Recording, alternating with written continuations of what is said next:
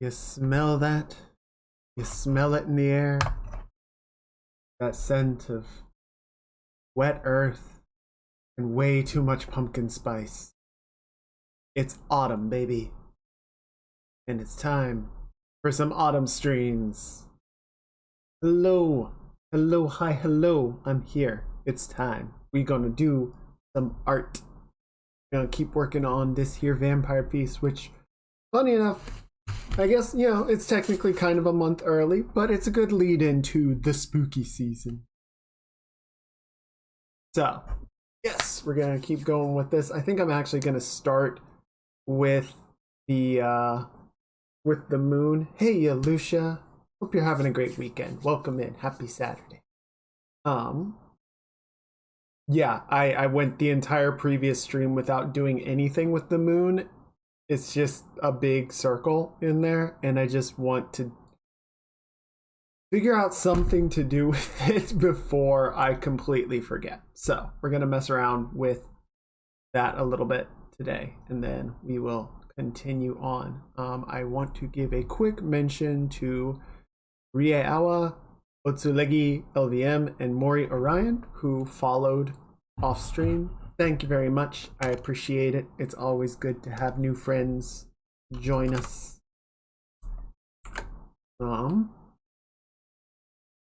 And yeah, we're without any further ado, let's go ahead and get this party started. I'm just gonna mess around with some stuff trying to get this moon feeling the way that I would like it to. I think we're gonna have kind of a hazy glow about it. Sort of reflect the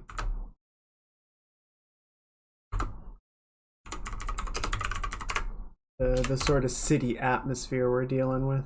And then we're gonna have some value breakup. And we're gonna try. I've been using this Ghibli brush for a lot of stuff lately.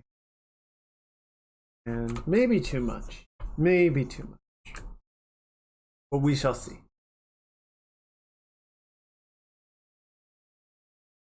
I don't know. It gives that element of randomness. It's really hard to do yourself, you know? We'll play around with it. We might go into something a little more deliberate if I feel like it's necessary. Yeah, we might add a little bit of cloud breakup or some like haze in the atmosphere. For sure, for sure.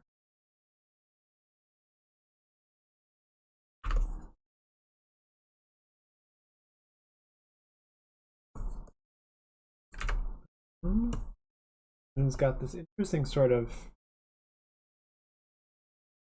I've never really seen the whole man on the moon thing. I don't know what's up with that. The rabbit on the moon, strangely enough, that one's easy to spot. I find that one's a lot more intuitive of a shape. I don't know, I think the Japanese got this one, guys. I don't know where you came up with a man, but I think you need to reevaluate. Just saying.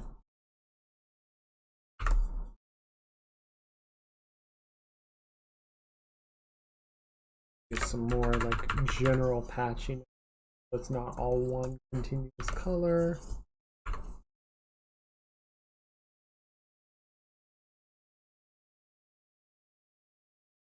Maybe desaturate the base a little bit as well, so that it's feeling a little less like continuous, you know. Or it's very colorful right now as well.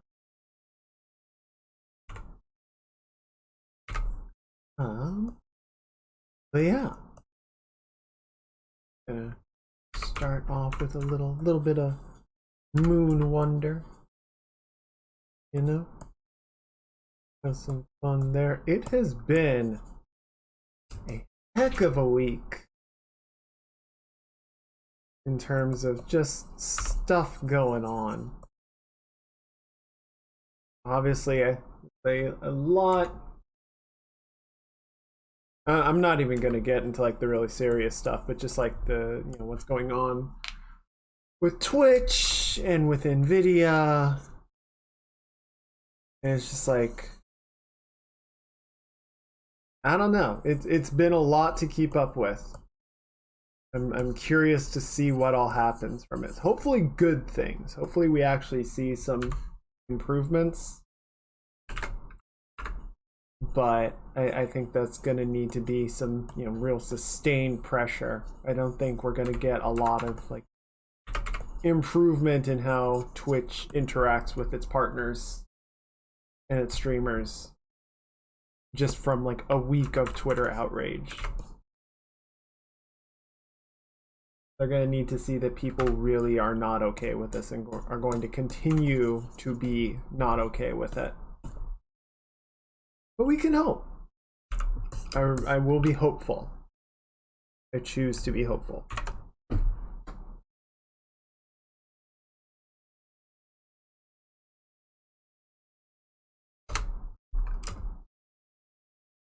All right, not bad. Yeah, that came out not bad at all. I'm just thinking about whether I want to add more. Like, the moon is such a weird thing to draw because you can't really just like draw a sphere. You know, the typical sort of, you know, light. I don't know about that. You know, light, mid, dark sphere that you would normally want to do. Especially when it's a full moon, because you're basically just looking at the lit side. So you don't get that sort of shadow fall off that you would expect. Thank you. Yeah, I don't know. It's just, it is an interesting sort of conundrum to get it to feel, I guess, organic, realistic. How to get that edge to feel not overly sharp. Even though like all the photos of the moon that I'm referencing have really, really sharp edges because that's just how it looks. So I guess it's fine. We can say it's fine. And maybe we'll start to believe it. I want to try one thing really quickly. Is just the Clip Studio doesn't have a lot of great options for its edge behavior, but we can try. It does have an edge outline. Try doing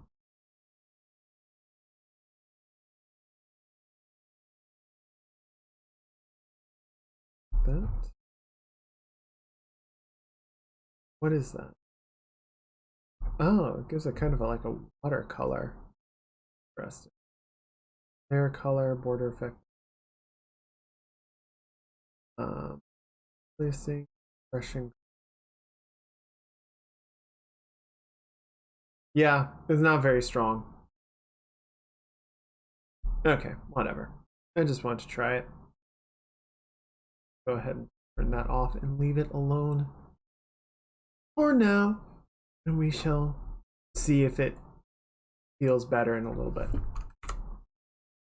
So yeah, that was fun thing number one, is Twitch seems to be seeing how much they can sort of get away with, and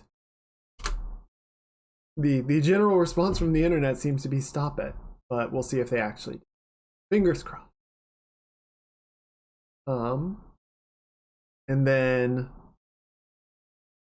what's the other thing that happened? So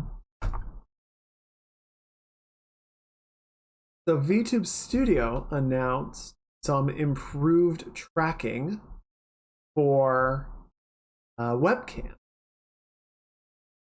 which is awesome. So that's going to be rolling out sometime next month. I'm looking forward to that. The problem is it only works on RTX compatible cards. which I'm running a 1070, which is a GTX, so doesn't work, doesn't count.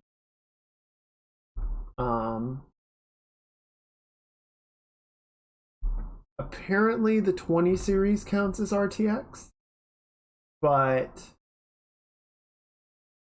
according to what I was Googling before, the only really effective RTX cards are the 30 series and the upcoming 40 series, which are dumb expensive.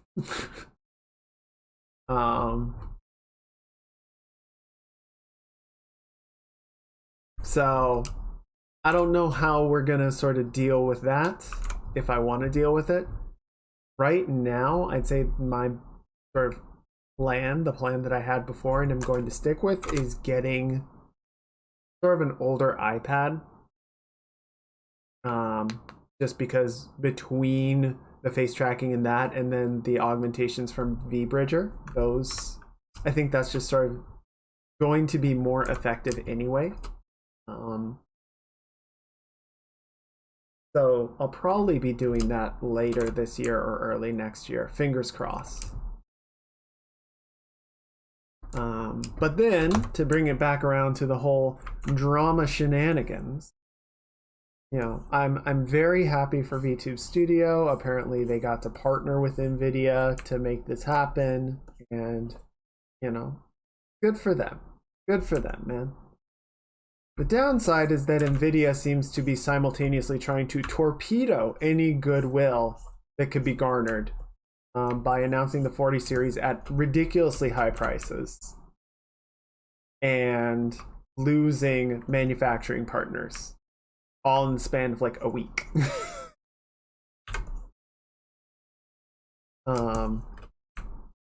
So yeah, it's kind of a rough time. And I'm not sure that I would really want to get in on the 30 or 40 series right now. Which is a real shame. I got a 1070 years ago, and it has been an incredible workhorse that has lasted for years without any issues and played every game that I've thrown at it and done every art program that I've thrown at it. Hey Jack, 3 months, thank you. Thank you for the resub. I really appreciate it. It was very kind. That's a whole season. That's the whole summer. Wow. Wow. Thank you, dude.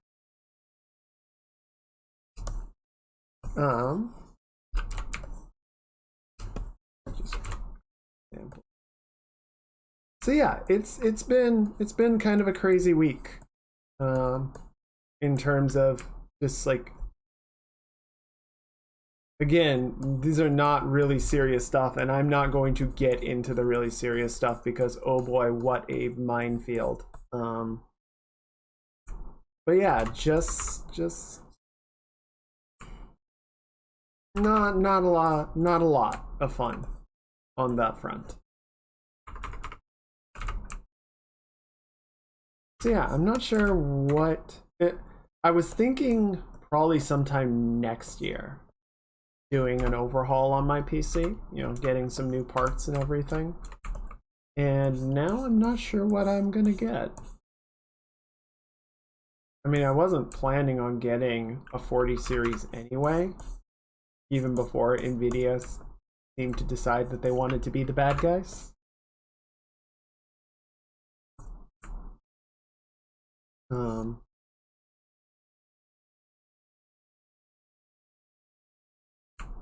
So I don't know. It will be interesting to see.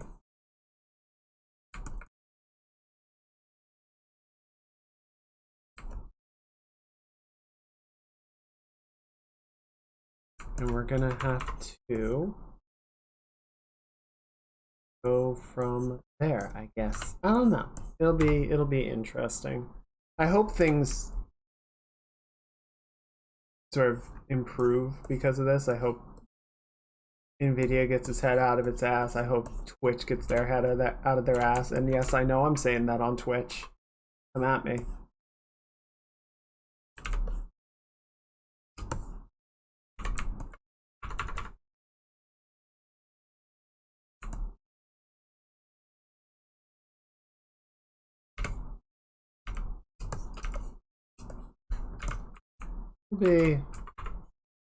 It'll be interesting.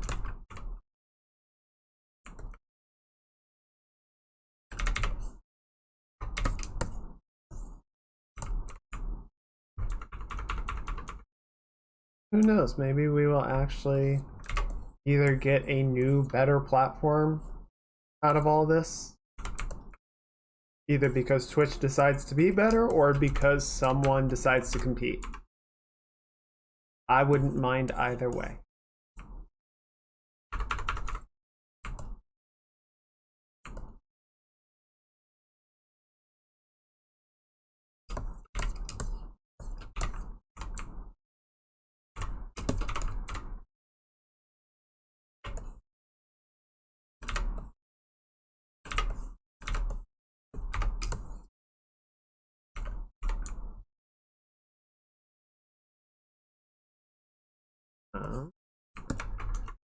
And then, yeah, so those are the two kind of downer news. And the upper news, so the Cyberpunk anime is really good. It was so good, it actually convinced me to go buy the game. So CD Projekt Red can thank that for their massive upswing in sales.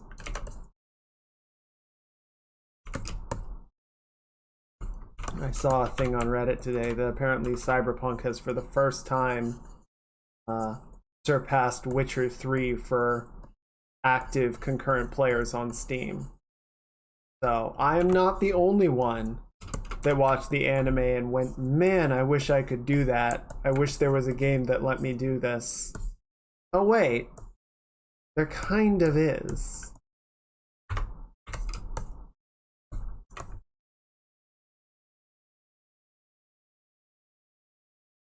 And I can say, having gotten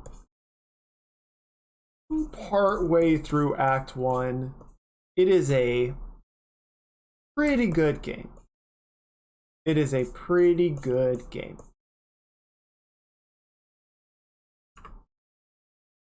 Wait to get new story of seasons. Oh, the farming sim?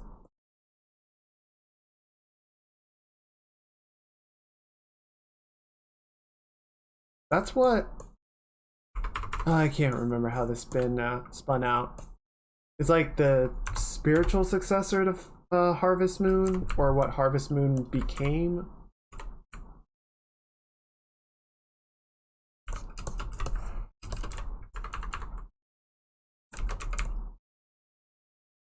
Yeah, no, the anime is really good. And I saw that they were continuing to work and try and improve Cyberpunk, but I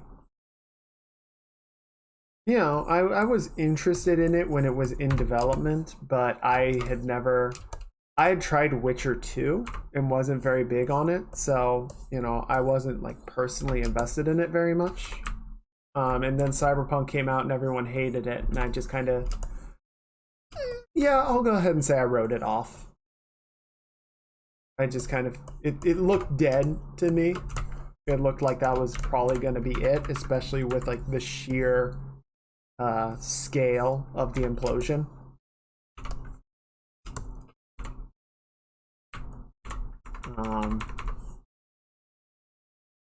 But yeah, they have been working at it. They have been making improvements. And I was saying earlier today, I think the greatest enemy Cyberpunk had was its marketing. That it was hype trained for like 5 years. And it was billed as like this sandbox, welcome to Night City, do anything, be anyone, you know. You have all of these toys and tools, and you can blaze your path to glory. And it's not a sandbox game. It's an RPG. You are playing V, and V has their story, and you are playing that story. You know, there's a lot of like little side things you can do on the map, and there, you know, you can choose how V goes about their business, but you can't choose what that business is going to be. And that's a really important distinction that I think the marketing did not adequately set straight for people. So glitches and all aside, of which there were many and continue to be a generous amount.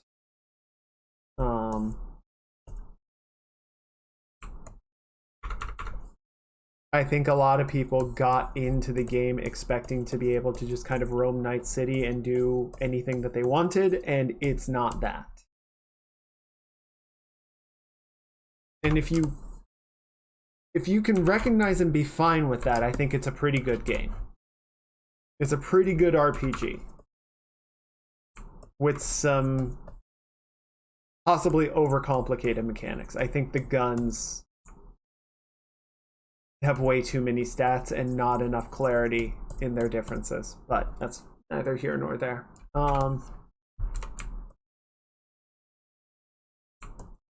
But yeah, all in all, I give it a pretty solid. I think it's the current state that they've gotten Cyberpunk 2 is good. Good. I like it. I'm having some fun with it, which is nice.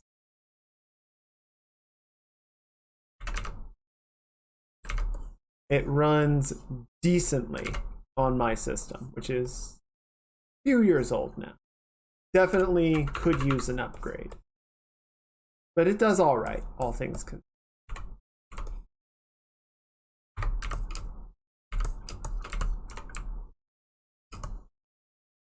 What about the new game, Disney Dreamlight Valley?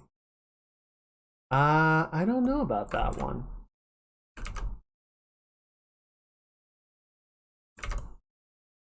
What is that?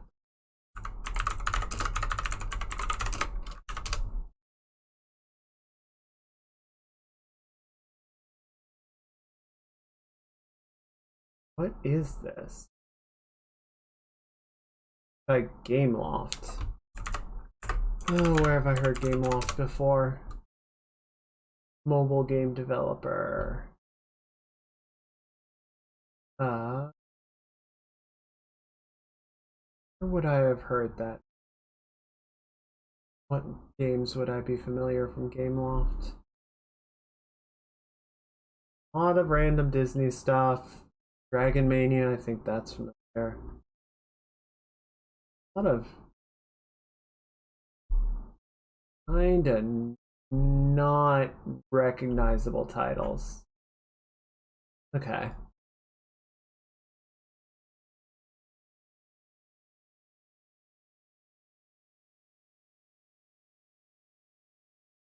What kind of game is it? Is it like The Sims?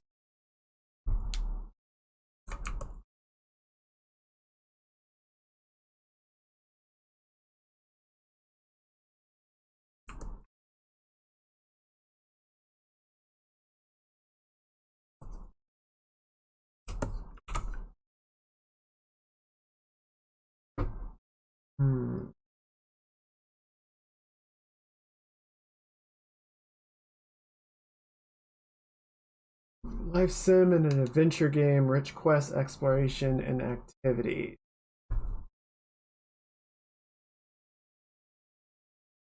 Okay. I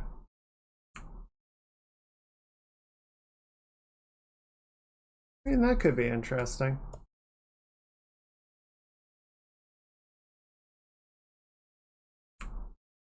Visually, it certainly looks like a step up from some of the other projects on Gameloft's resume.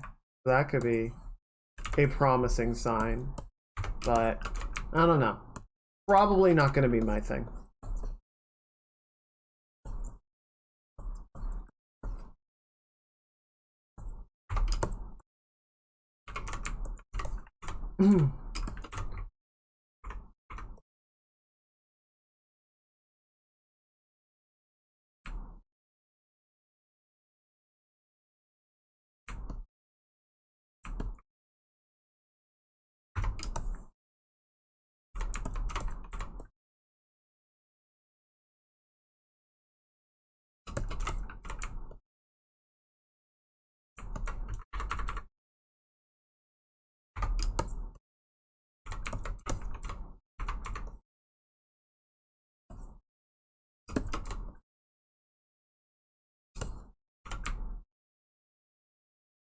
Trying to get these wings feeling good. Get a nice sort of glow to them.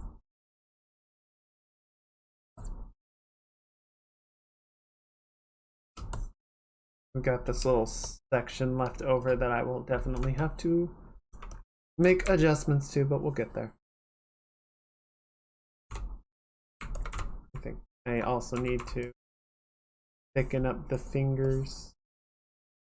Looking a little too spindly.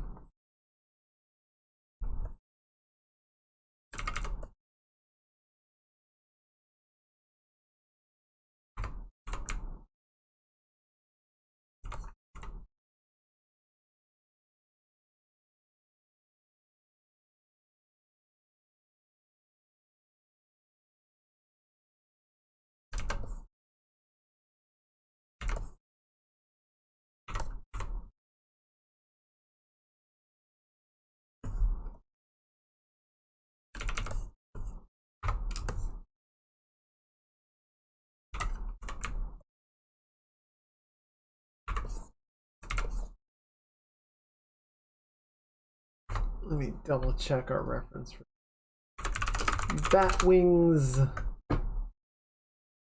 Make sure I'm doing this right.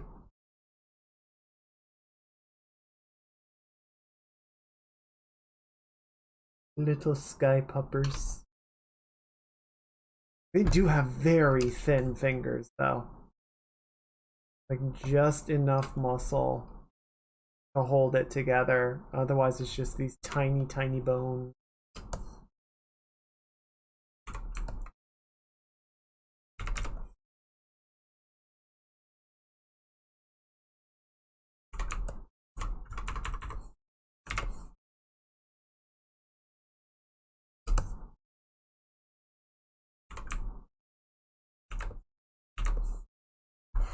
Can also double check. Okay, yeah, so the original pony design does have a more sort of rigid outer structure, so we can on that.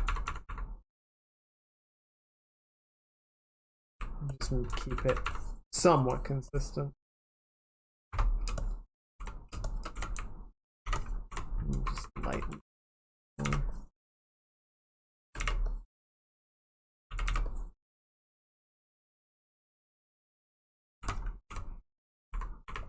So yeah, it's been a very crazy, mixed week. Had some fun stuff, had some drama, some unfortunate news. Work's finally starting to calm down a bit, which I appreciate. Getting to the end of sort of a crunch period.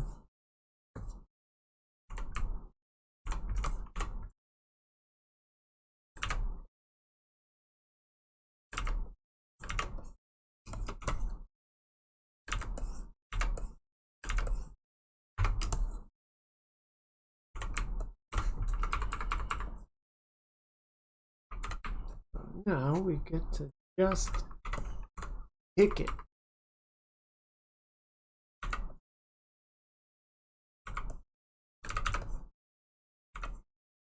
Work on some art. Probably gonna have another commission lined up, and then I realized the other day that we are getting into October, which means we are going to need another Halloween drawing for the Academy. It has somehow been a whole year since the last one. I don't know how that works. It doesn't feel like a year, but here we are.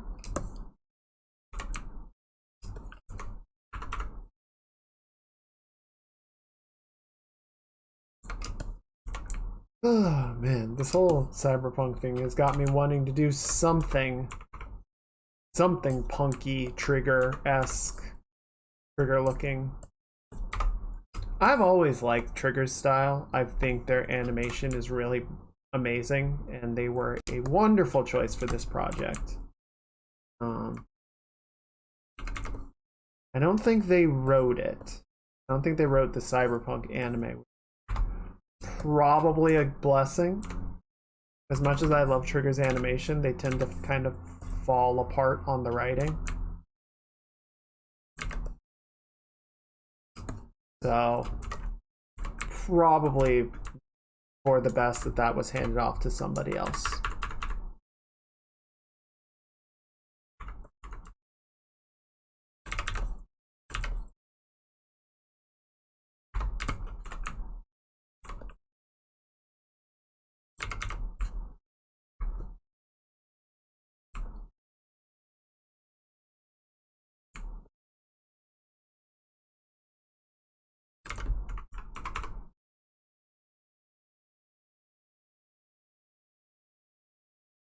Okay.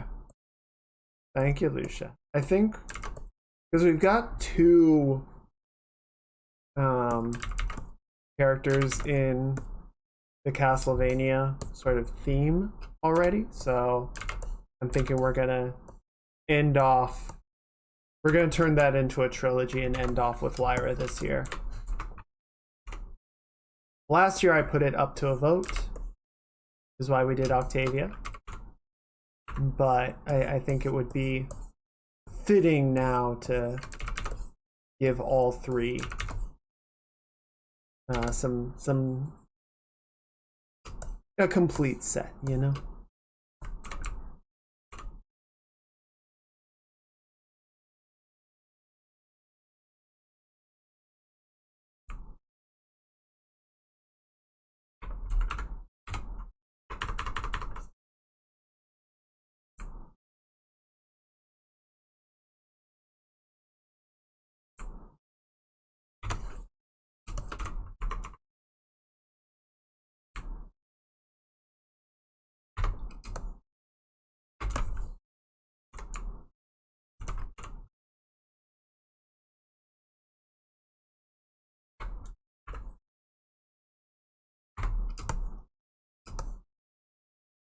I think we'll just kind of soften this up a little bit. Kind of round it out a little bit on the side.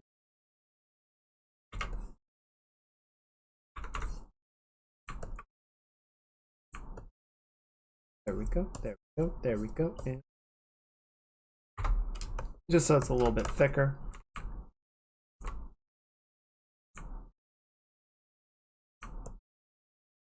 Get some cast shadow. Excuse me. A little cast shadow on this section.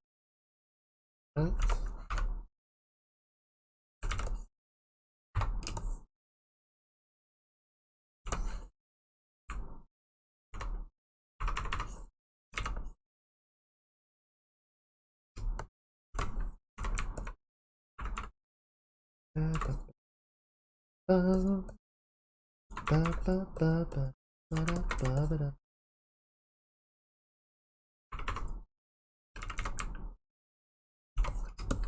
Yeah. Other thing I need to do is I wanted to make a new intro screen. I just need to get a little bit of visual effects done for that. Probably won't even be that difficult to do. I just need to sit down and do it. Take like an afternoon find the time somewhere.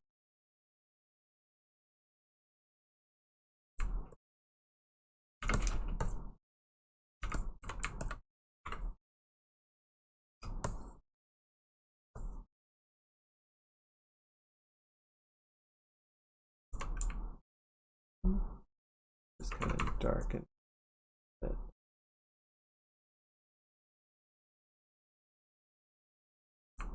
And light it.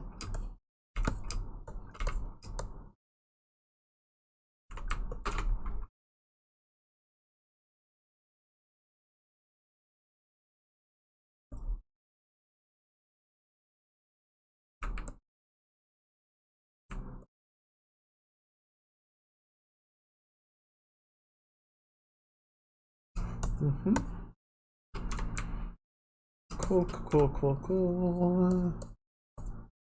And then yeah, we've got a little bit more underlighting on this one. We can sort of use this on upper elements in there. Go ahead and do our similar sort of expanding out the shape. It's like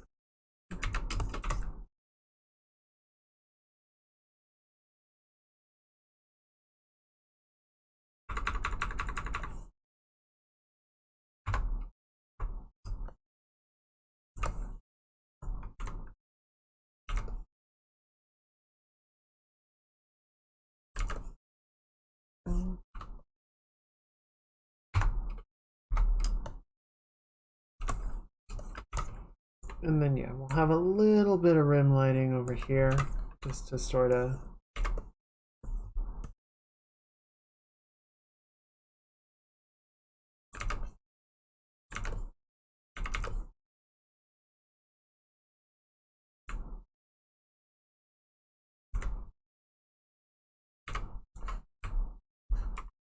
frame the entire shape, but it's gonna be just a smidge. And I'm gonna need to figure out how I want to, or get the fins to box in properly or overlap properly, because we're breaking it. We're breaking the fence. Fence is borked.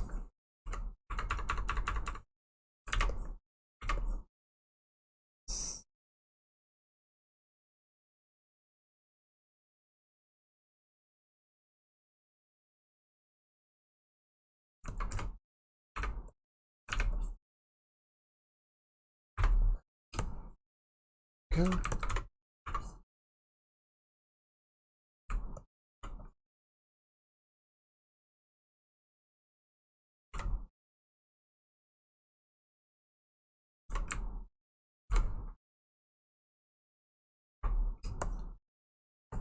Yes. Kind of cool it off a bit on the side. Create a bit of a transition, gradient, some shadow, cross.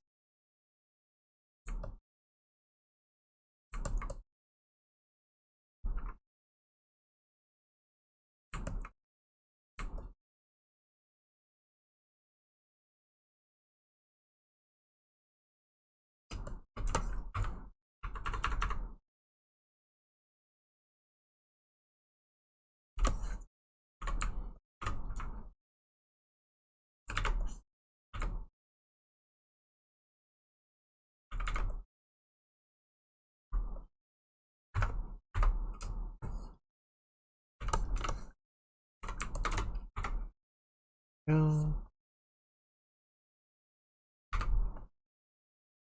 Keep cleaning it up a bit, you know? Got a little bit of like a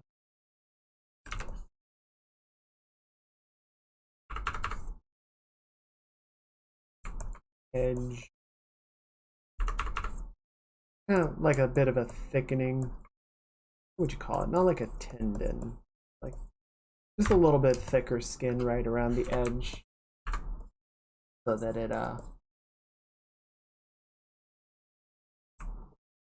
it's less likely to take.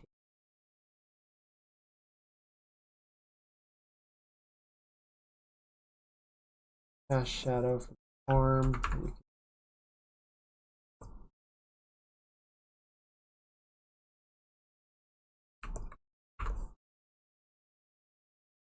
It's a weird song. Like they could only afford half of a voice track.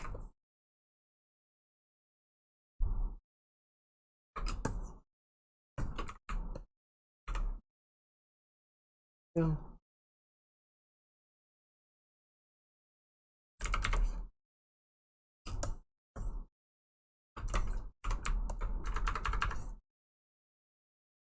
Then there we go. That's feeling a little better. It's feeling all right.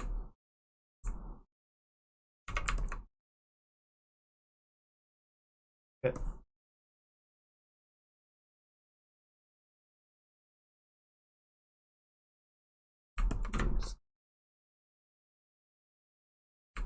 Clean up area. Put it together a bit more like that. And put some shadows across back.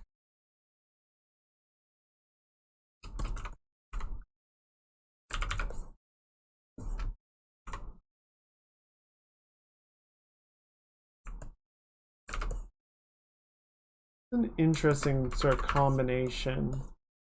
Like the shape is thin enough that we can get a lot of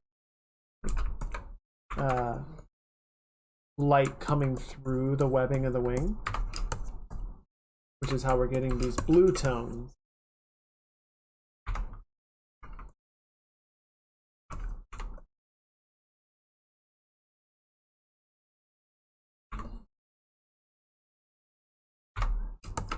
But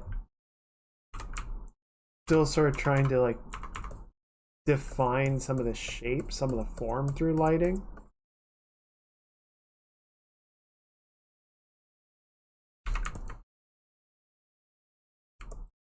I don't know, it's an interesting back and forth.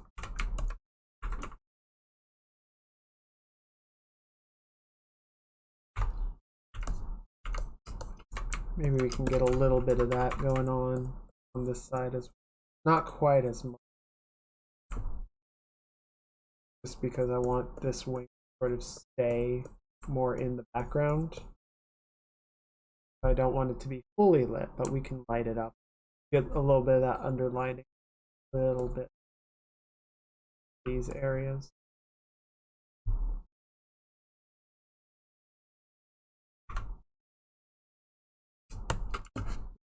And then just go ahead and clear out some of this overdraw. And that's why we had it.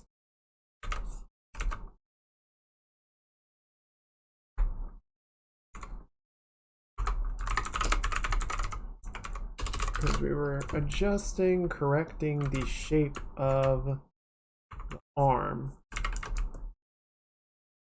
Flat wing accordingly. But now we actually have some detail in the wing. Add up some more.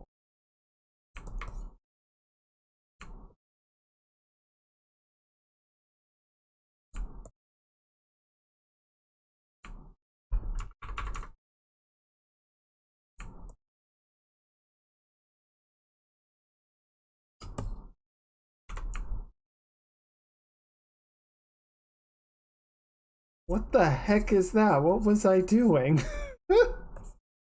What is this? What is that? Why is that?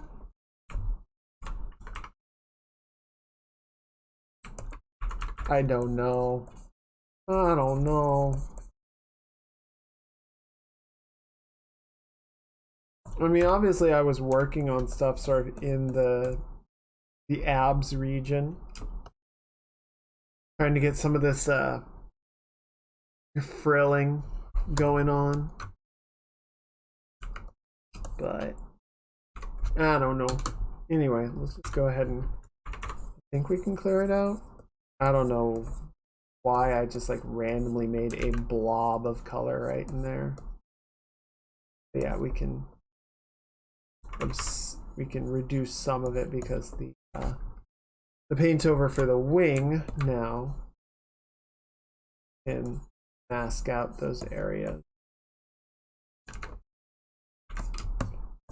like so. Yes. And then we'll just kind of mediate between.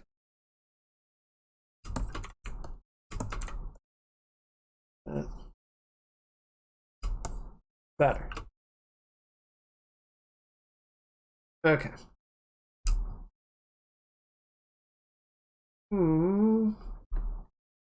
And as is my way, as much as that is not done, we still have a lot to do on the wings.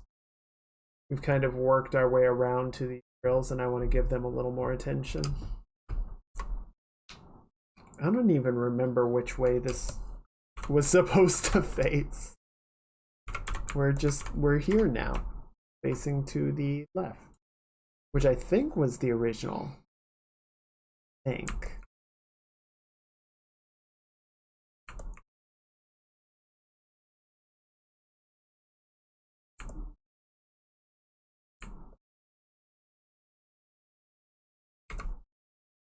Oh, that is.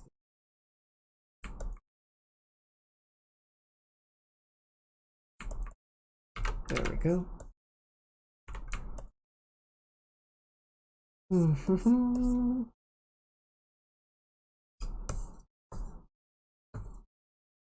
Did I have? Yes, I had this yellow here.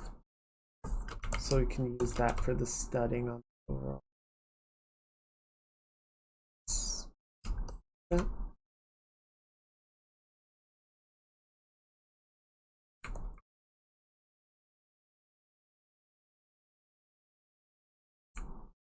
Good.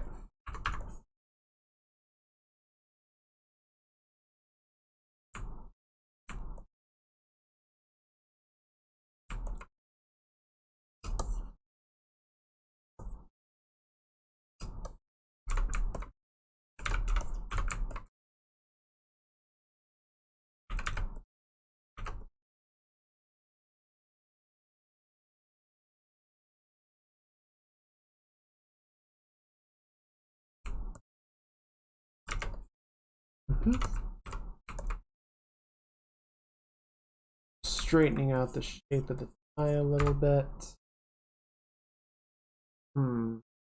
Yeah, I think I kind of want to keep this shape or this bright color inverted. Like it's a lighter form on the original outfit concept, but it's also a black tie, so mixing it up a bit. We're going our own way.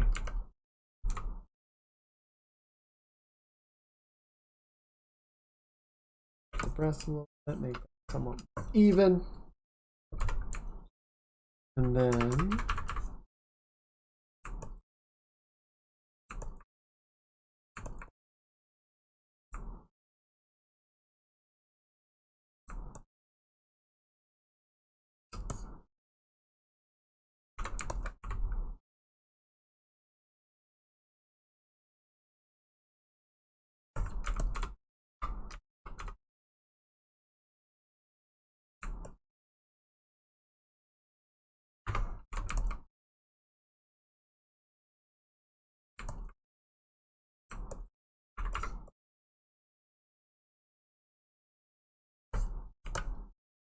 what is okay, yeah. I think the belly's just need to kind of clean it up.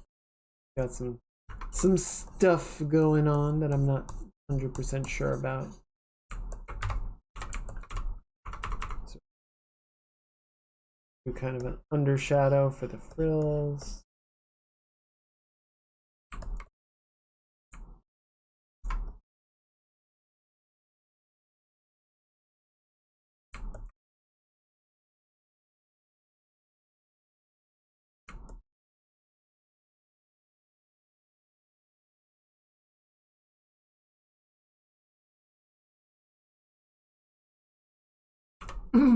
Gonna cast shadow for our straps.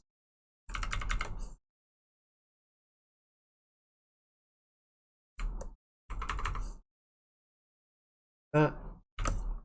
Go ahead and save.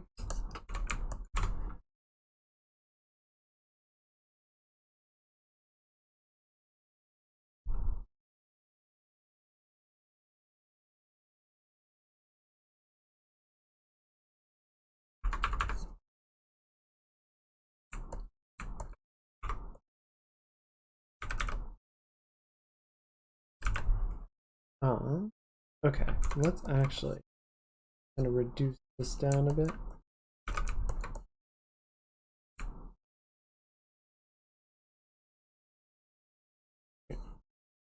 So that's gonna go more like that.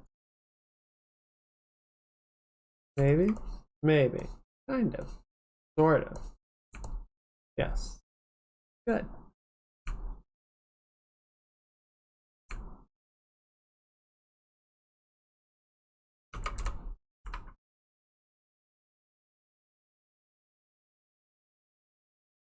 And then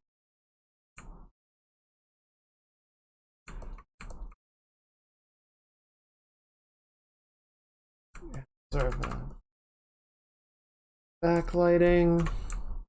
We can do a foreground lighting on.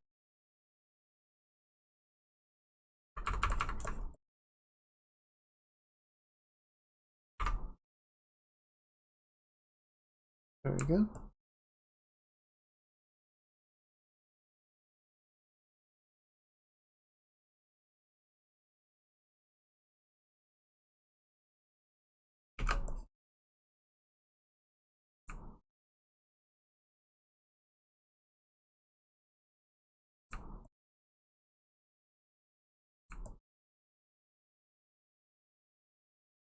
There we go.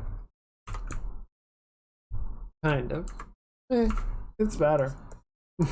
Everything it's all incremental improvement, right?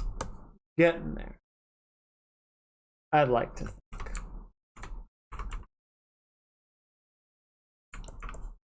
It's definitely an interesting one to work through. There's lots of there are fine details getting it to feel just right.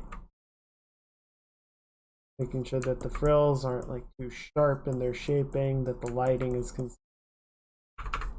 stuff like that.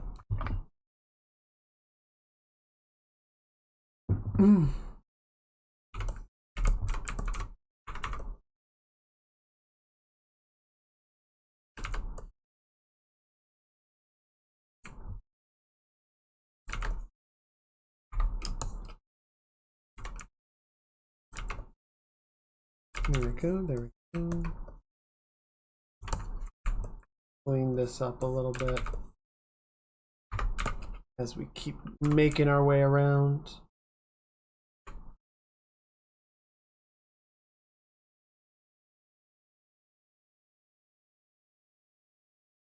Create a little bit of a planar transition. Give a bit of curve to the necktie. Right. Drop off some.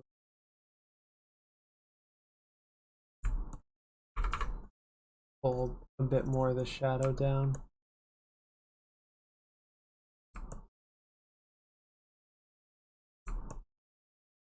And a little less shadow on the. Clean up the tone overall.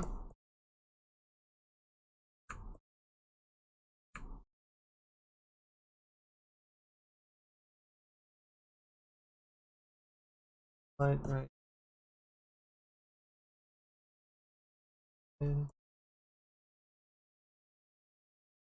We're gonna have to redo the cutie mark, obviously, but that's fine. That is to be expected.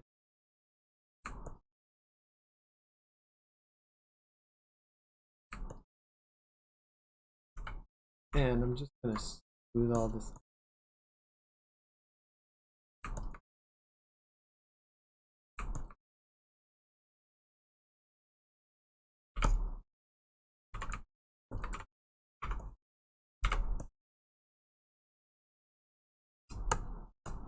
There we go.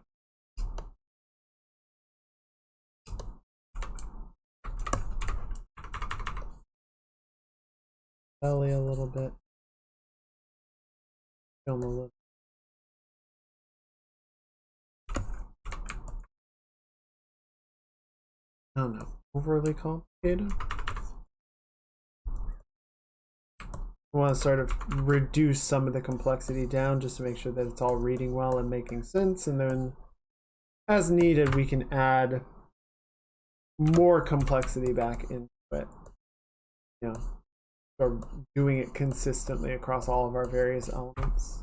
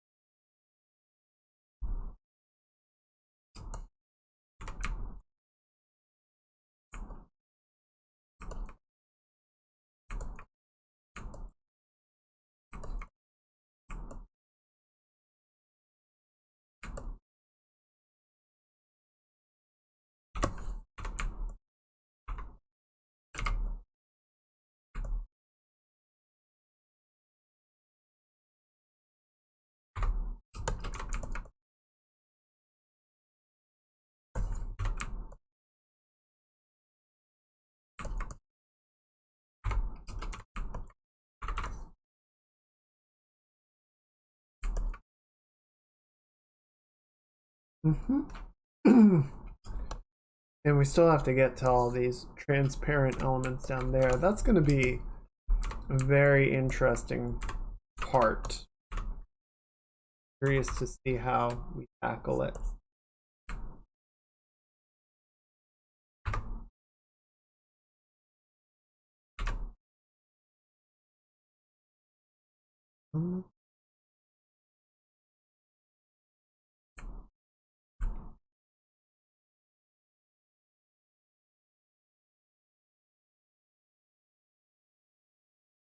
Okay, so if you're looking like that,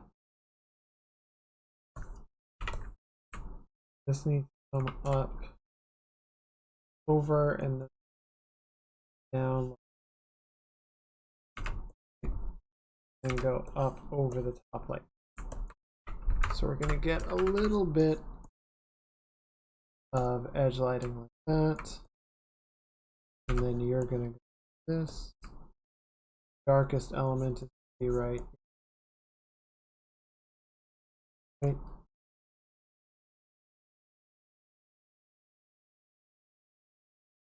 And then importantly, to bring tones for the pin.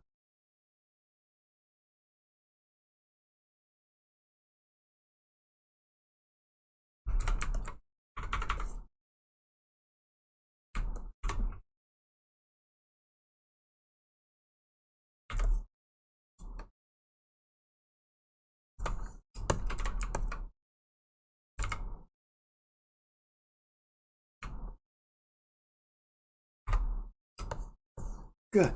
A little bit better. Little better. Off the shape of the bow out like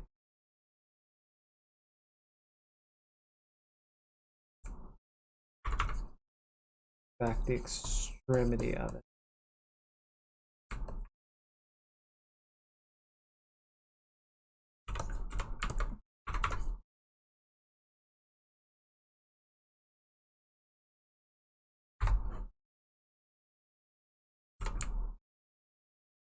I want to try and get this sort of pillowy shape. So we are going to have like an outer box form, if you will, right? It's like this going on.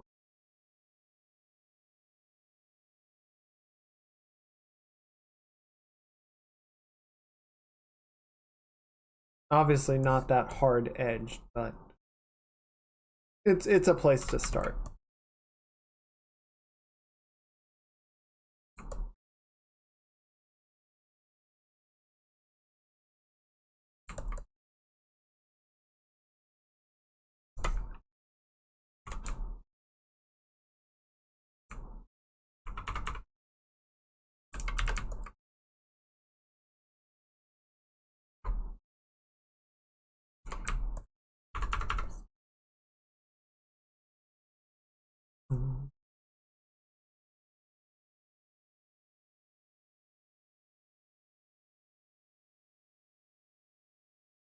Okay, I think this is just too large over.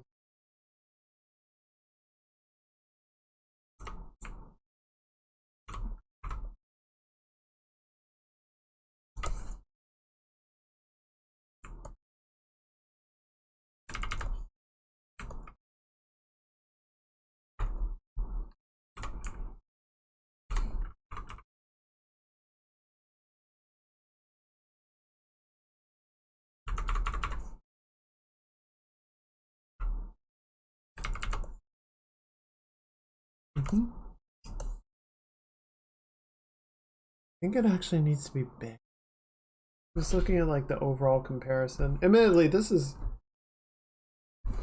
so the way the spine is arching would kind of pull this away from that, so it might actually be okay. We can make it bigger if we wanted to, but it might actually be.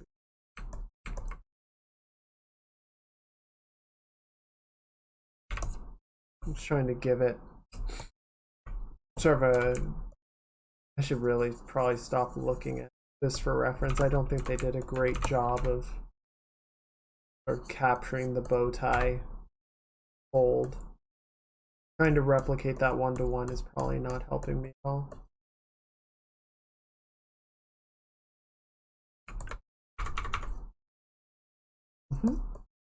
Good. Trust your instincts.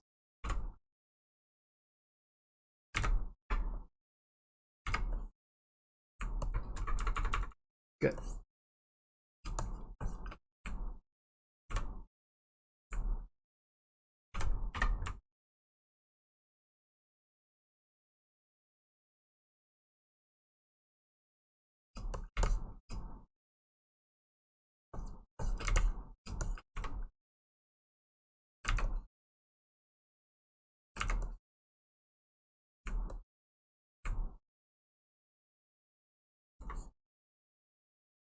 Gonna create sort of a darkened transition for our straps in here. Right.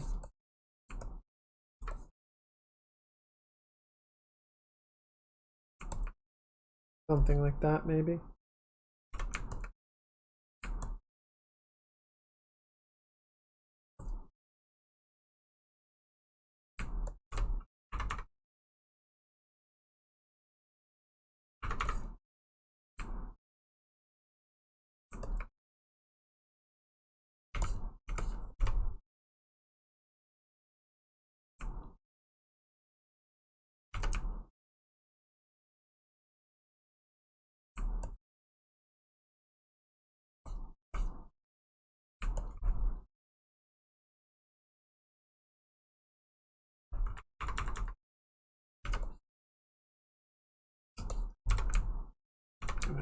Gonna grab our sort of silvery highlight tone for the ribbon.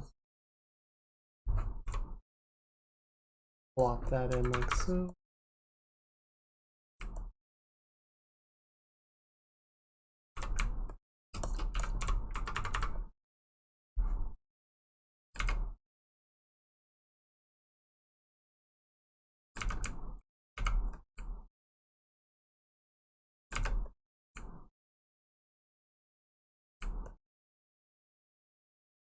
Good.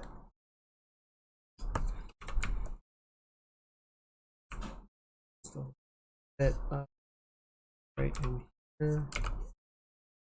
And this, just a hair.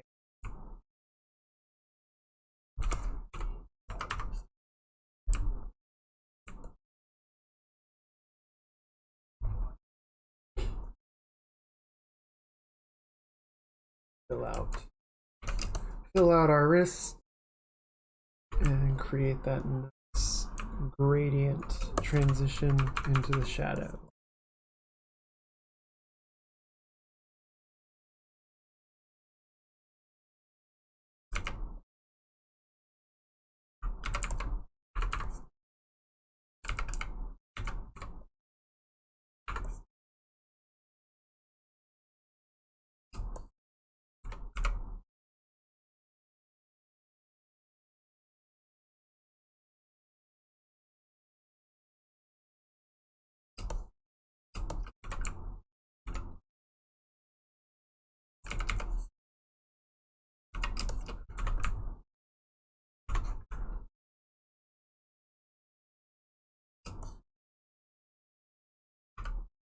That in a little bit like that, a bit more curved shape,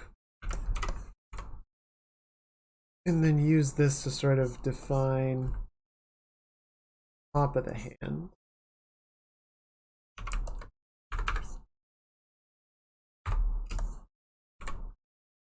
That'll work. Pull it off just a little bit.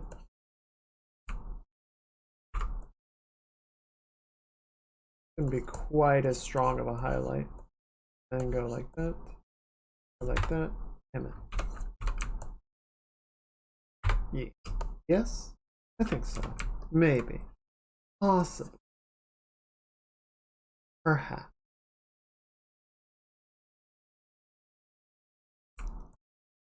I did not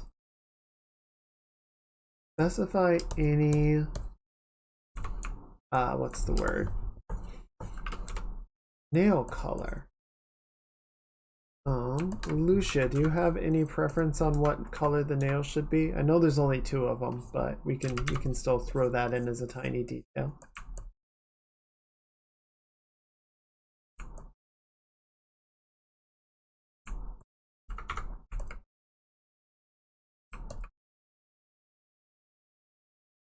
And if not,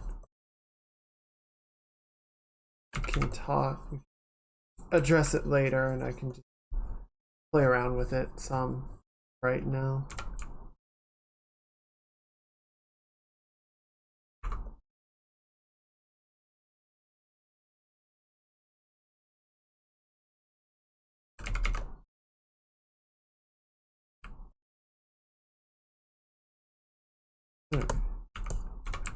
Just knocking back the index finger a little bit.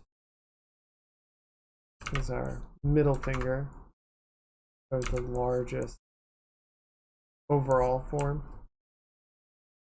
Get a little bit of past the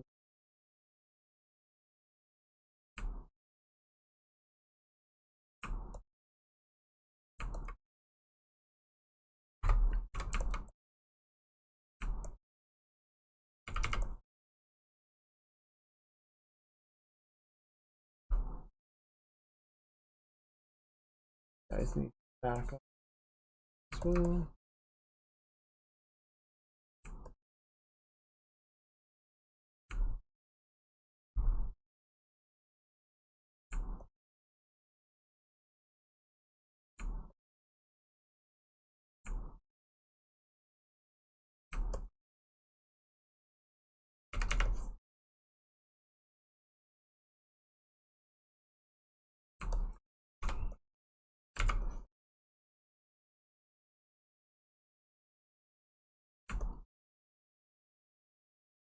I hope I didn't shoot myself in the foot with this paint over.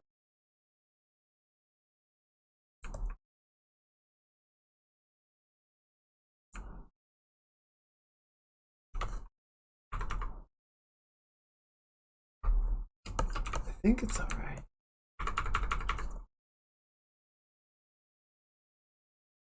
Getting a little almost trance-like in a way. Just kind of getting really into it.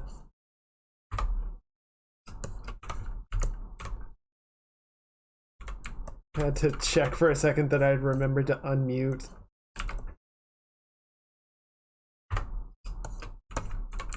Because I may have not done that once, and that was really awful. I went for like 15-20 minutes without saying anything.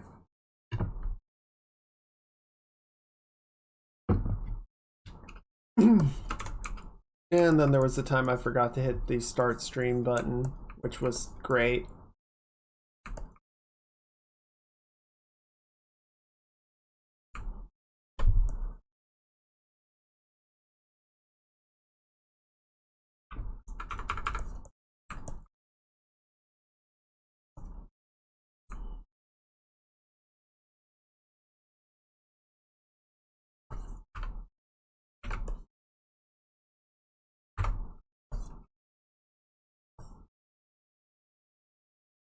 Hey.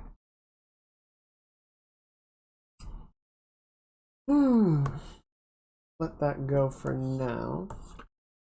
Do want to clean this up a hair. Just kind of smooth out this back of the elbow. Overall shape. And then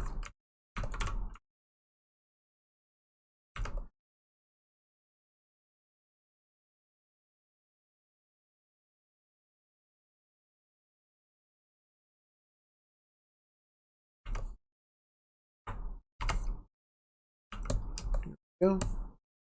And then yeah, I just kind of want to move things down here a little bit because I haven't started on this shoe at all, which is not ideal. I want to go do a little bit with that. So I'm going to grab this light blue, go ahead and sort of do like an edge catch on the foot strap there.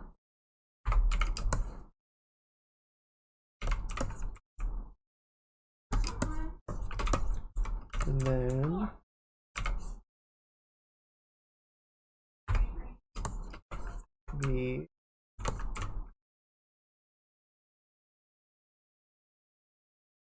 let's see.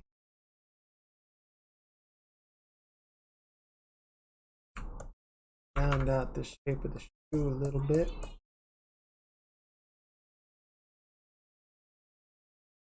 Yeah.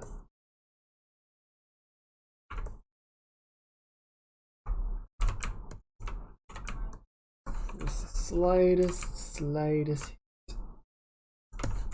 of underlight, like that. There we go. Someone is being very loud with their dog outside,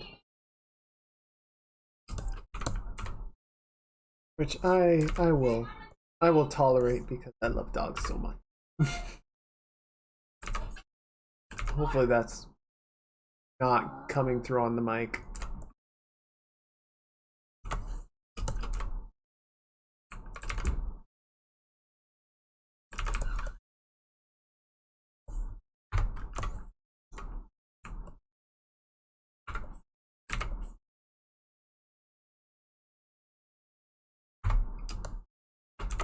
There we go.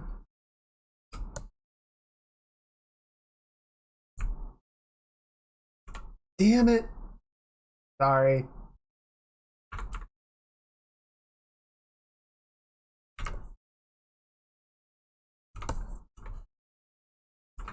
Oh, if it keeps happening, I'll close the window. Our neighbors are not the most audio courteous, shall we say.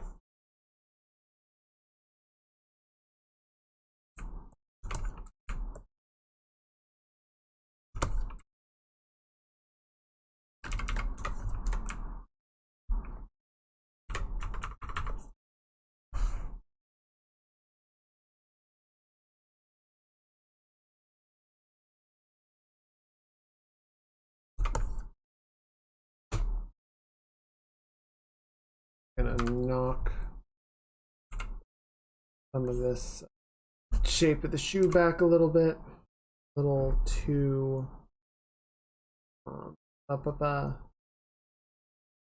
there's a little bit of mess in here that I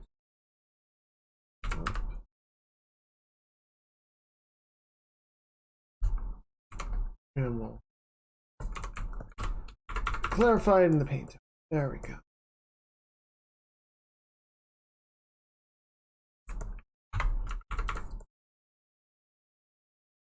Get a nice smooth gradient going on.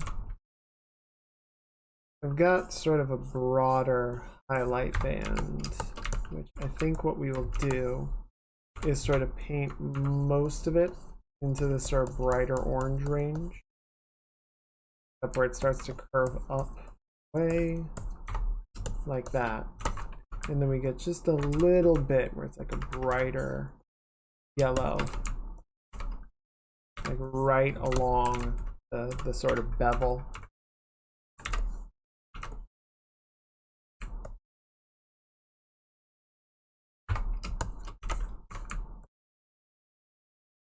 And then right in here,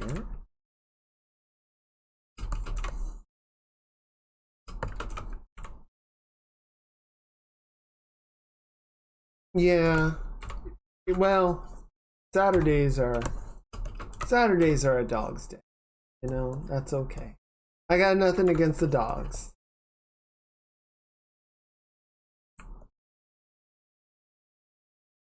I got nothing but love for dogs.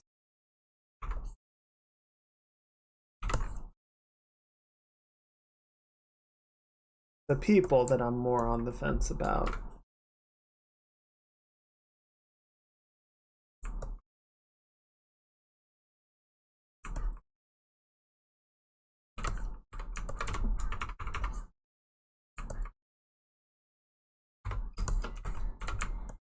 There we go.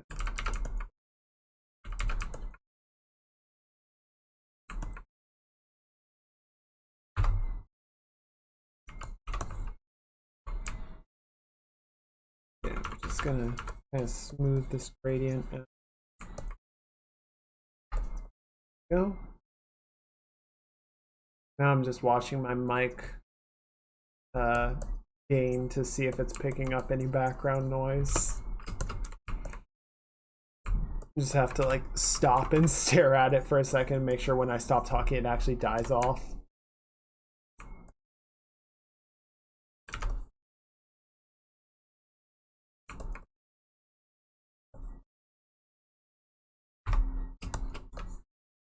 Okay. Getting a little bit of perspective forking going on. See, these lines are not parallel. So I gotta clean that up. Sure that we're getting consistent shape, right?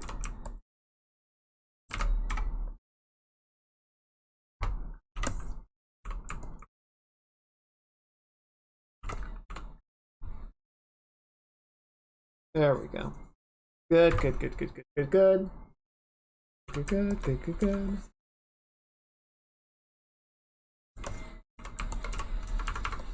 Oh, man.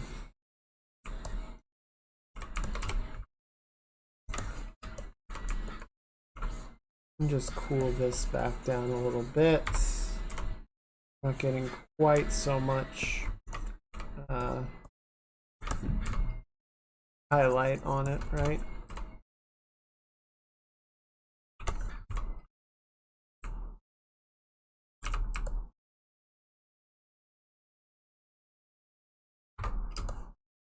Okay. And then, yeah, we're just gonna cut that like this. Good.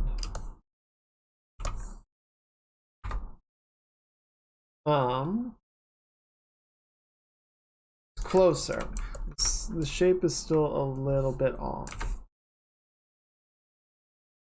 Straighten it out a little bit more. And we might need to go in, yeah, and just reduce some of the oh,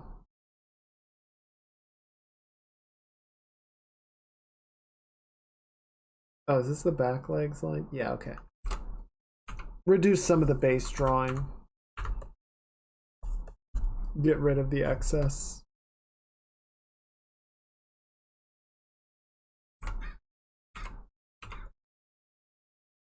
Just so that we're not fighting it so much. Trying to cover it. You know. You guys know. You know what I'm talking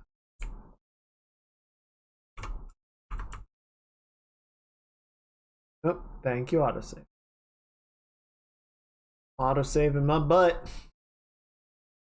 We'll just add a little bit of like a curve to this heel to bridge the gap.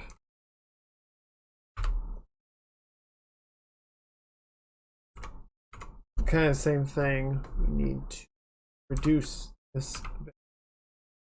Knock that back. So the line is more parallel.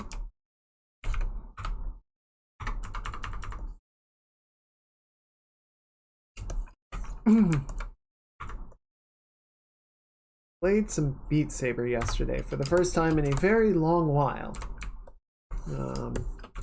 My headset had broken. Or I don't know if it broke or it bugged or what happened, but the headphones are not playing audio anymore.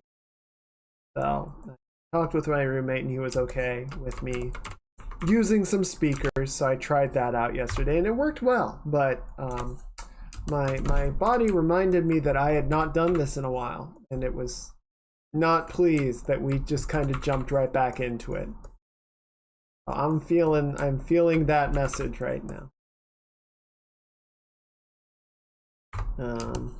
Oh, that's another thing that I can complain about.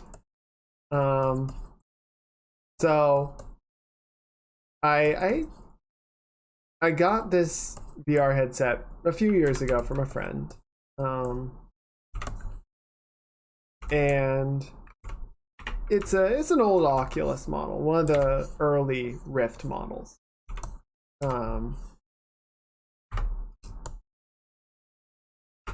I think it was the version 1 Rift. So you know, there's been a lot of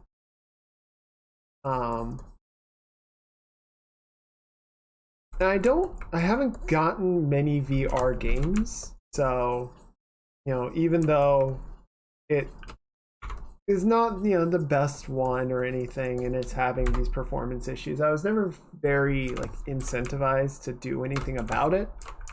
It's like, I'm not gonna drop a bunch of money on something that I use for like 1 or 2 games.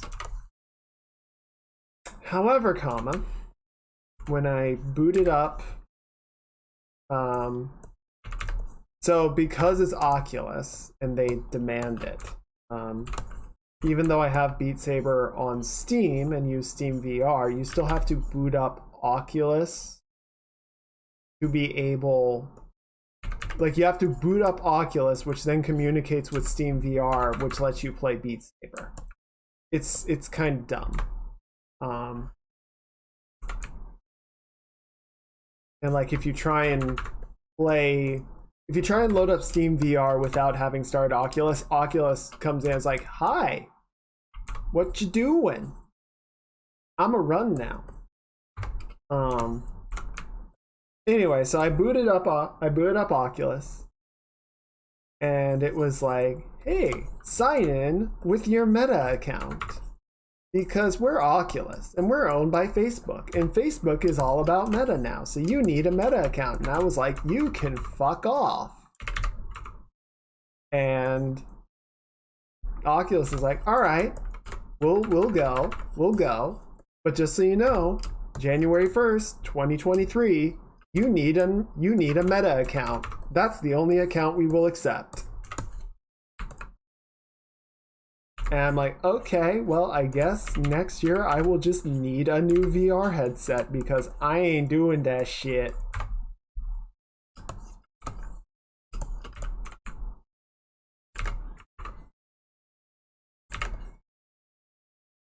God, it's so dumb. I will check, because I might just be able to continue to play it offline. But if they 100% require a Meta account to be able to continue to use my, like, when did I even get this thing? Like 2016, 2017? Like 5-year-old headset. My friend had it for longer, so it's like 6 years old or more at this point. And it's like, I'm surprised you acknowledge this still exists. But yeah, if they're gonna put those kind of demands on, I'm just gonna get a different headset. I'm just gonna buy someone else's. I don't know who. Valve Index is good, I've heard. Good headset. And you know, since that's Valve, that would just go directly to Steam VR without any other middlemen.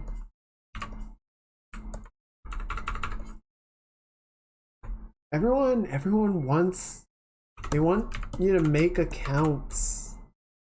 Everyone wants an account.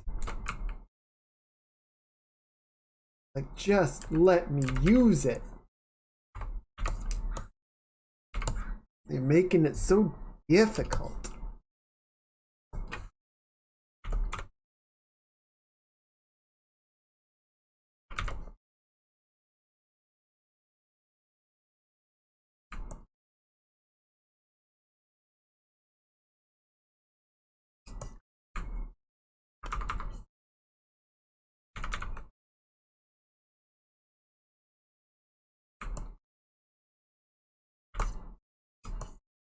That's feeling better.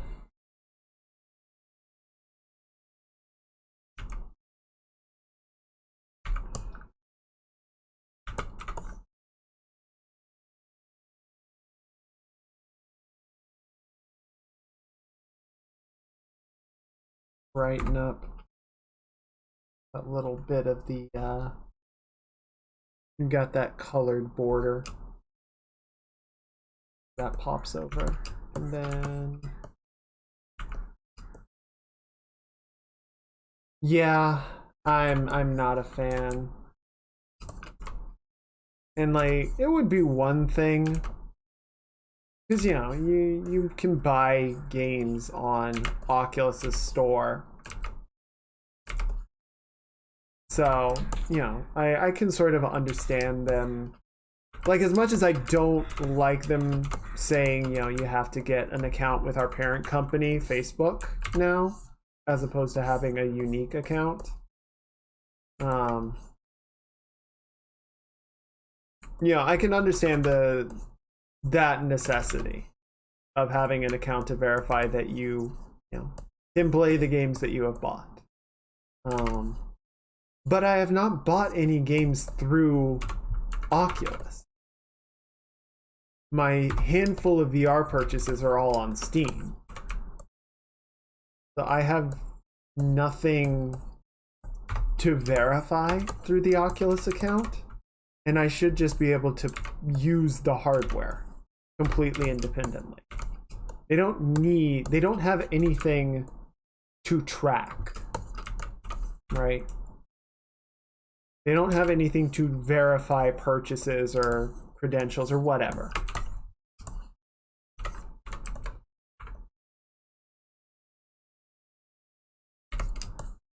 But they want to do it. They'll make a meta account.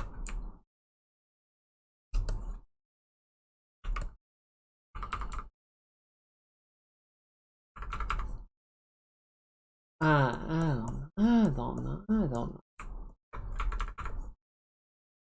I guess sometime next year we'll see what they say and whether or not I can continue to use the hardware. Or if this is just going to be an excuse to finally shell out for a new VR headset. It might be. Maybe. Maybe.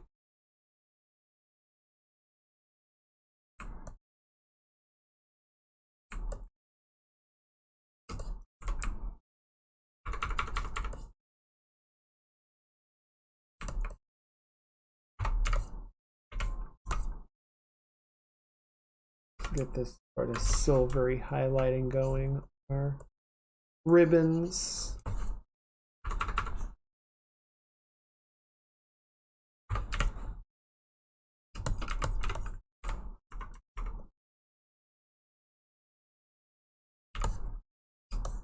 Okay, go ahead and save that. We're going to get this sort of lighter blue to use as the rim lighting for our stocking.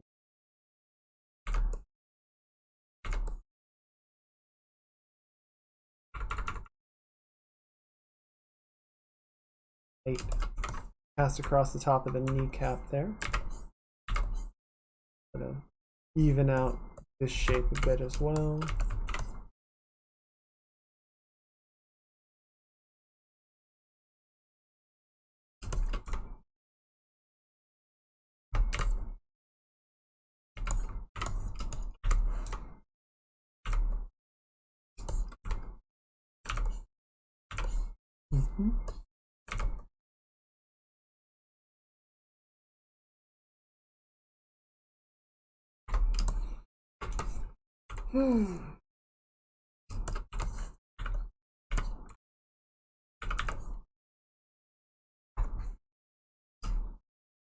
I've been tempted to try, but I have not tried yet. The couple weeks ago, I set up a better like audio system for the stream, so I can control sort of the inputs more accurately. So theoretically, the way that it is set up right now, I could like play videos and music off of YouTube, and that would be picked up on the stream, and it wouldn't be saved to the VOD. Theoretically, would prevent most likelihood of a copyright strike, but technically not all chances of it, and I have been afraid to actually attempt it. Because theoretically, you can be copyright struck on a live stream. Just that most of the time when you get a strike, it's on the VOD, because that's, you know, easier. If it's recorded, obviously they can find that and strike it whenever, as opposed to catching you in the act.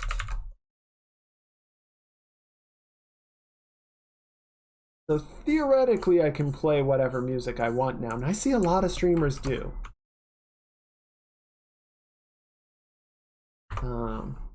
But I have not yet tried it because I'm scared.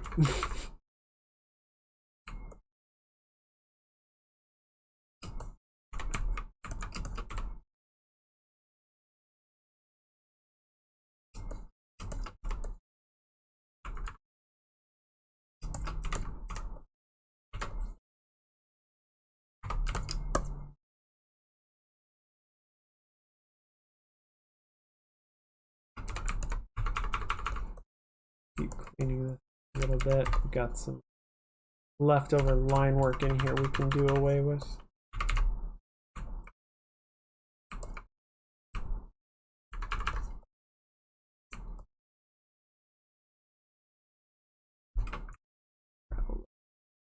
Purpley tone for our subsurface.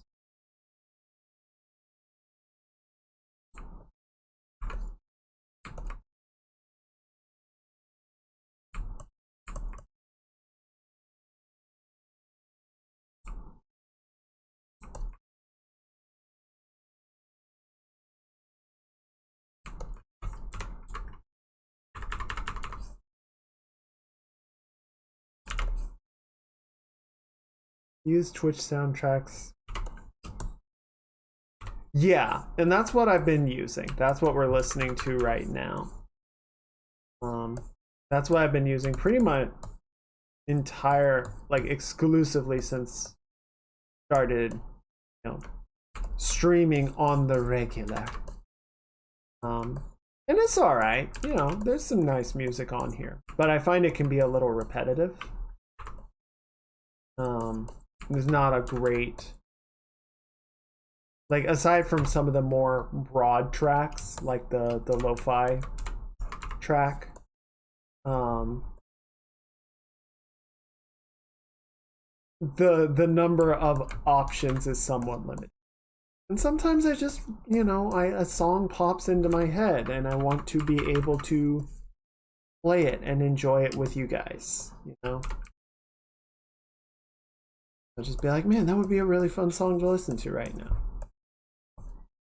But I can't, because then I get bonked.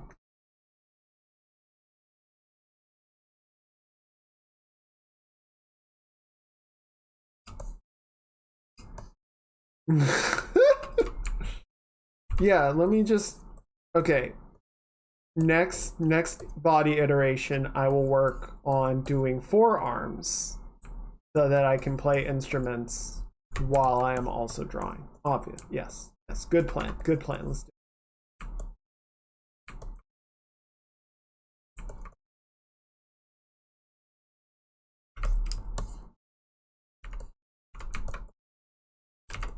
Soften up this V in the arms. Why it's such a hard bounce.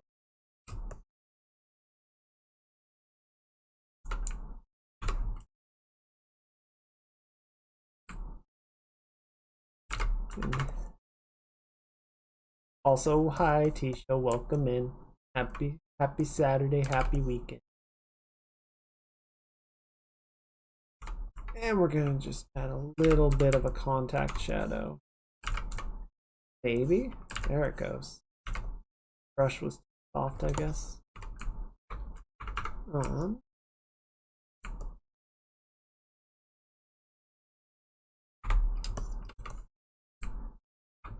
Yeah. Thank you. Yes, I hope everyone is doing well. It has been a wild week, but overall a good one. I was airing some of the laundry earlier that's been going on with Twitch and Nvidia and just weird people doing dumb things this week. But yeah, for me personally, it's been pretty good. It has been a pretty I wouldn't say easygoing week.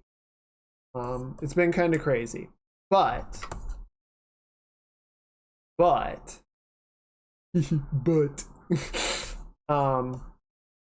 we're getting to the end of like a crunch period at work, where we have a list of tasks to get through, and not as much time as we would like to get through all of them. And we are getting down to the end of that list. I'm just gonna come over here and grab this color because it's very nice and I want to make sure we're consistent. Okay, we are consistent. So it's not.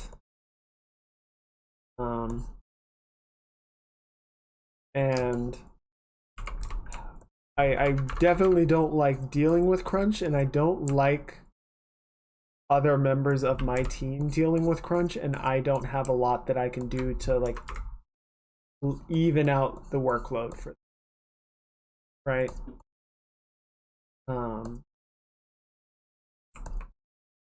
So that part really, I'm not a fan. But we are getting to the end of it. We are almost through our task list. On my side, we're actually really close to done.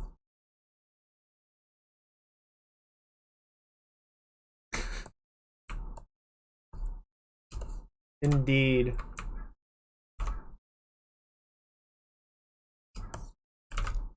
Yes, work crunch and Captain Crunch both wind up with your mouth full of tiny bleeding cuts.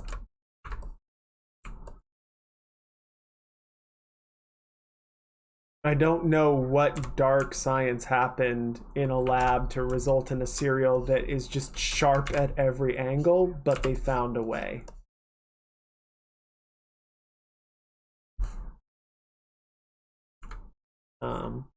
And yeah, I will say, I will say this with an asterisk, that as far as some of the crunch in the game industry goes, ours is very minor. Like, we're all, still putting in roughly 8 hours a day. We're not really staying late or anything to get our work done. It's just, we have this long list and kind of this moderate pressure that we need to get it done as soon as we can. And we've been talking with our contractor about making sure that we're delivering in a reasonable pace.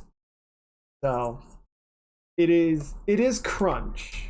It is not as bad as some studios will experience. So there is kind of a sentiment of like, what do you know of crunch? What do you know of crunch time? But I will say, I would argue that should be as bad as crunch ever is. Like, no one should be doing 12-hour work days.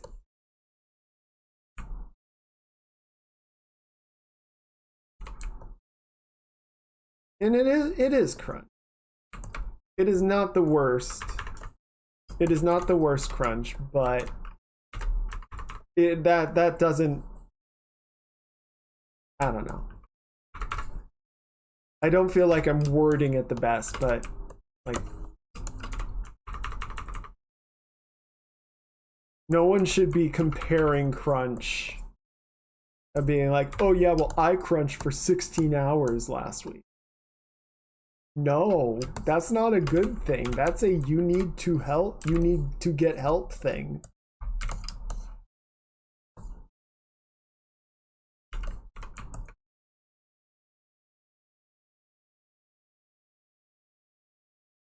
H2 development. You have 3 months to make the game from scratch. Ugh. You had 3 years to make it before. Good luck. You'll need it.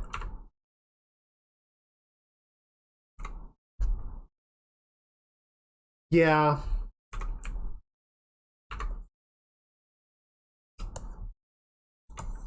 Well, and crunch is really ugly because it is, in almost every case, the result of bad management, bad resource allocation, bad planning, bad big picture, right? And then the consequences of that bad management are taken out on the actual developers by demanding that they stay late, that they work weekends, that they give up everything but the job.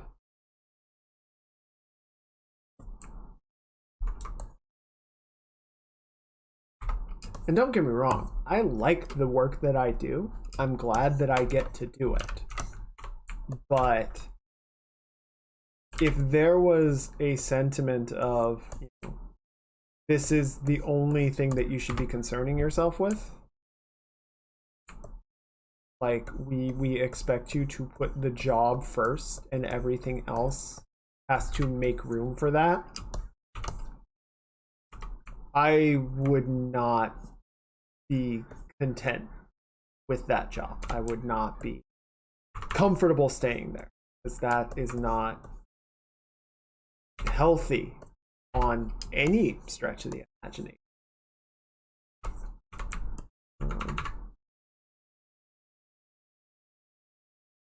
And you're expected to you're expected to pay for someone else's fuck ups, which is not great.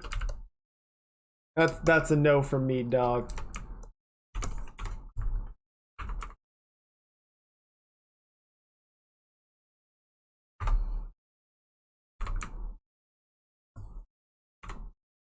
Oh.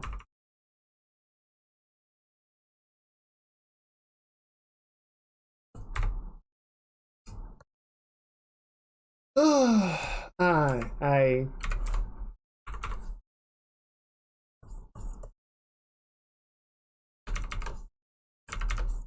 what am I trying to say with all this?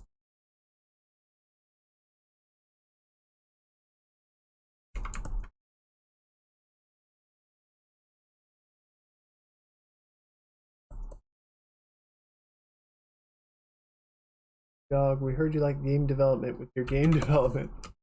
So we develop more developments for you to develop.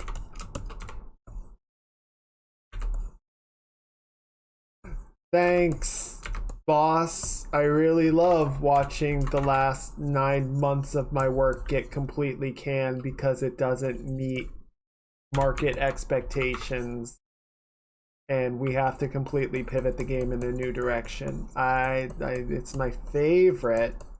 I'm gonna go walk over to the grocery store and ask if I can pry in their meat freezer for a little while.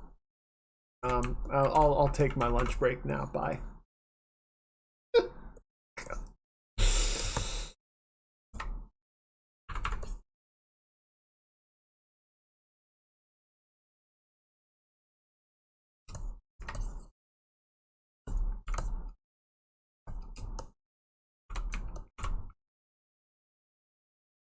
If it may be asked, what is your favorite game?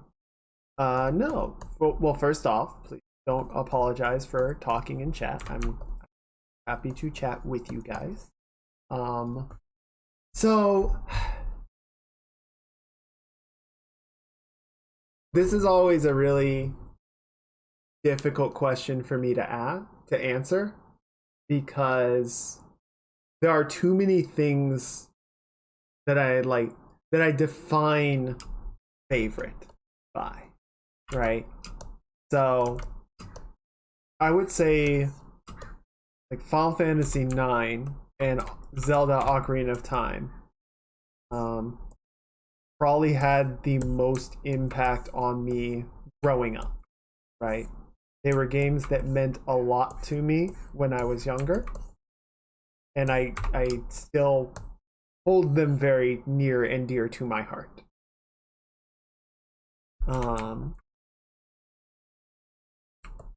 I don't know if I would say that makes them my favorite.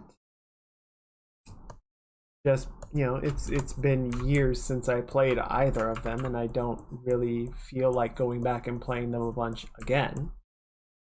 Final Fantasy XIV is the game that I play the most.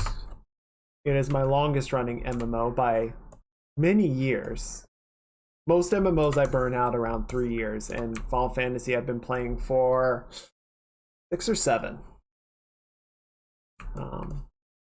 So, you know, by metric of time, 14 would be my favorite. Journey probably had one of the most emotionally impacting experiences of any game that I've played. So that would definitely go on the list of my favorites.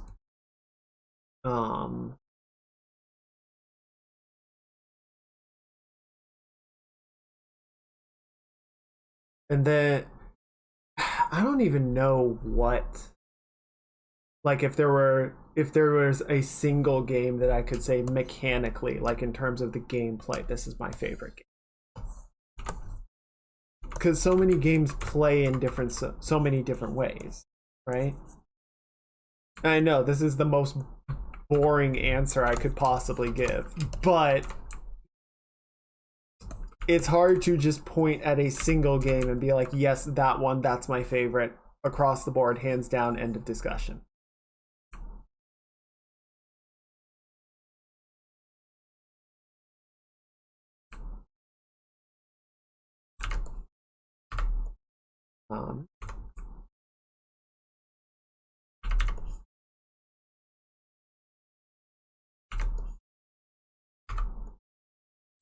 Yeah, I don't know.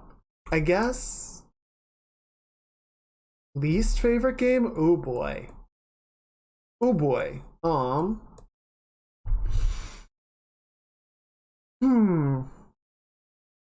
That is a good question. I'm trying to think if there is a game that I played that I was personally offended.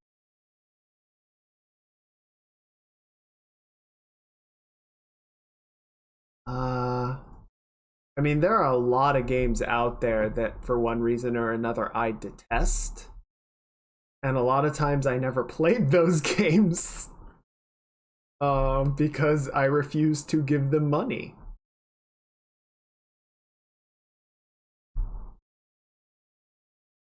Let's see.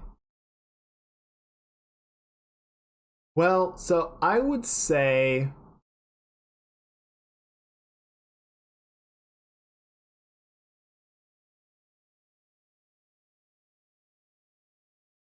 yes. I know, right?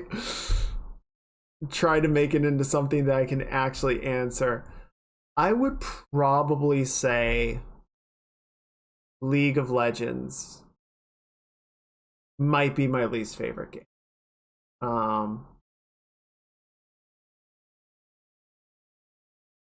Yeah, I think that's fair. I'm probably going to go with League. I feel like a lot of their characters are not super interesting.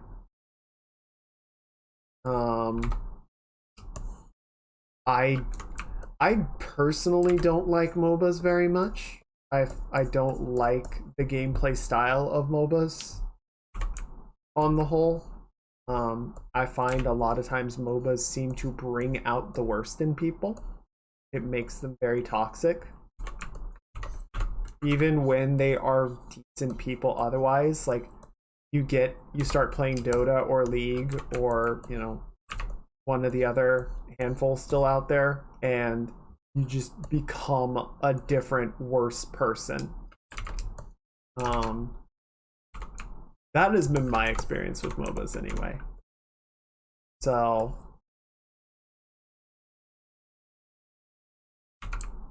yeah, I just like aesthetically it's fine. It's pretty mid at best. The gameplay is not really my thing, and it's just kind of a toxic cesspool. So yeah, no. I think League is probably, at least right at the moment, thinking about games that I have played and ones that I didn't like, League is probably the worst.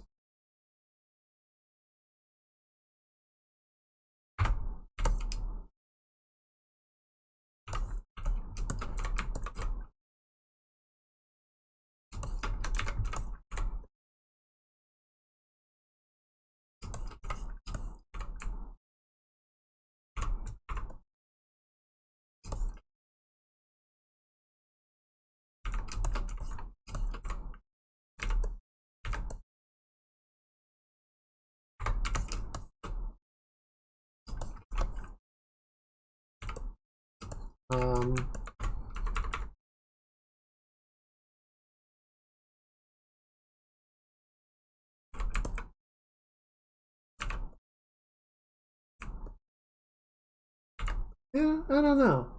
I'm still thinking about favorites.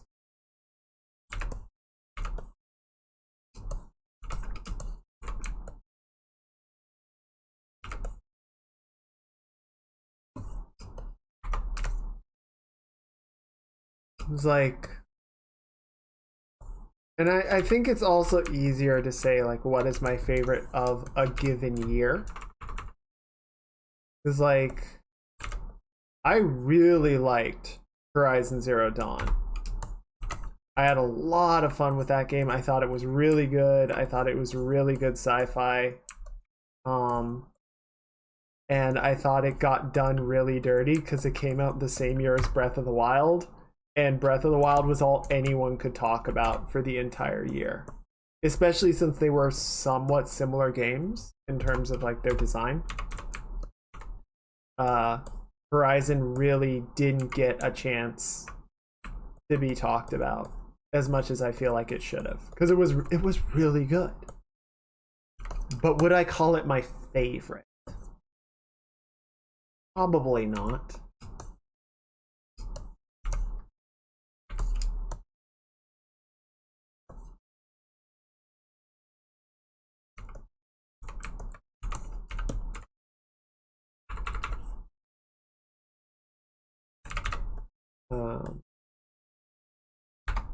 Oh, you know what? I never finished Hades.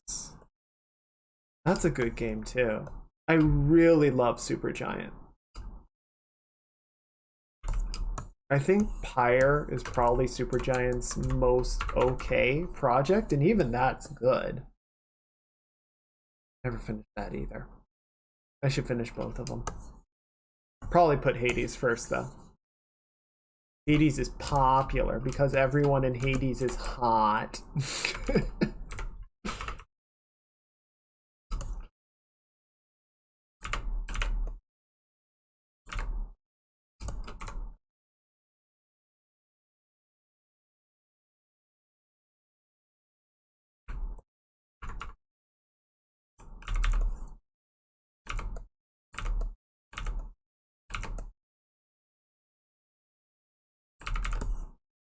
Cleaning up the wing a little bit. I'm gonna try doing a thing. I'm going to try blending. What was your first console / game? The first console was the NES. And that was a console that my parents had bought. But I definitely remember playing like Mario and Duck Hunt. Way back when. Way back.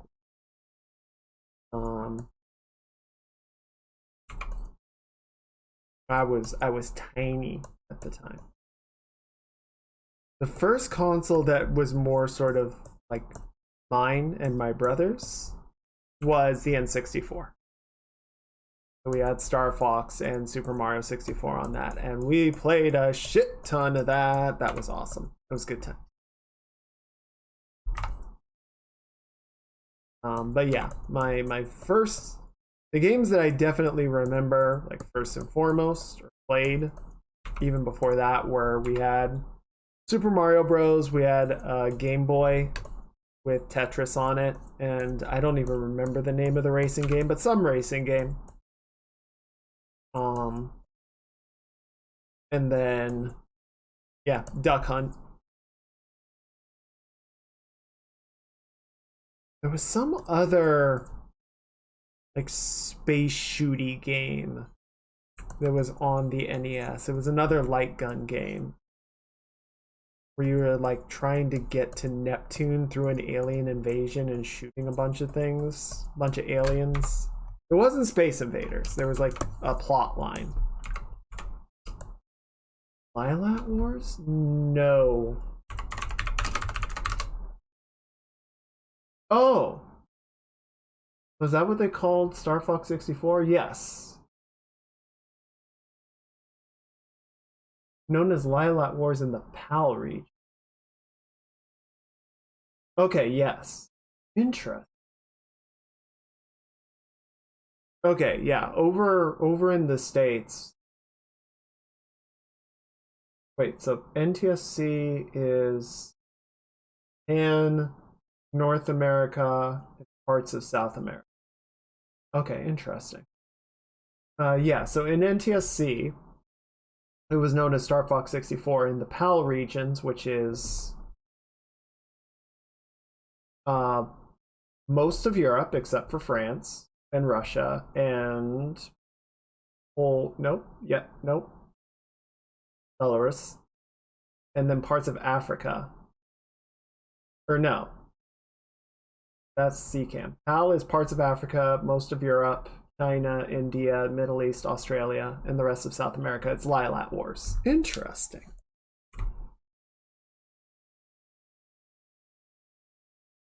Today I learned.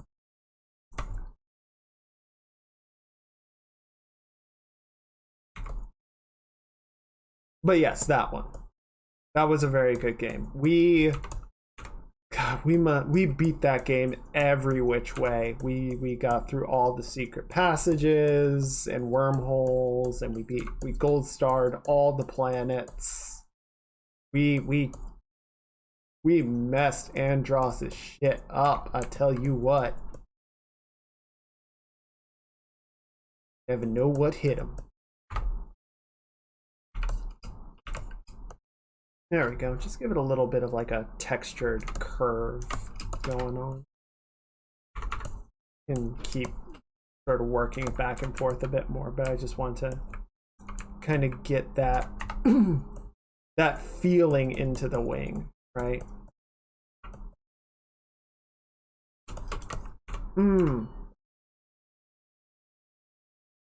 I think I know I played some Spyro. We did not have a PlayStation.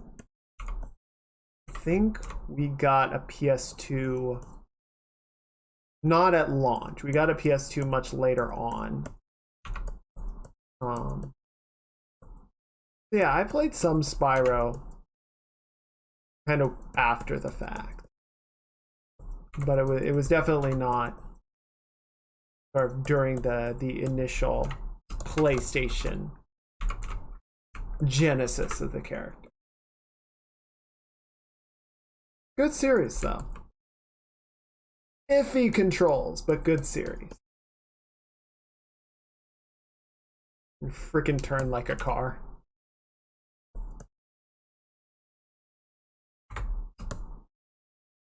Hey Lakota, welcome on in. I hope you're having a good weekend. Let me do that stretch. Let me do that big stretch. Thank you. Oh no. Oh no. Oh no. Oh. No worries. I'm glad you can make it.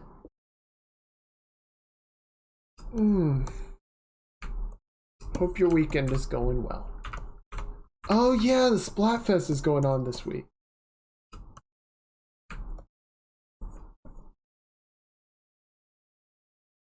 Did they change anything in like the Splatfest format compared to what Splatoon 2 did?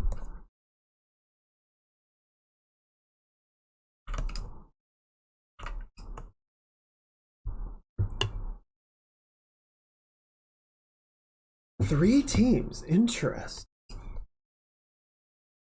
I like that. I like that. I think I actually prefer 3-team multiplayer to 2.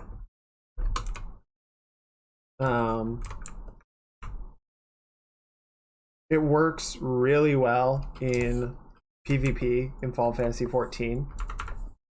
I guess in Guild Wars 2. Guild Wars 2 would do that in World versus World.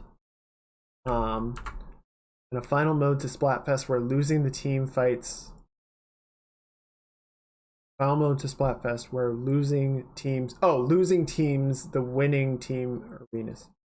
Oh, so like it becomes 2-on-1.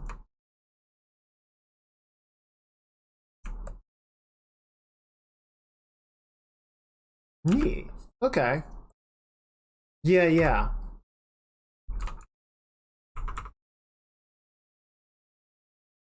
But yeah, I think I like 3-way matches more than 2 now, just because like if one team kind of goes tunnel visioned and you know, spends all their time wailing on one of the other teams, the third team can punish them for it and just kind of be off in the corner doing stuff. Whereas if it's just 2 teams, like there's no counterbalance to that, right? The one team has just kind of taken over and the other team loses.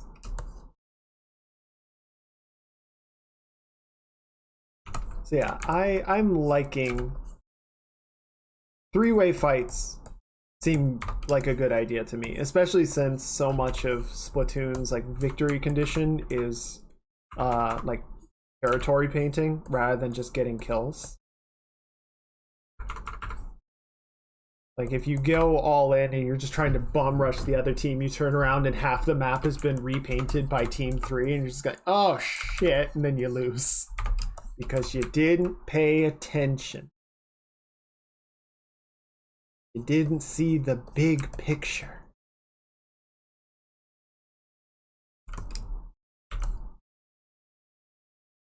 Important. Well, good. It sounds like it's fun. Sounds like people are enjoying the new Splatfest, and I'm glad.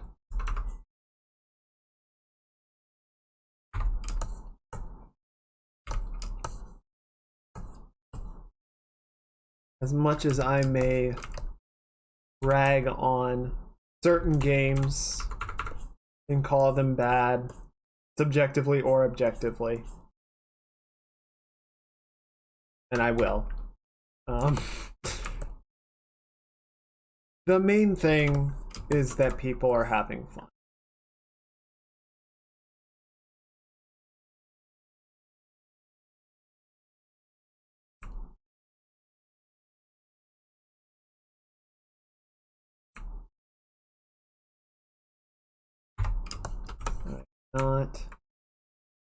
I am not anti-fun.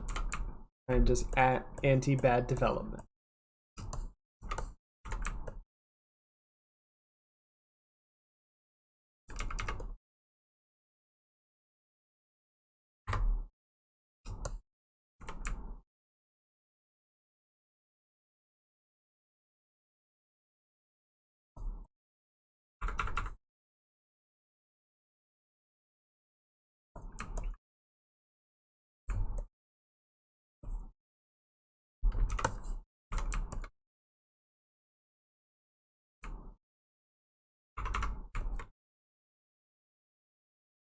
Also, you need to sign up for whatever Nintendo's, I don't even know what they call it, the Xbox Live, PlayStation Plus equivalent service is, right? To do the multiplayer.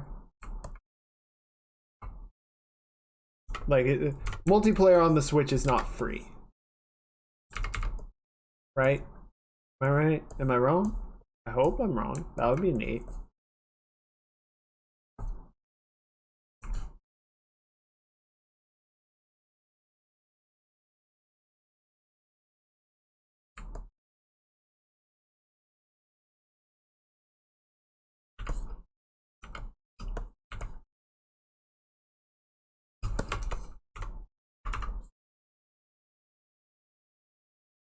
Okay, let's just like this. Create a bit more boxy shape for our ribbons. Clean up our overall form a little bit.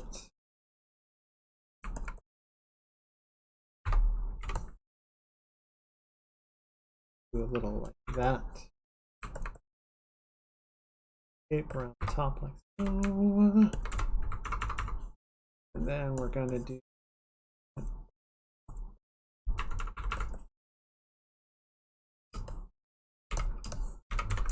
get just a little bit of our light yellowish orangey tone. Try to put across the top like that.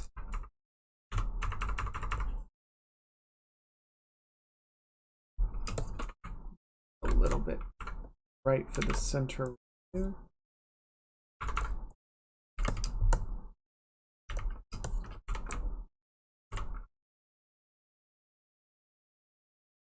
Good.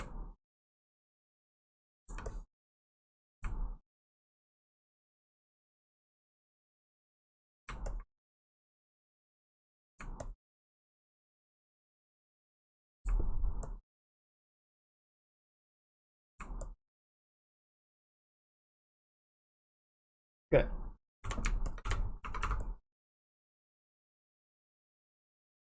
Up this ribbon.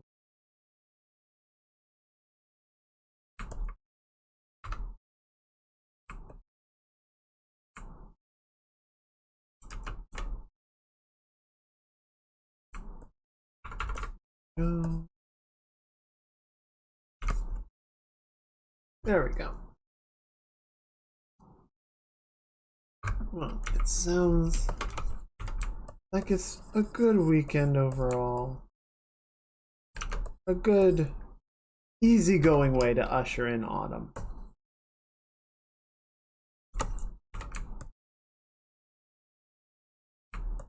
Oh, we are getting down to it. It's pumpkin spice season already, and I don't know how to feel about that.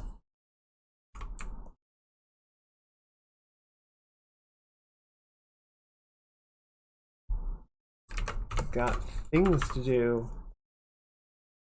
Things to do for the fall, things to get ready for winter. It's exciting.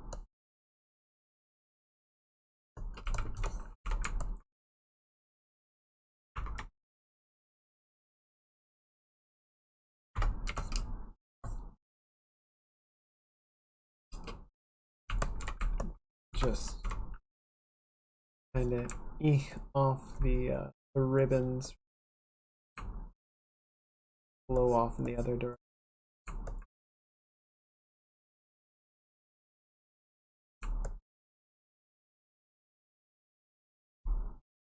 Oh hey! Congrats, Lucia. Happy birthday.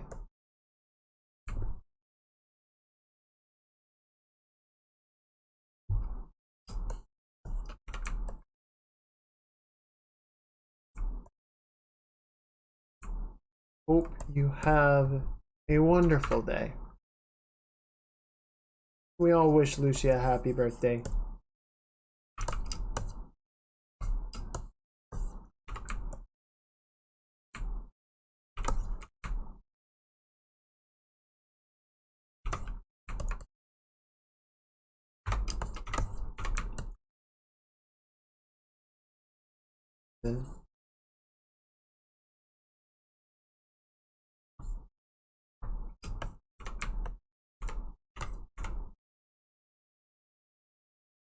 Oh, what's going on? Okay, yes. Do like that. Punch in, skirt. Good, good, good, good.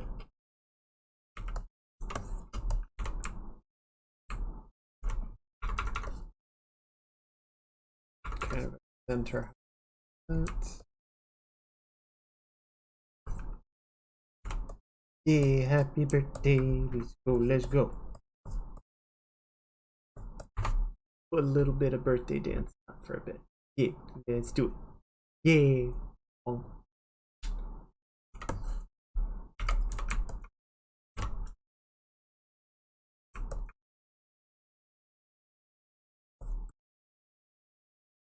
There we go.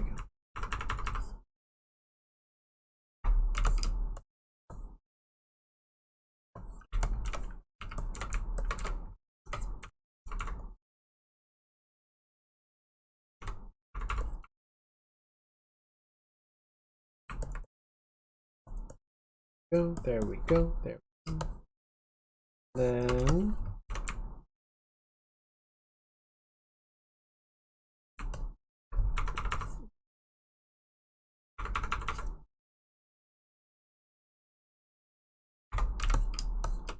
move the shape off like that. I need a darker tone to sort of sit underneath the tie, create some ambient occlusion. That.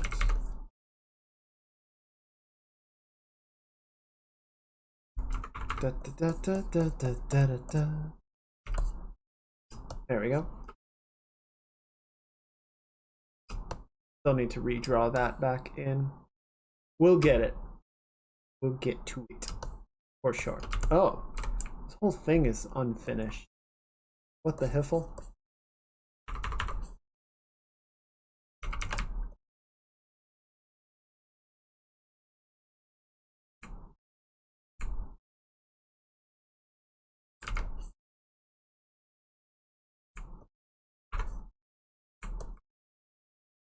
Go. Better. And then ambient occlusion right in there.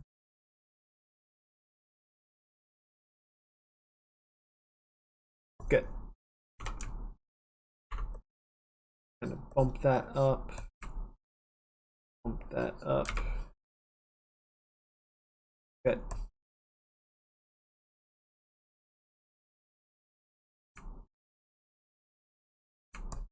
Good, good, good.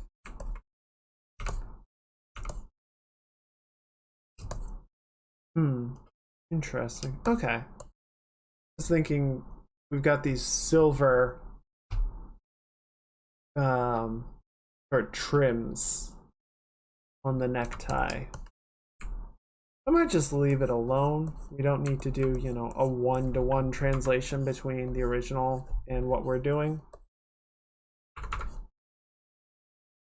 I was just thinking what color we would sort of adapt it to if we were to sort of add that element in. But I think it's fine. You can just do kind of a darker red.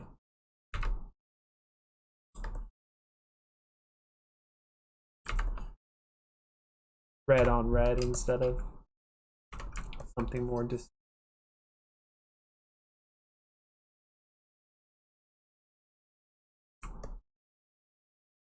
Or maybe we'll just leave it as full red. Simplify the shape overall. I think that's fine. Yes. And then yeah, we just need to clean up neck region. We've got leftover sketchy junk.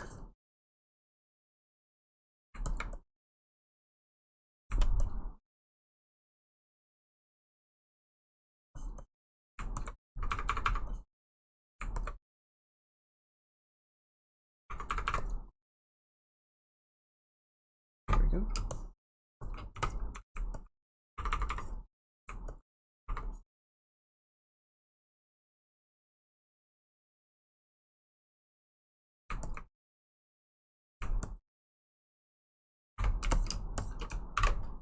Okay. And then yeah, we need a little bit of ambient shadow right in here. Dealing with the contact point between the collar and the skin underneath.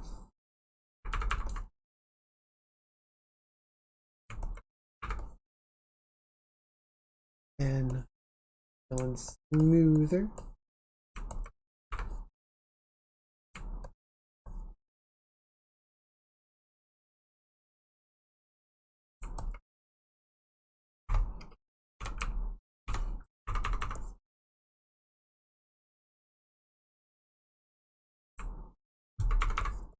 Right.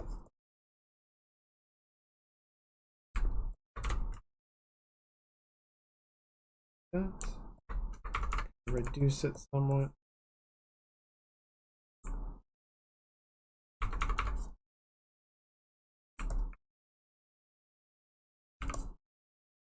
There we go.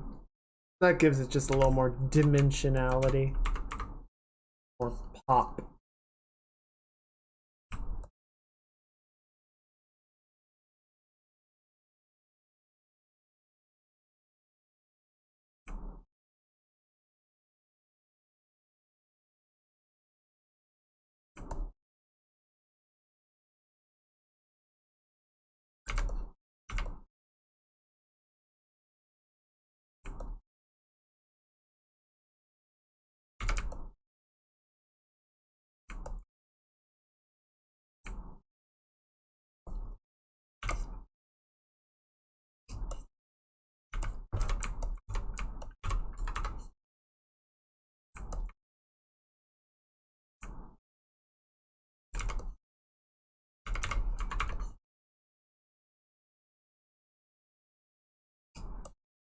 There we go. Make sure everything has like a good sort of point of contact. Or there. Like that. Good.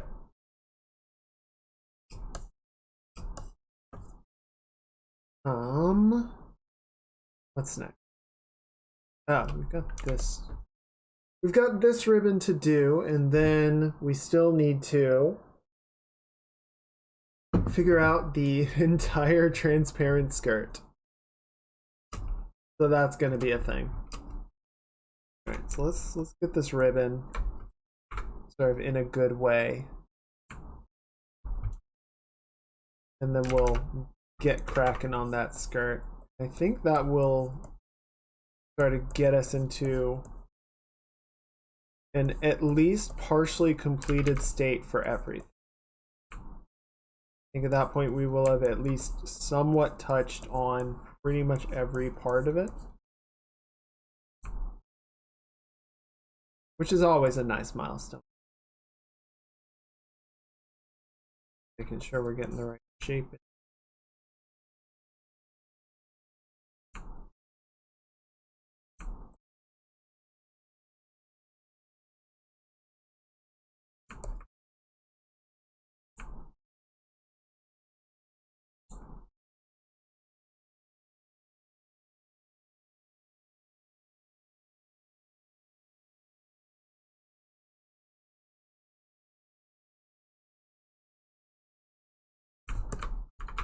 Good.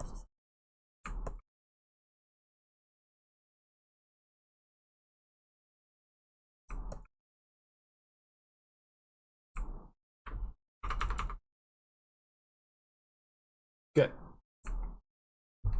And then, oh, interesting. So there's kind of a like garter frill on there. So the bow is completely non-functional. It's just for aesthetics. I was thinking I was gonna have to like sort of pinch this ribbon in, but no, the bow's just sitting on top of the ribbon. It's not actually tying it off at all. Okay, that'll work. We can work with that. I'm gonna go in and create these sort of let me see. I don't think I'm gonna have anything for this, but Clip Studio really likes to sort of sell their material brushes and whatnot, just like sort of autofill objects almost, right? Like, look at these things you can add. Wow. Shush. Clip Studio. Yeah, needless to say, or all that to say, I have not gone in and done a lot of like shopping for materials on Clip Studio. It has not been high on my priorities. I was just thinking like if there was some sort of like doily shape that could be helpful for sort of filling this in a bit quicker, but I'm not about to go shopping for it right now. Not a big deal, one way or the other. We'll just do it our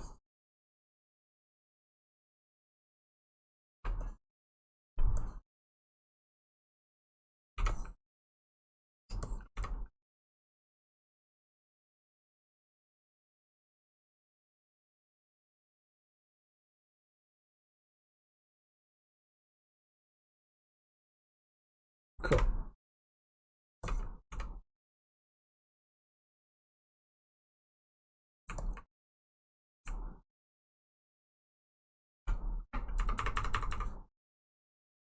Fill that in a bit.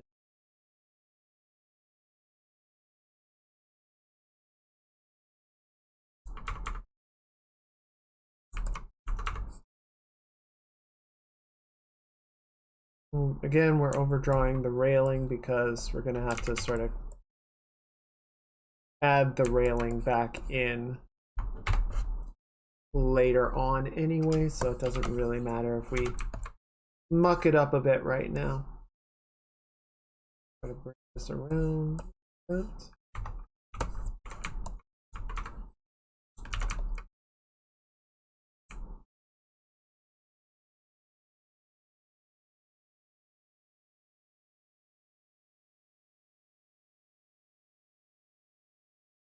little bit of that overdraw. And then yeah. Finish these doilies up.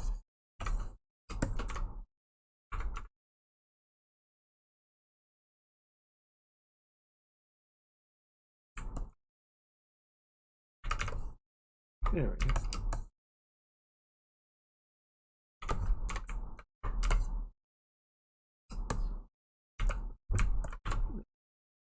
Bigger, a bit more overlap to that. Go like that. Go. Good. I keep looking at that thinking it's like a leftover outline, but it's part of the transparent skirt. The skirt. That. Bring the red back in to re-solidify the shape of the ribbon like that. Get this doily sitting between ribbons like good.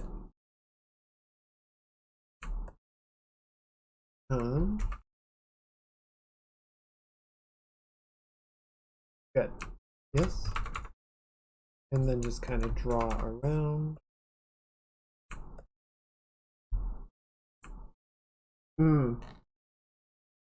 Okay, so I need to clean this up a little bit because these guys are not actually going into the knot of the ribbon. This needs to sort of come around like this. Right? Gonna go like so. Gonna kind of overdraw that loop of the ribbon so that there's an overlap and we don't have all three elements sitting exactly on top of each other. Create a little more dimensionality.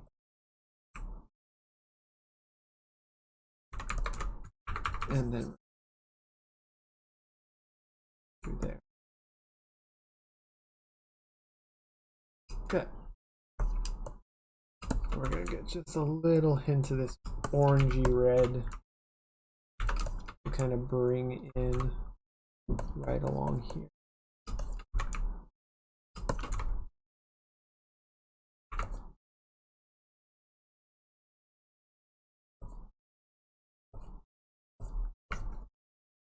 There we go. Make it pop out a little bit. A little object of interest. And we can do just a bit of cast shadow behind it. Just a tiny hair.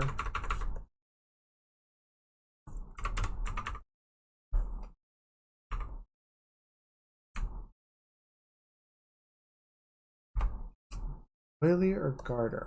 That is an excellent question. I don't know. I keep saying doily, sort of referring to like these little frills, because it makes me think of like a, well, I guess that's a tea cozy. I don't know. I'm just using words.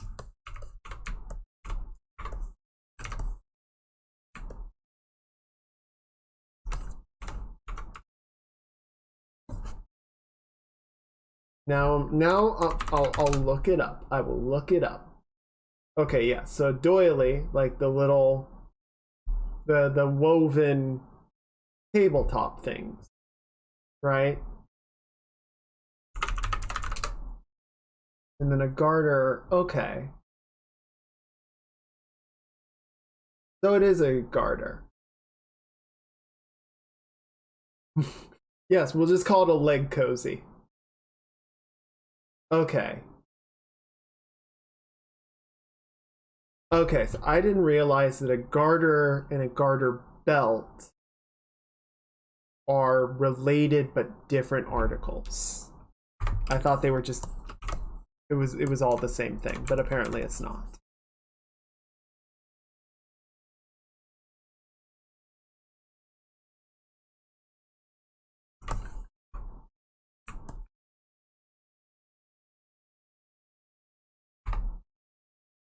Yeah, we should just call them leg cozies. Looks like the same material, same patterns. Just keep it simple. Okay, and I did want to put some,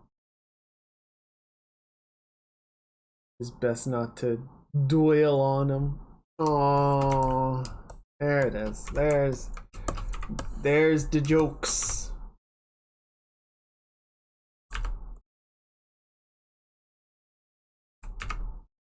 Took a while, but we got to them. All right, I think I'm just gonna do black on black, the whole like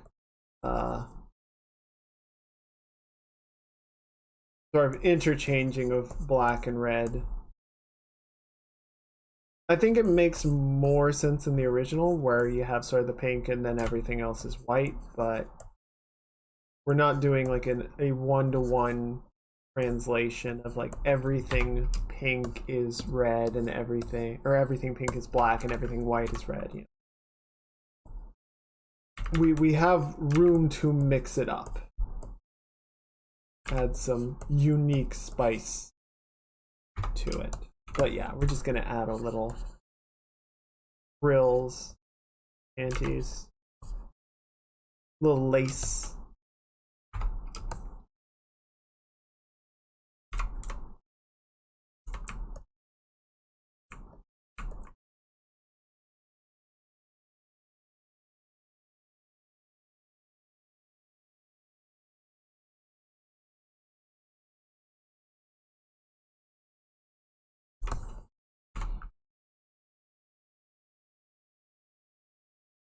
Started this outline with like a slightly transparent material.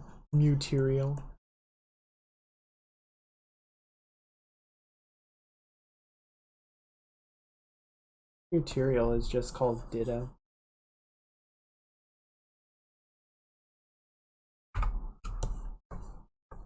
Okay, and then yeah, we'll just round this one off a bit. It's a bit of an outlier. And then we can do like this sort of secondary pattern in here.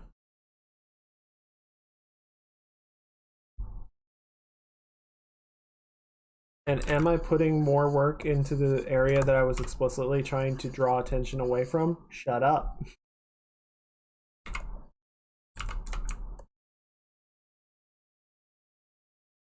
Follow it up.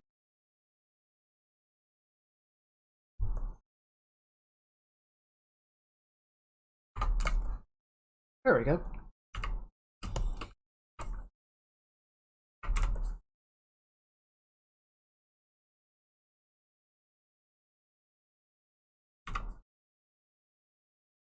I'm not going to put as much work into this one just because it's on the far leg and it's going to be mostly obscured by the fence anyway.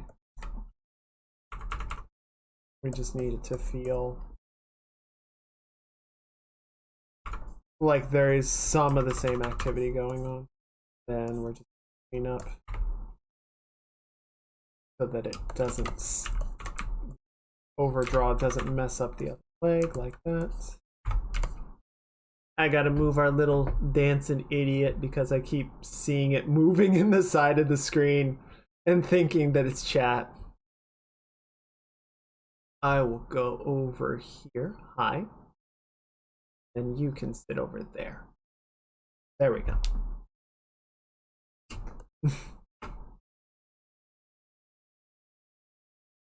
Okay. Yeah, I'm still not 100% sure what to do about the fence. Probably just going to end up sort of copying it into like as a clipping mask. But we'll have to see. Still need to finish up these ribbons. Okay. Yeah, let's finish up the legs and then we have the transparent skirt and then that will be sort of pass one thing. And we will just be in the cleanup phase. Awesome. I think I'm happiest with this shoe. I think if there's anything that I'm like, man, that looks pretty good, it's this shoe. You gotta find just the little victory. You know? Okay. Yeah,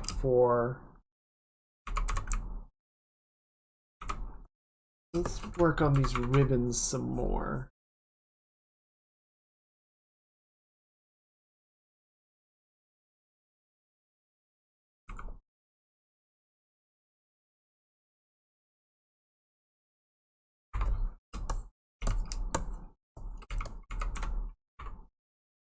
Not going to have nearly as strong of a highlight on these, okay? But we will have some.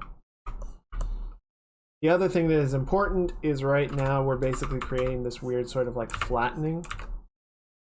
So need to make sure that the ribbon is believably going around the shape of the leg, because that helps really sell the dimensionality of the leg, right? It creates three-dimensional form, which is why, if we turn the paint over on for a second, you'll notice that a lot of times I'll do like these sort of trace lines just to sort of help mentally sort of map the volume so that it doesn't just flatten out by the edges. And then, you know, we sort of move that into the way that the lighting is done.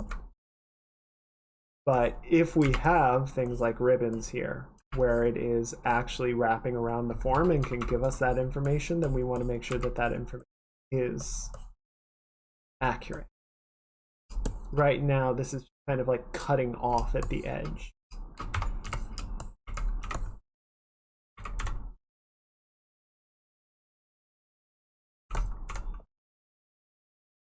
Right?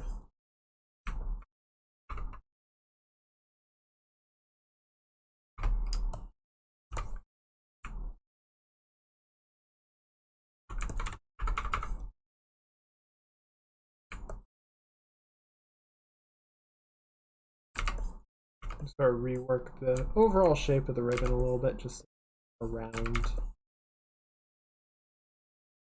It's that dimensionality level that we're talking about. Just carry through this edge lighting a little bit.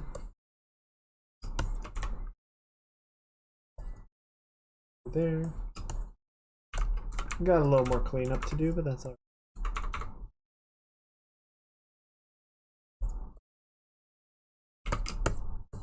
Good. And then, yeah, just make sure that that has a nice good curve. There's a little bit of overdraw right in here, and obviously these ribbons are not thick. Like very sheer material. Well, they're not gonna like rise significantly off the leg. We just want to make sure we're just overdrawing it a little bit. We'll trim it down.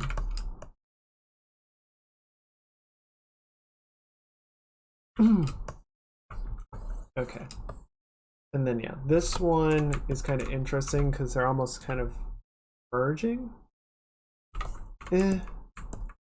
Let's draw it through. So this one is very flattened out right now.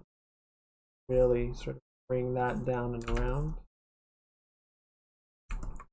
Then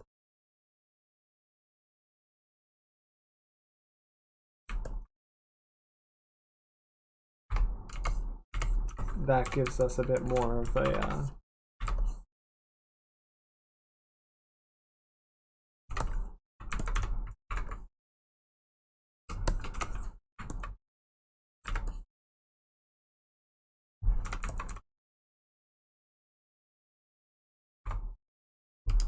there we go. And then this guy kind of come down like this.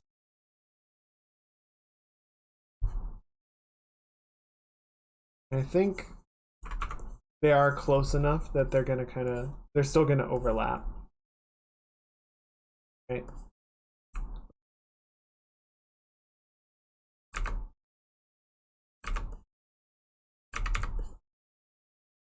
Like that.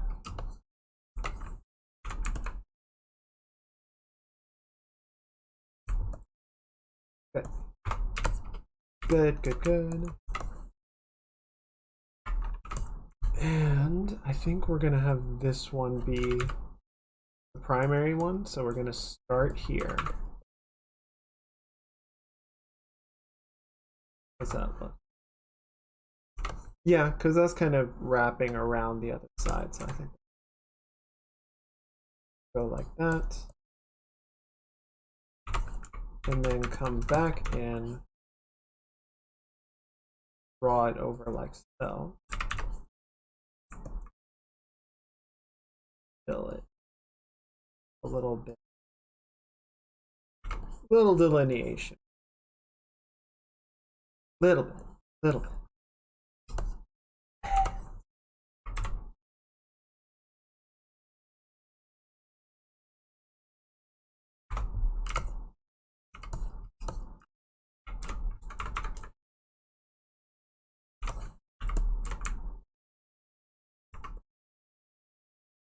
Nice transition. And gradient, light to dark. Light to dark to backlight.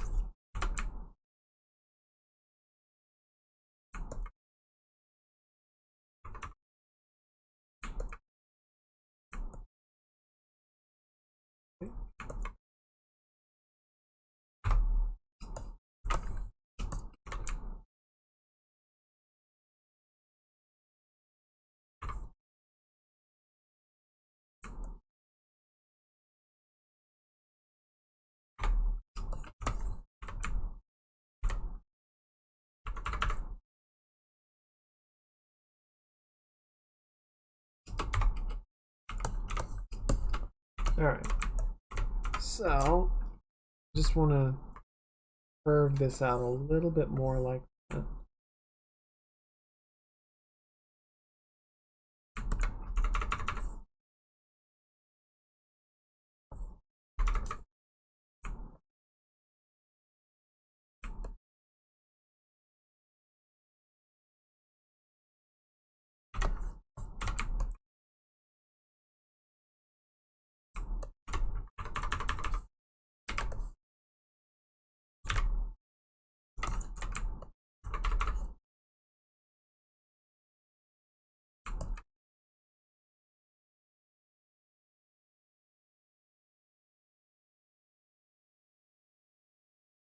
Good.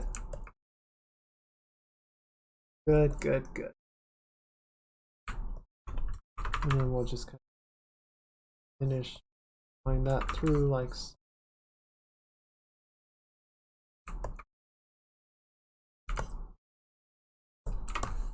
Make sure that this gradient doesn't get too far around. We need to keep it, on the lower end leg. And clean up some. Draw through like that.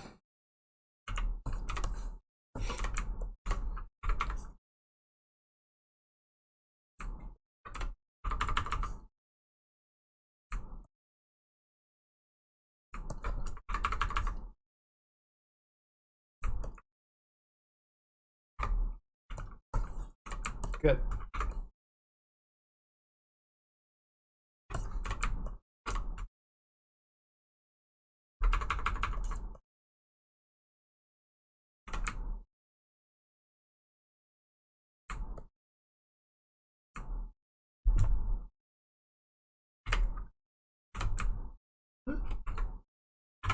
Hang on. There we go.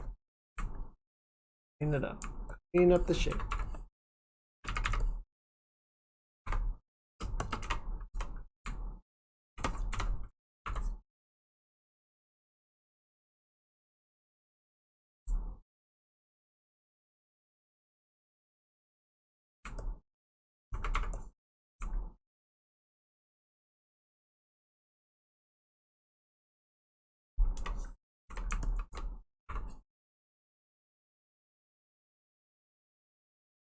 Good.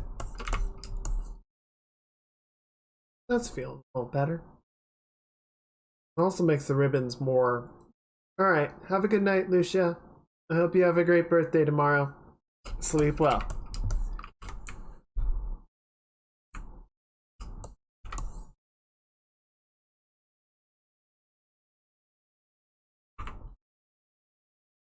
Good. Okay, yeah, that'll work.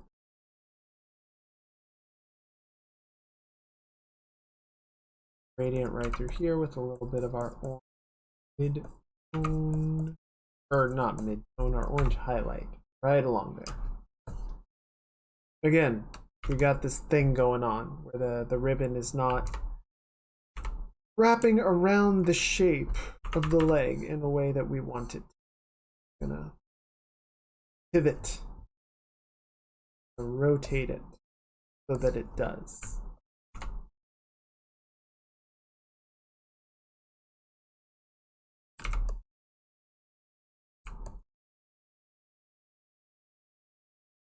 Like that.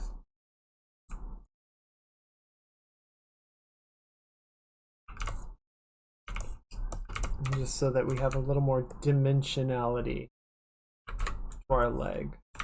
Right? And into a bit of a bump right where we had the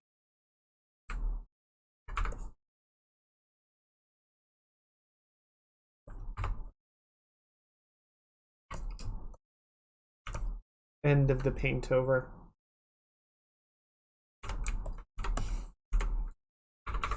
Go.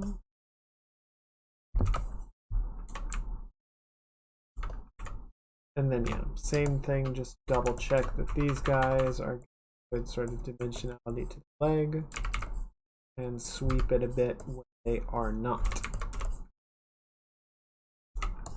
That's pretty good.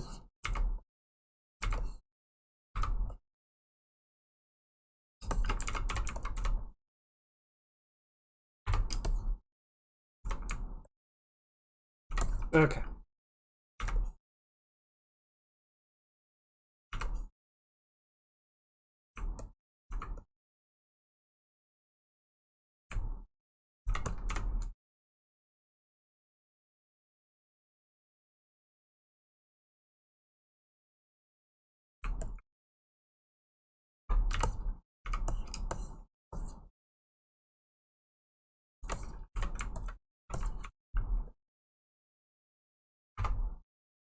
I think this one's okay because it's kind of going down. So I will expand the ribbon, sort of consistent.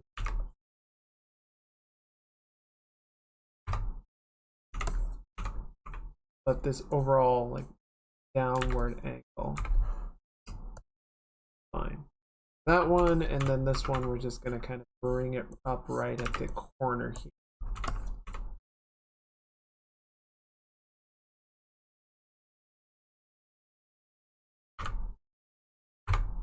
Like that.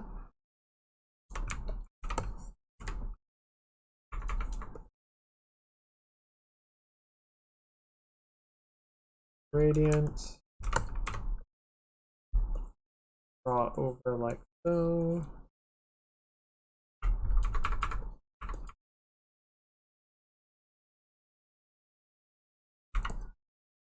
That.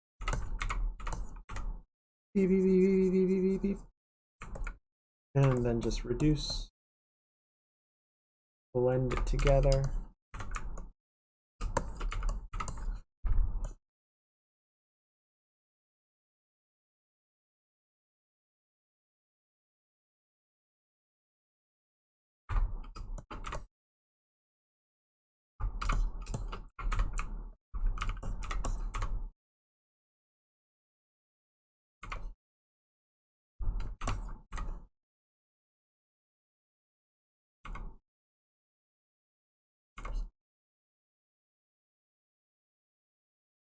Like that. Yeah, I think that'll do it. Looking pretty good. All right, and then just need to finish up. We got some parts of this shoe started.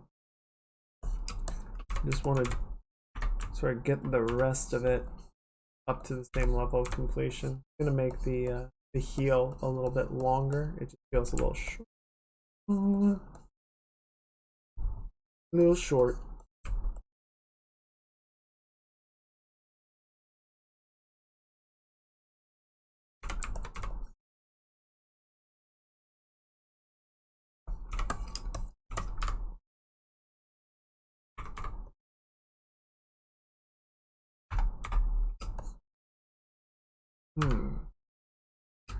I had a thought earlier.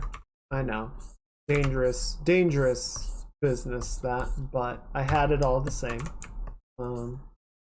Just in regards to this, the whole business going on with Twitch, you know, revoking their 70/30 offers and just being really kind of shitty to their content creators.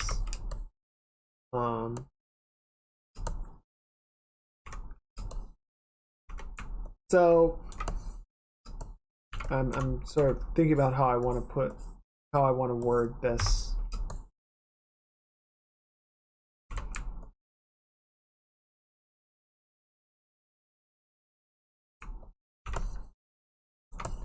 I'm trying to. I could talk about why many of Twitch's arguments are bad. But I think the sort of underlying that not only Twitch, but many sort of modern platforms, including YouTube and others, have, is the misconception that the platform is the thing of value.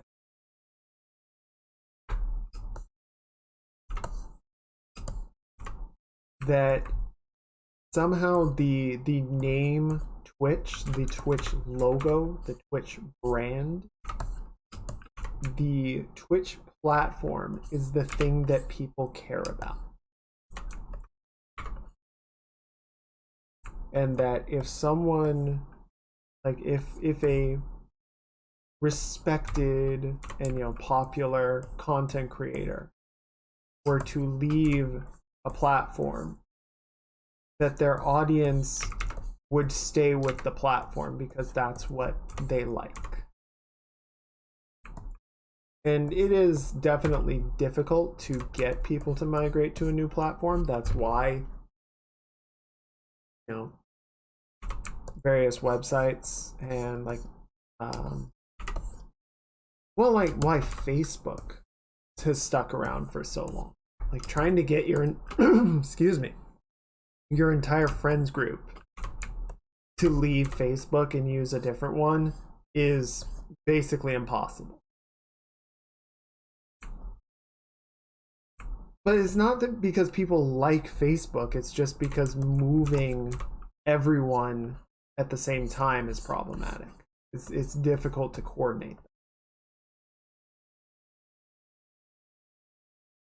But I think Facebook has seen a lot of decline in users because they have made the platform more and more unattractive over time. And even if you didn't have like these mass migrations, you had people just sort of stop using it after a while. They just dropped off because it wasn't worth the trouble. So I don't think this is a problem unique to Twitch. I think it is a problem that many platforms have, thinking that, oh, people like our platform. Like I see merch of YouTube, the YouTube logo, Twitch, Discord. And don't get me wrong, I like Discord. But I'm not gonna buy Discord logoed merch. I'm not a fan of the platform, right? I'm a fan of the groups. I like the groups on the platform. I like the content creators on the platform.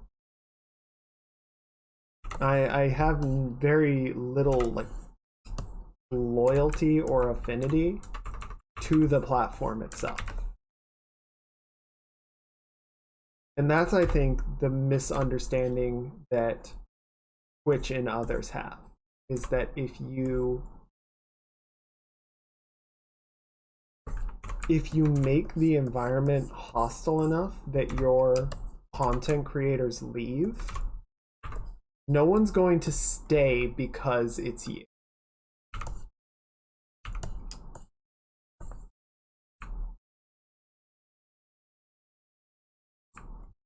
So I will be interested to see what comes of this, what comes of this latest. I will be generous and call it a misstep.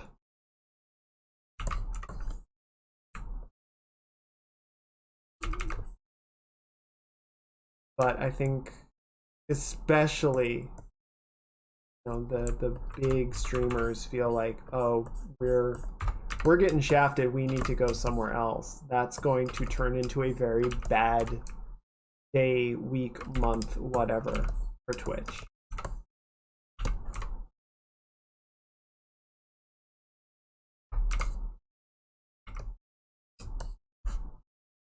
But we'll have to see. Obviously, we're a long way from knowing how this is going to shake out.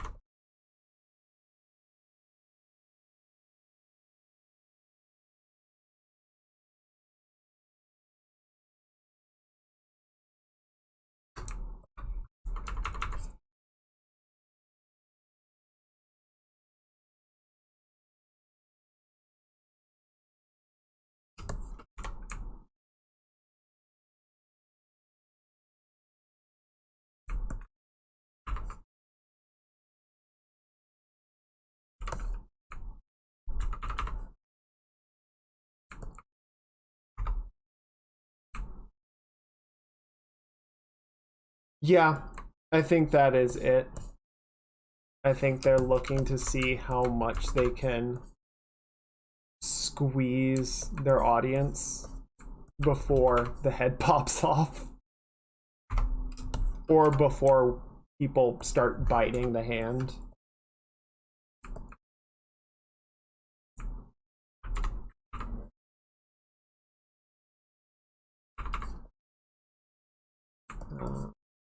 Which I wish people would stop doing. I get that that's just kind of how companies work these days, but it's really annoying. It is so antagonistic. It is not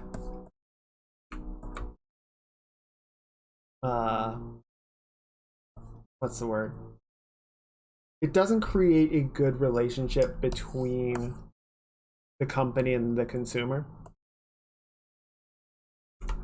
And Twitch's argument right now basically is, oh yeah, you can still make a shit ton of money, just play like, what is it, like 6 to 8 minutes of ads per hour and you'll make this much ad revenue.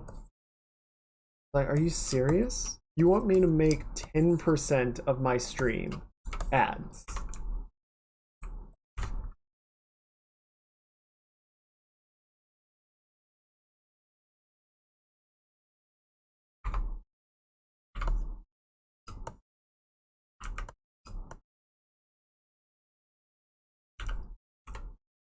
I won't be doing that, by the way, in case anyone was concerned. I don't run ads on my stream. No, not just the banner ads, like the actual video interrupting ads. Like, it will cut away from the stream and play a video ad like on YouTube and come back once the ad or ads are done. Yeah. So I know some people don't use Twitch very much, like some of the people that watch, and I appreciate you guys making an exception for me. It's very sweet. But yeah, if you can imagine a YouTube ad, pretty much like that will play when you enter a stream, which is really dumb because you try and, you know, drop in on a streamer and you're just bombarded with ads even during raids. It fucking sucks. And then some people have it configured to play ads at regular intervals, and I have the option to run an ad break, which I have never done, so I don't know exactly like what the settings are, how I would configure that to do a set amount of time or whatever.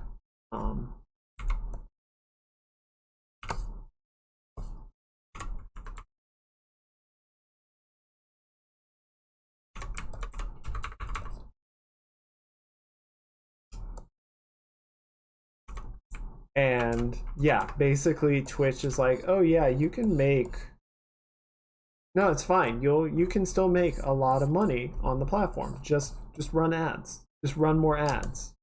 Run ads all the time. Run 6 to 8 minutes of ads per hour, and this is how much ad revenue you get.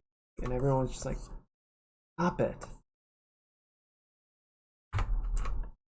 We run ads because we have to. We don't like them.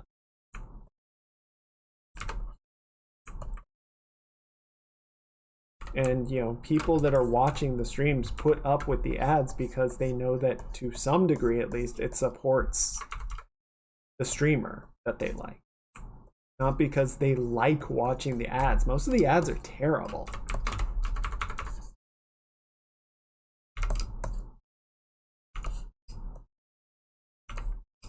But, you know, people tolerate them. Yeah, like I said, I have no plans to run ads. I have a source of income that is sufficient, that I don't feel the need to be, you know, nickel and diming you guys. If you sub or donate bits, I really appreciate it. Very kind and generous, and I thank you deeply.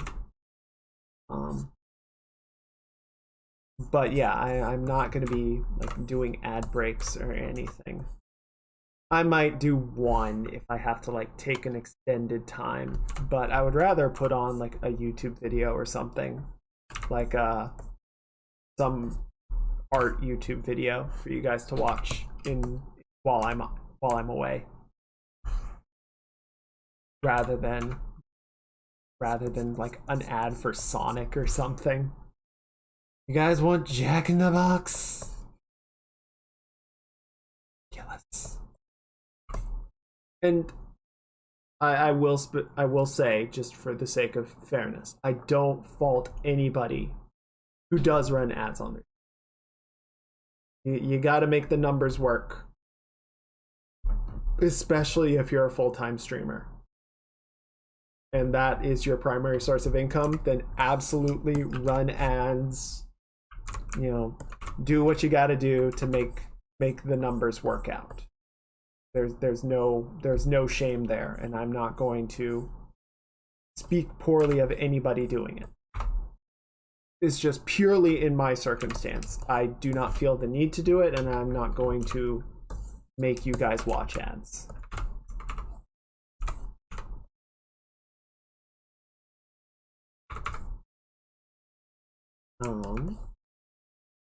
So yeah, I hope Twitch comes to recognize that it needs a more amicable relationship with its streamers, because if they don't, then people are going to start looking for alternatives.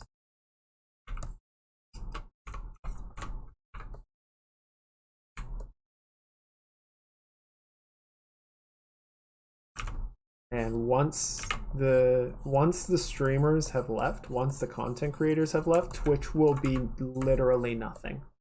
There will be nothing of value on the platform. Some good ideas, some good tech, but that's not what brings people to Twitch.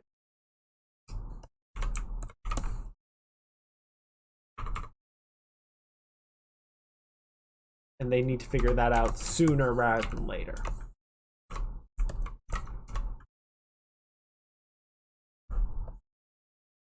And yeah, I think you're right, Standing. They're probably, I'm sure to some degree they are aware of it, and they're just seeing how much they can get away with, which is disgusting. Just stop being completely ambivalent. Have some decency. Have a moral center. I know that's not what companies are paid to do, but they can be.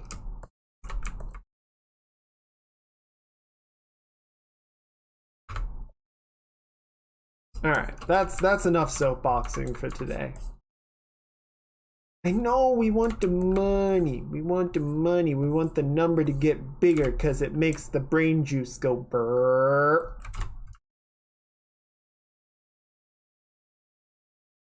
Freaking illogical water sacks. You guys are so weird.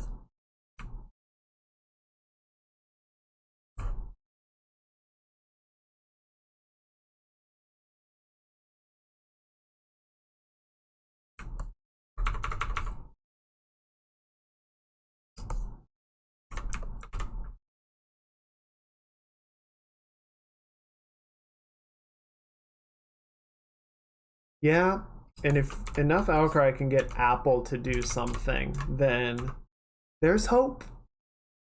There is hope.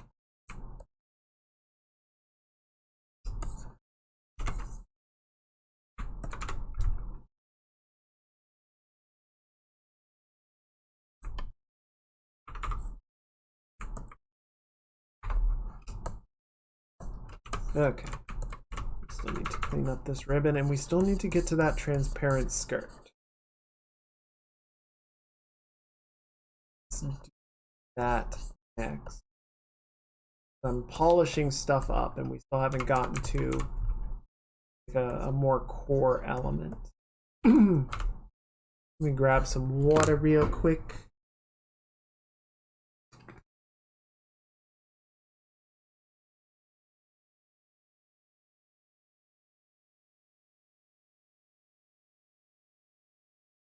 What is that? What is this? When did this happen? Okay. That literally just happened. I might have done that when I was putting my pen down. Okay. That would have been upsetting if it was so far back that I couldn't undo it. And I had to like repaint in that gap. That would have been frustrating. Excuse me. I think I need to do voice training. Just so that I don't get all scratchy and gross by the end of the stream.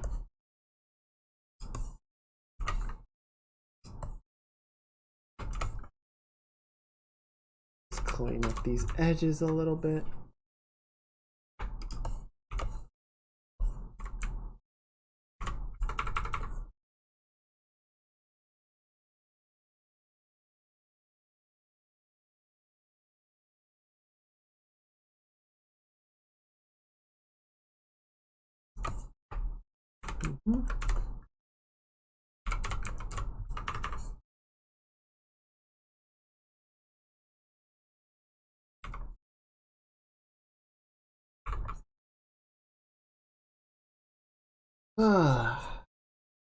I don't know. I guess this week's been a bit of a soapboxy week. Just because of all the stuff going on. And again, this is not even the serious topics. This is just like dealing with entertainment and tech. I'm not touching the serious topics. We're not getting into that. Because oh boy. Oh boy.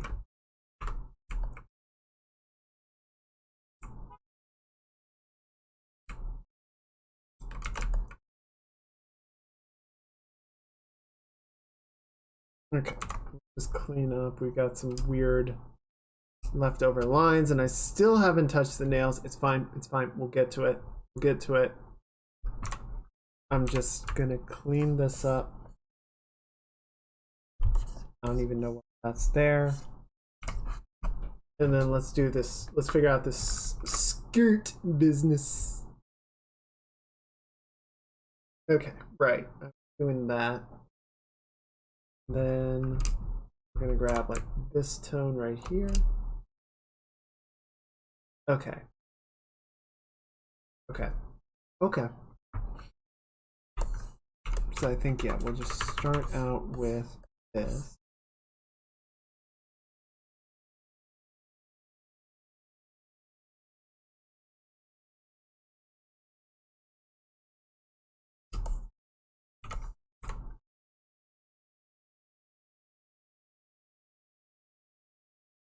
So yeah, we're...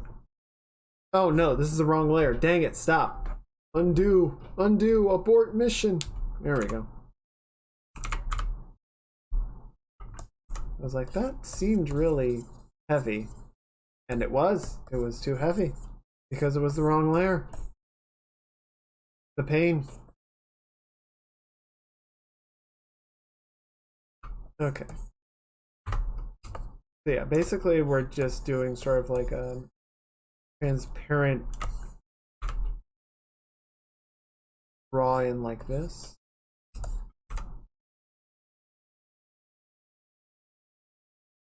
Have these frills sort of bounce out. That. Oh, what is that then? Is that part of the regular paint over? It is.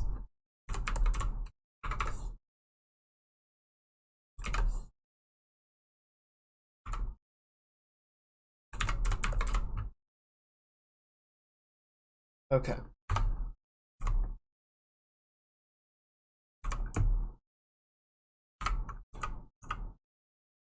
No. There we go. Okay.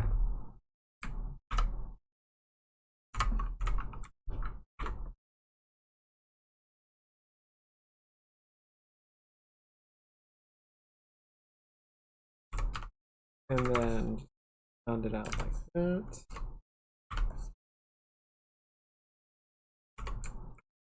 Okay. Yeah, what I'm probably going to end up doing is just merging it down once I get it into a spot that I want.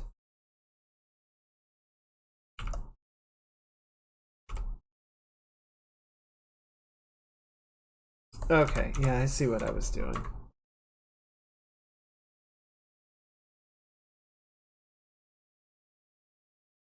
So we've got sort of the big outer, and then the inner. Pleated skirts are a lot to deal with, like a design standpoint. They're also a lot of fabric to sew. They have so much overlapping material. I think. I recall that being the case. I might be wrong.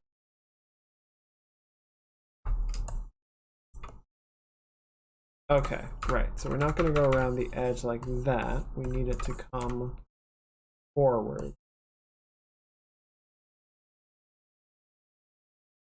Go over that.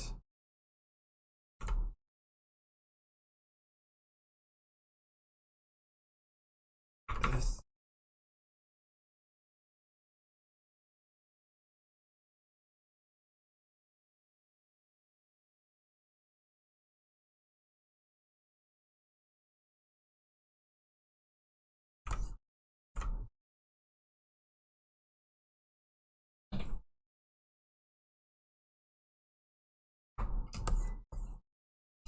Okay. Then that goes like so. And then go.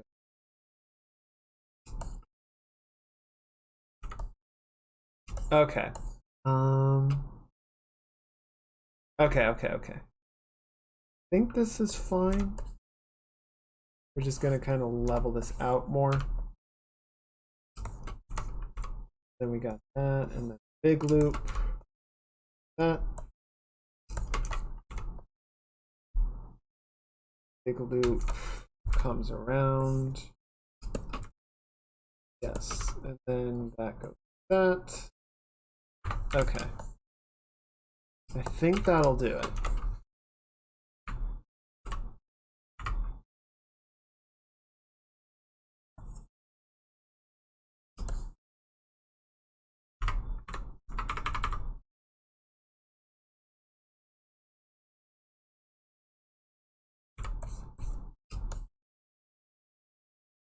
This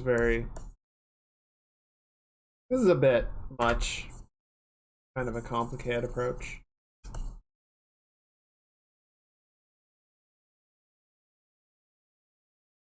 Don't know if I'm actually doing this in a way that's gonna save myself much effort or just make things way worse.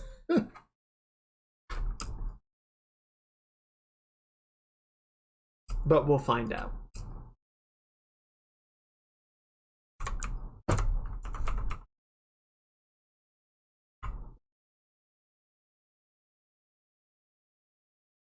Okay. Now we've got that. We're gonna kind of... Okay. Okay.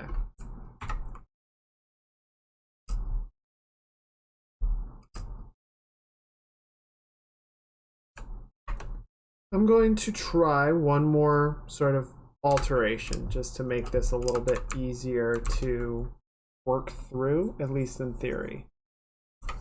And that's basically to do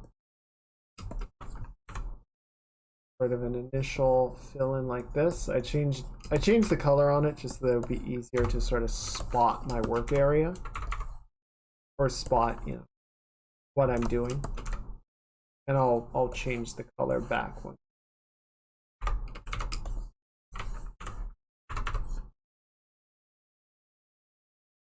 The most appealing of clown colors.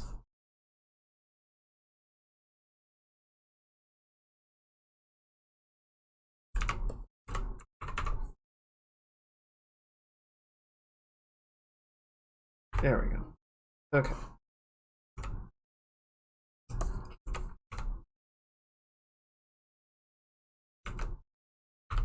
Good. a little bit more. Okay, and this is all behind the bar, so it doesn't matter. All right, I think what we are going to want to do is we will fill it in like so. And then actually grab like that color. Okay. And then we're going to sort of empty it out, except for right edges. And where we get these overlapping points, we're going to sort of thicken it, make it more opaque again.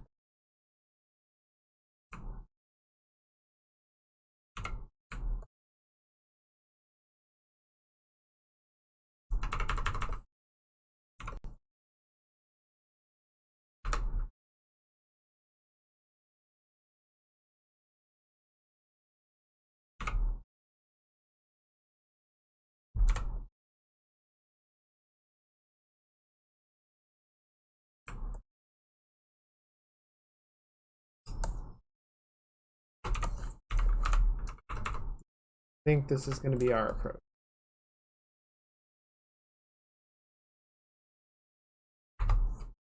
Still need to do the sort of doily texture on the ends once we're done with this. It's a very complicated skirt.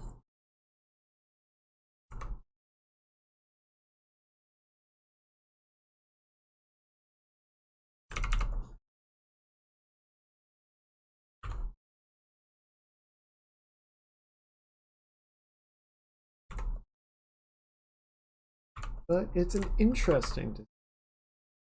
I guess it's not super opaque in the concept. Like you can see a couple rough like outlines that they do to give the illusion of its transparency while still being, you know, above the sensors.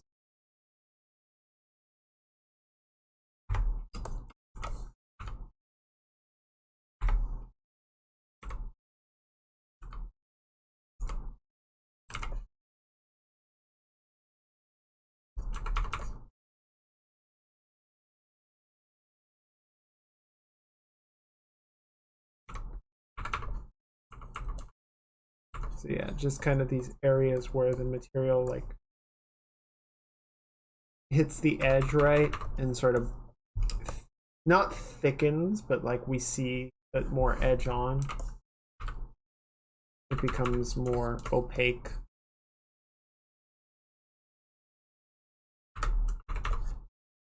Just gonna kind of pull this shape around like a bit more.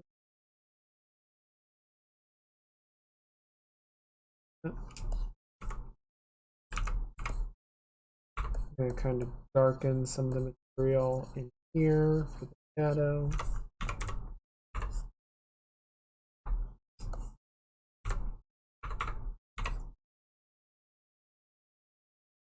Actually, you know what? Let's just figure out the opacity first and then we'll do the lighting. Yeah. One thing at a time. Yeah, we got a little bit crazy up in here.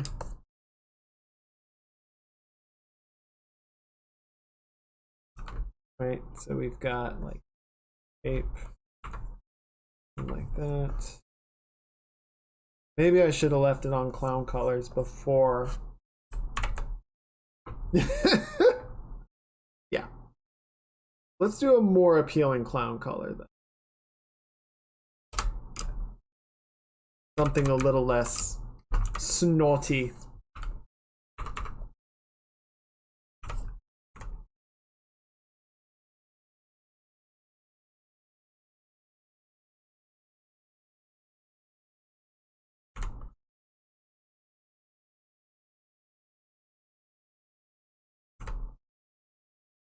There we go.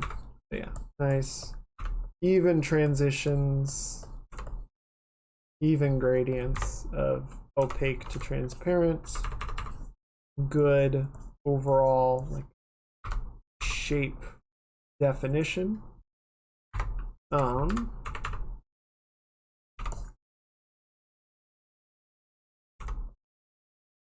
Right.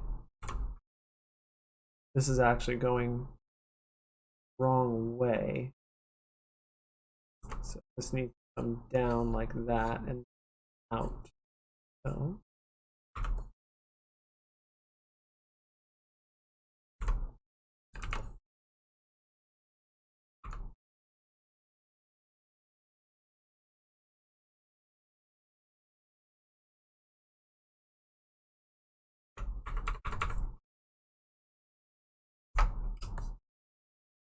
okay, yes. Yeah, that goes down.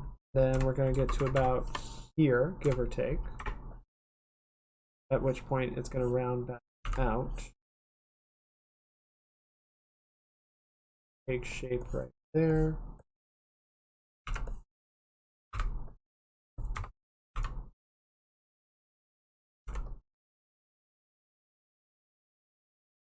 And then that's going to sort of curve inward at the edge right there. So this can be more transparent. I appreciate everybody being patient while I muss my way through this skirt puzzle.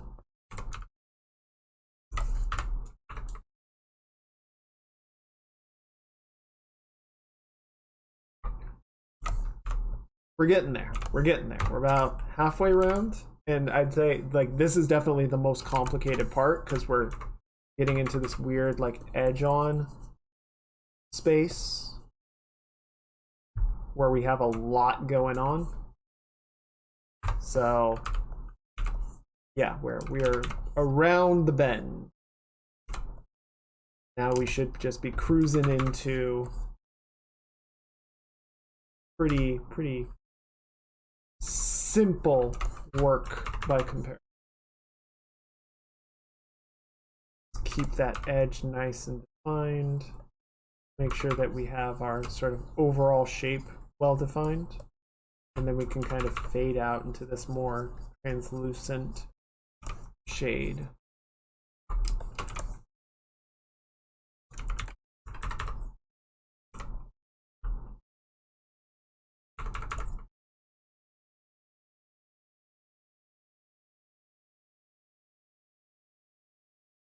This is a little too tight. Walk that back a bit. And then kind of round that out like so. That's like our lower end. And then that goes like that. Good. That comes around in an S bend like so. Like so.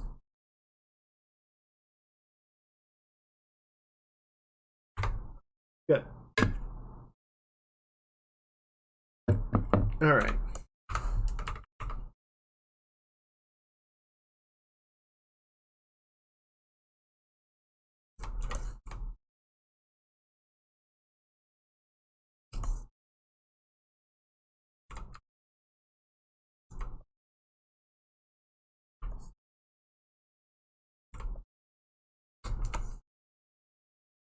Good.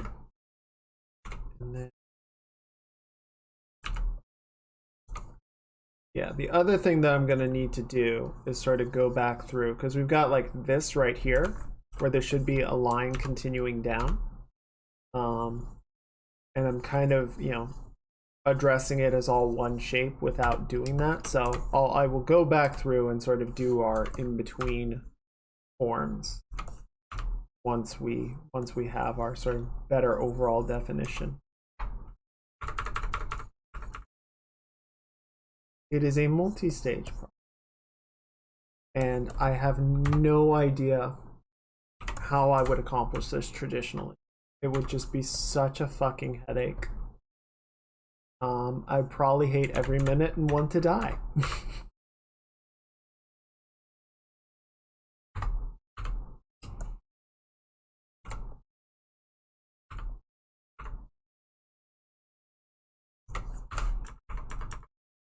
I mean, obviously it can be done. There are oil paintings and watercolor paintings, acrylics with sheer fabrics in them, and they look amazing. And I don't know how they did it, and I applaud them. And I'm not one of those people. It would probably just be super painstaking.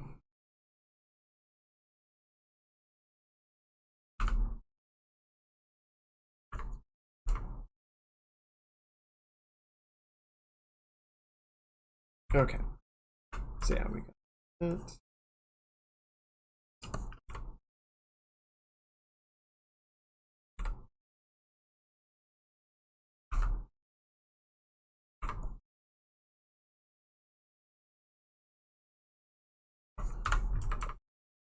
And then this is just going a little bit too far. So we're just gonna kind of recompose that shape like so.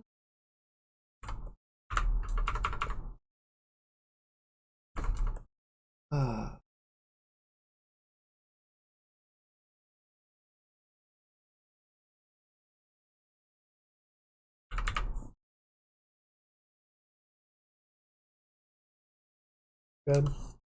Good.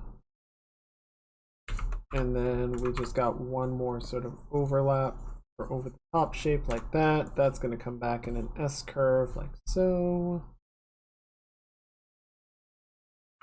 And then we can just kind of ease off back here with one more overlap definition like that. And I think that will be it. Woo! Okay, let's clean it up. So yeah, these sections where it's overlapping, it's going to be much more opaque because there's more layers of fabric crossing each other. Then in here we get sort of a transition. We get these opaque bands like that.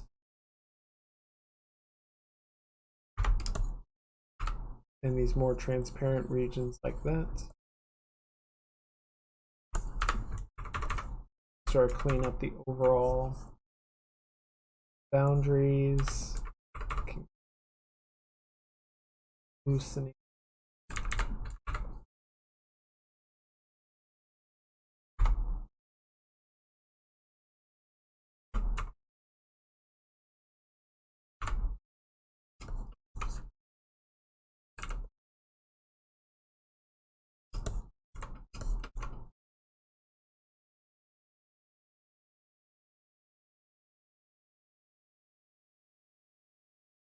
Okay. And then yeah, right in here, more opaque, less opaque.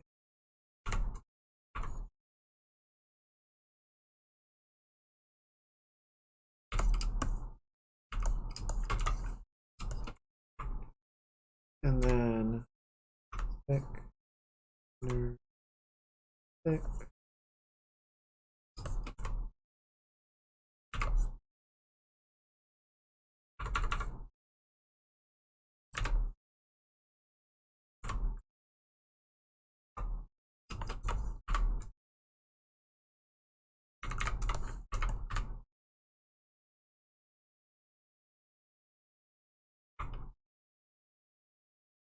Good.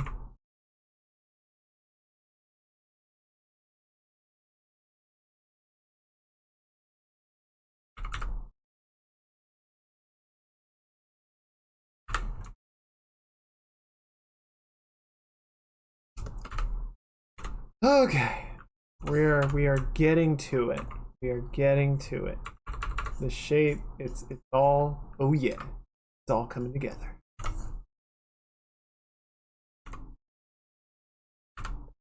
Ah.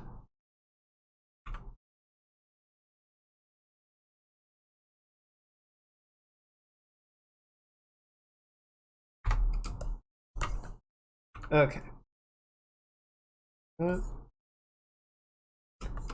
Okay, right. So we got over.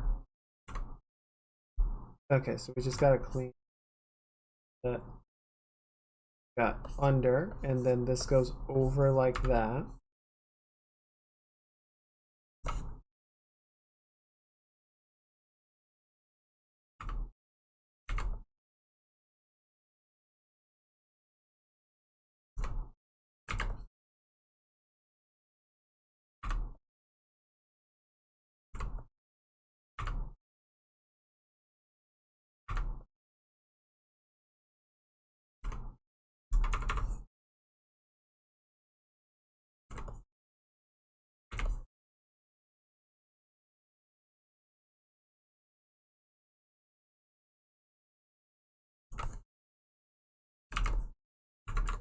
just thicken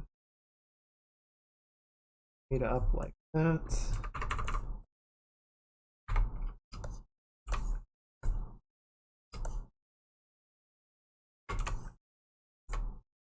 Nice and opaque along that ridge, along that.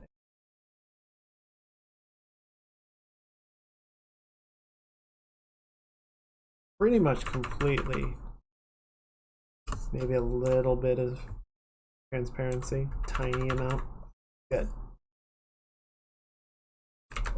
Sorry, I've been really focusing on this, trying to make sure that I'm making sense of it. Okay, and then kind of a transparent effect there.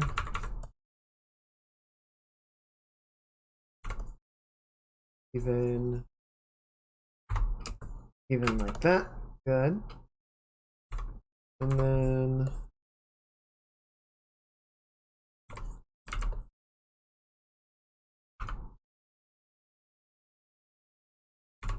bring this shape down.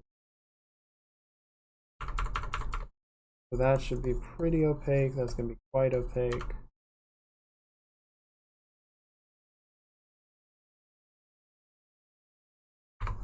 Oh, okay. Yeah, so that's kind of going like that.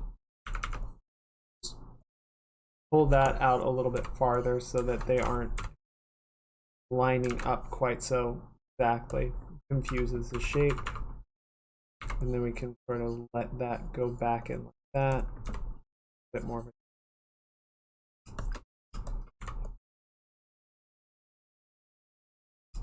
great.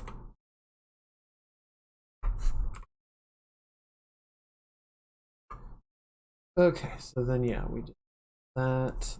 So and that goes like that.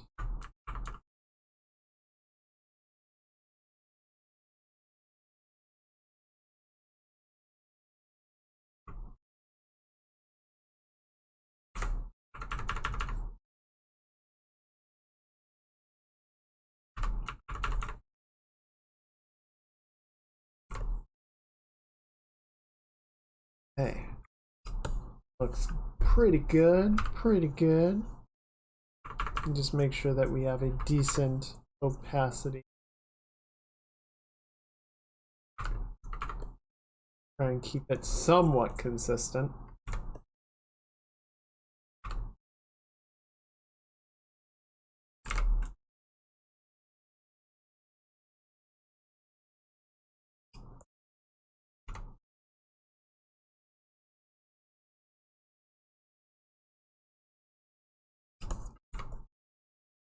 A little bit more opaque. That's going to be edge on, so it'll be like so.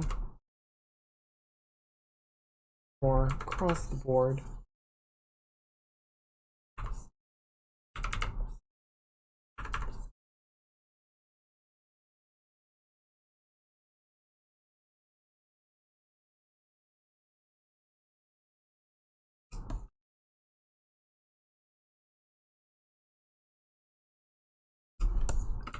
Okay, almost there.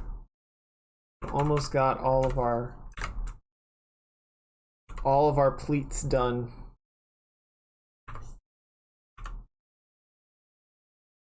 You can see why it took me so long to get to this part, though.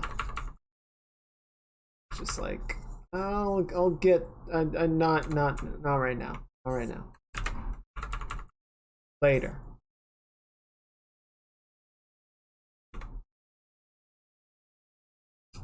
I've been booped. I've been booped. How no. Oh no. What do I do? Panic. Everyone panic. No. Ah.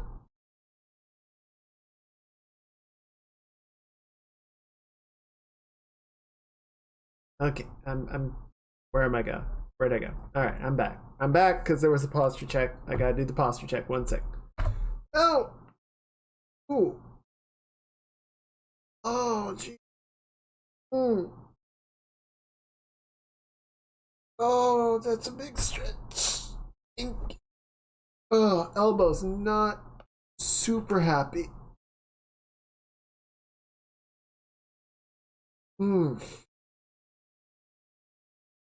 Thank you.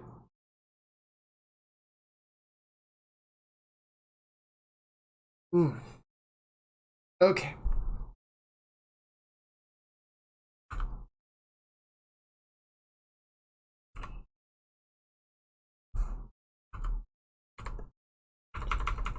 Okay. Good. Just gonna even that out a bit. And then yeah, this should be really quick.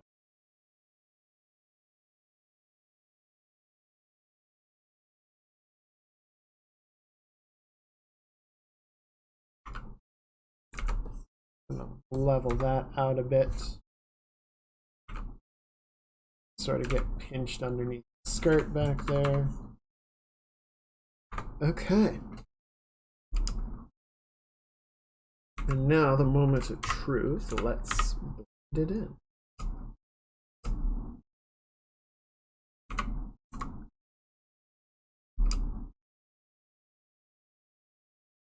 Yeah. I think that'll work.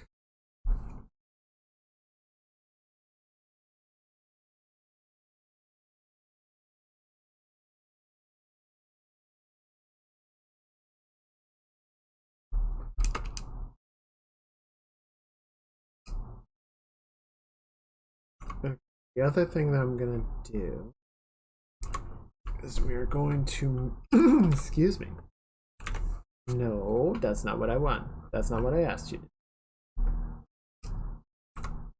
We're going to mask off outline for the ribbon. There we go.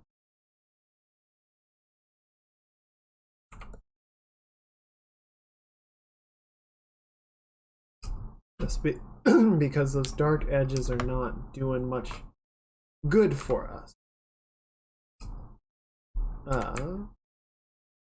Also want to grab this, our darker layer. We're gonna kind of fill out some parts of the skirt.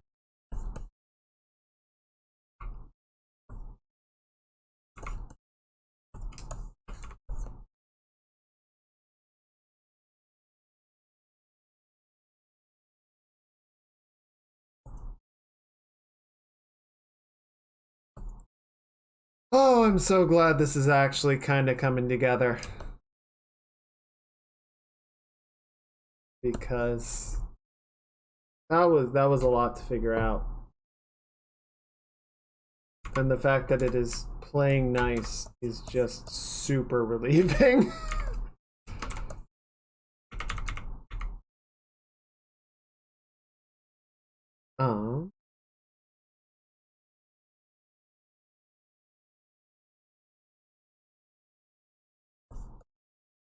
Get this sort of going like that.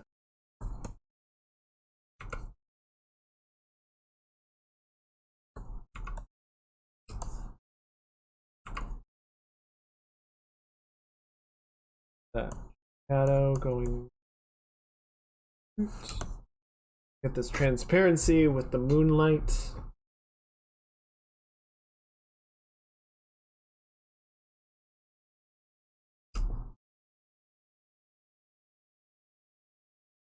Okay, and then yeah, just grab some of this red.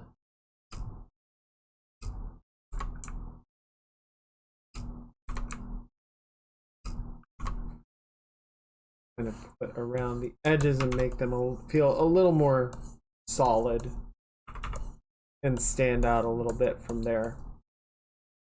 The cooler background. Create a bit of a transition. Okay. Oh, do I really? I don't want to do the doilies, but we'll do them. We're doing them. We're going in. Somebody stop me.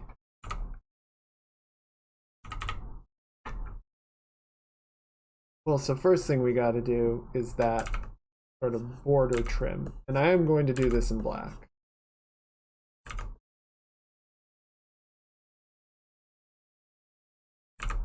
That'll also give us a nice sort of overall definition of the shape.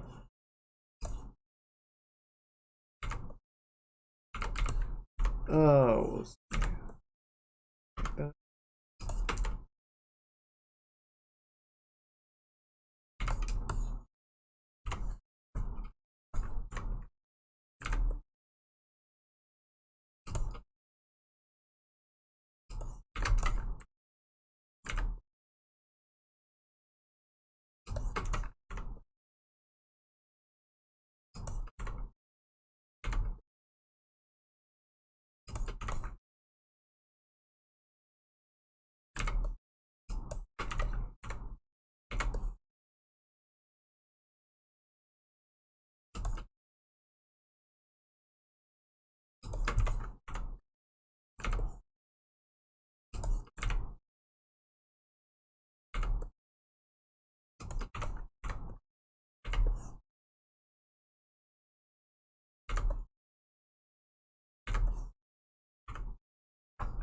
Good.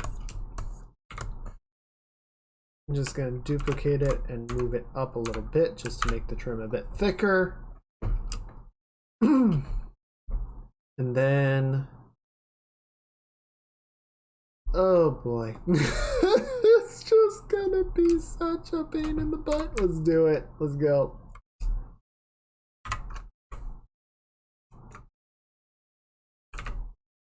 Yeah, I think we're just gonna leave that black. Okay. But I'm gonna do okay. I missed a spot.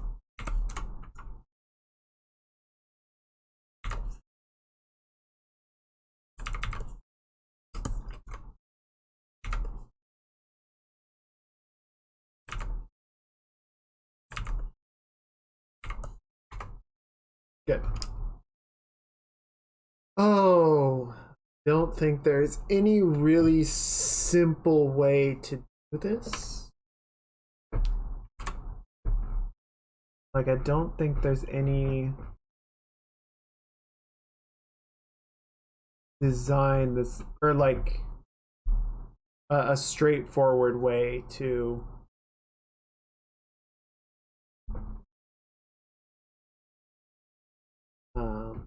just sort of go around and put all of the pleats on.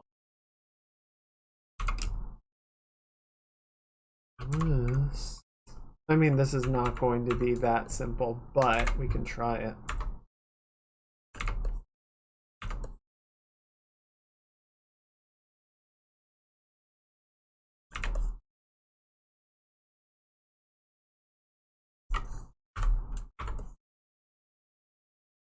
Damn it. Wrong layer.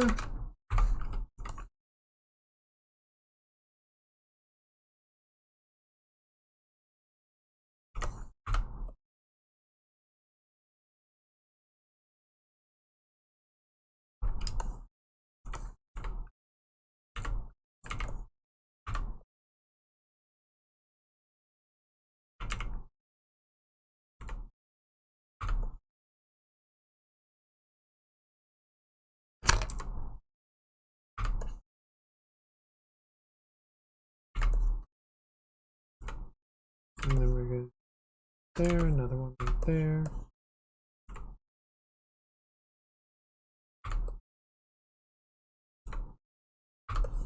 Another one right there, and another one there. And we're just gonna flatten them out a little bit.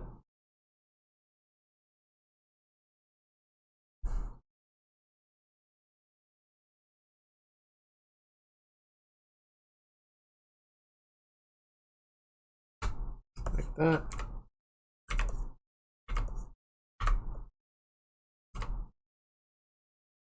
A couple of them are getting a little nibs on the end from the brush pressure, so I'm just gonna kind of clean them up like that. We're gonna do all of the underneath one first. And yes, this is not the highest detail approach. I might go in and do some additional painting on it just to clean them up once we've laid them down, but for the time being, I think this is going to be the most effective way to at least like get them all on the board.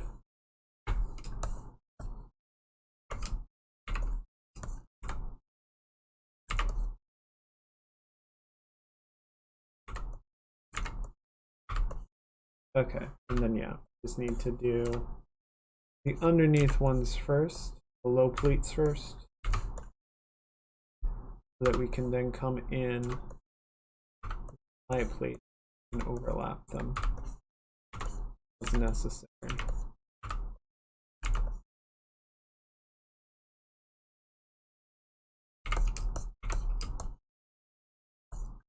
Right.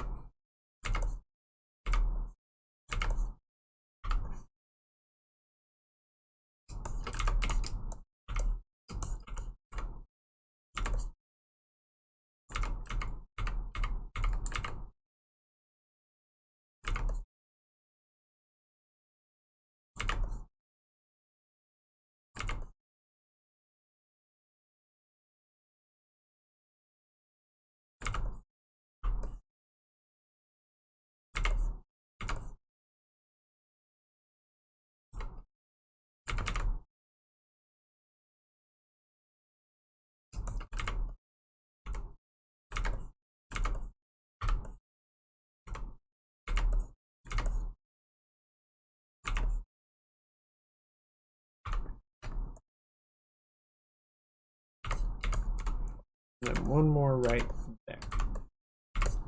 Round out the overall look. 1, 2, 3, 4.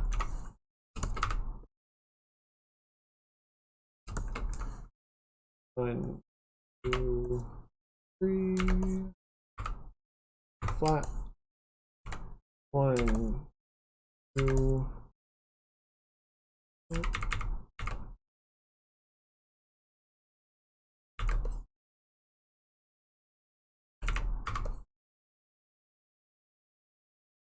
1, 3.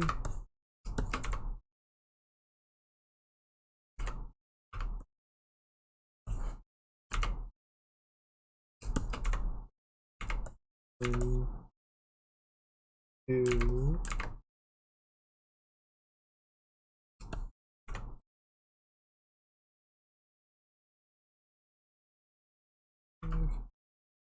The nibs forming. 1, 2, 5.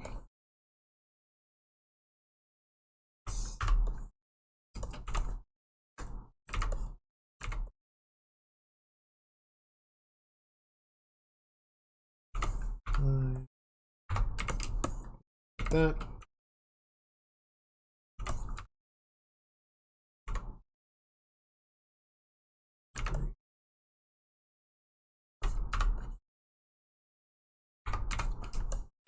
Okay. Woo. I think that'll work.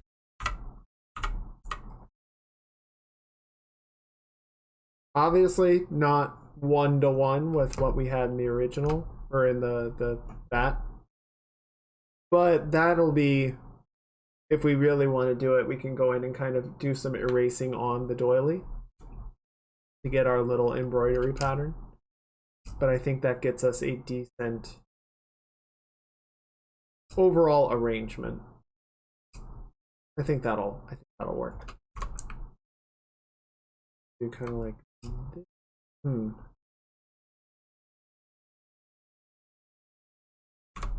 what does it look like? Okay, so that's about where we are right now.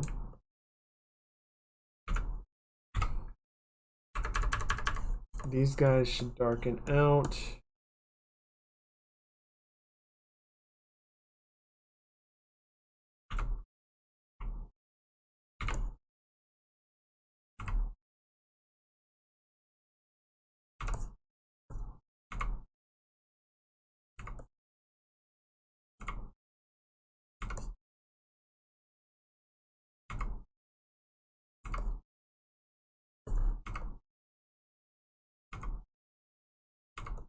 And we're just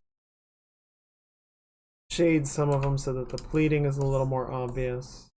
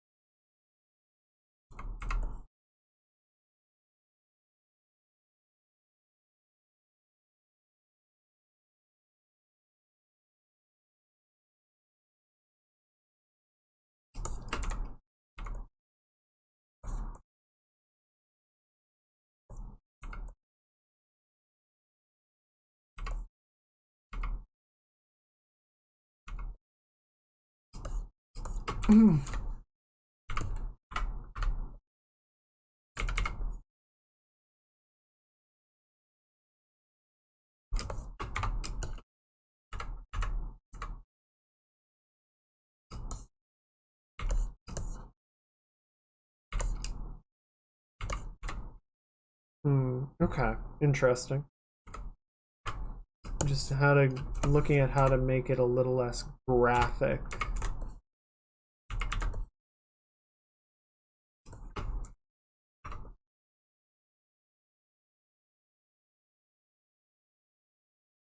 Now like that.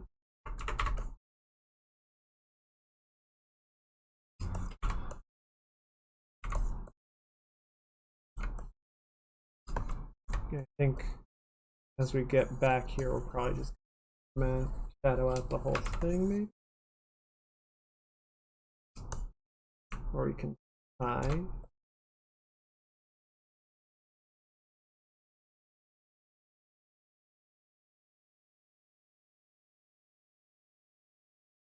Give it a little bit of this.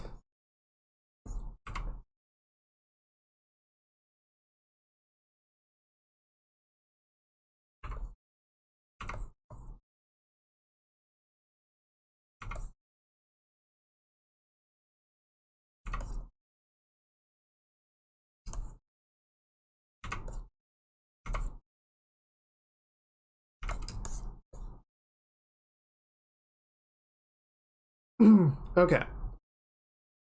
So I think that'll work. Now the trick is we need to get the transparent skirt to sort of line up a little bit more with what's going on here.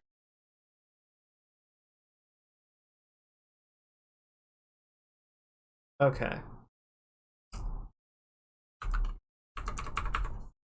So it's just a couple spots where it's a little too thick on our paint over, so we're gonna try and blend that down.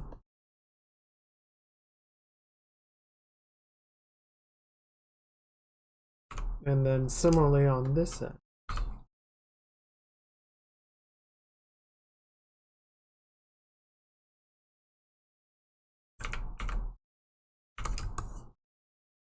Okay.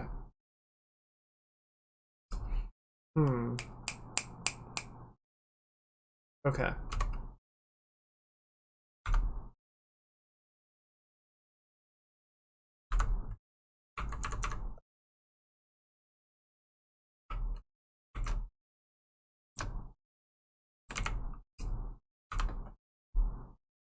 Okay, so that's on there. So if we do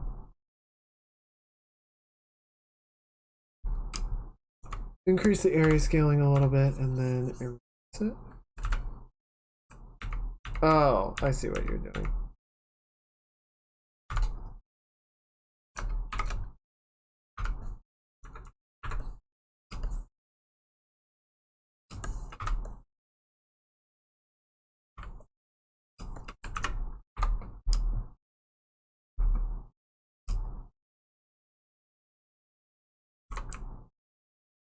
And we'll do that.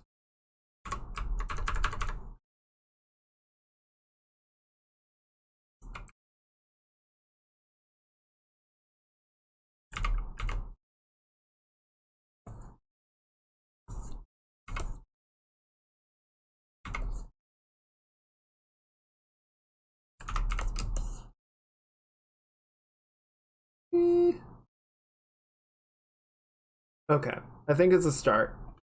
Something's still a little bit weird about it.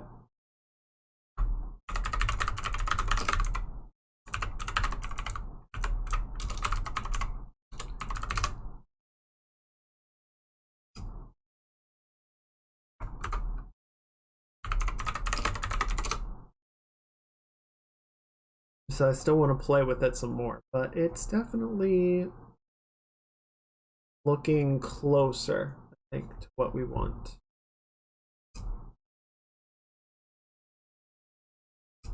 Oof. That was certainly quite a bit. That was certainly quite a bit of something.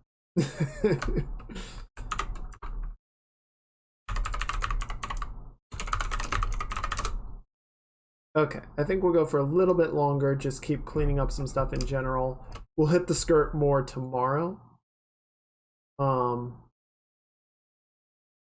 I just want to clean up like a little bit more, like the hands, maybe touch on the face a little bit, and then we'll call it a night and continue cleaning up this and doing like the ribbons and whatnot next time, which will be same time tomorrow. Oh yeah, and we still got the frills on the top to get through. I'm done with frills for the night. I've been staring at frills for over an hour.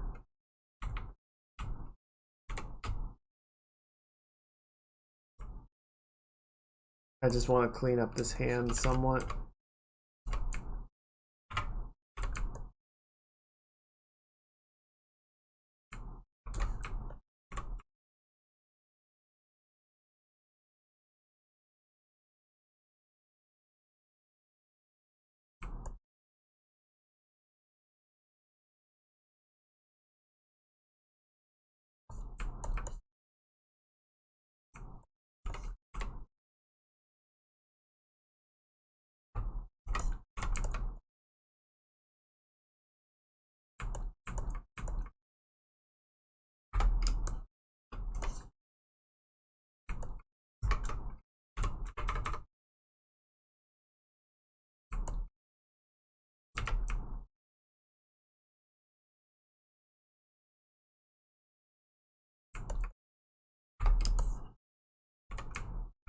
Okay.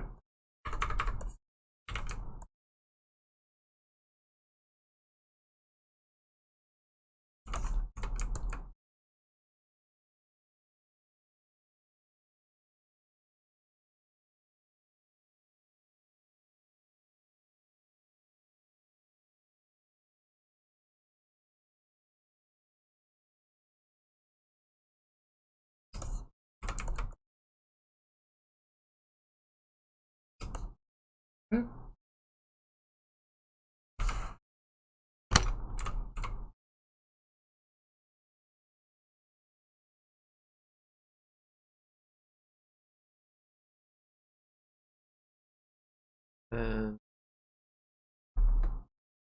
mask off this little bit right there. Alright, and back in the paint over. Fill out the knuckles.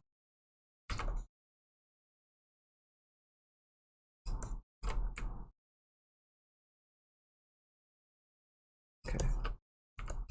And didn't get a any thoughts on the nails, so we're just gonna do red.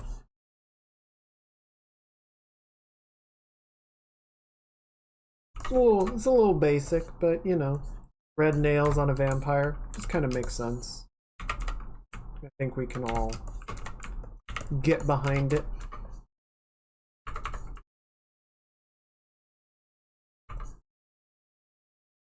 Woo, indeed, my dude.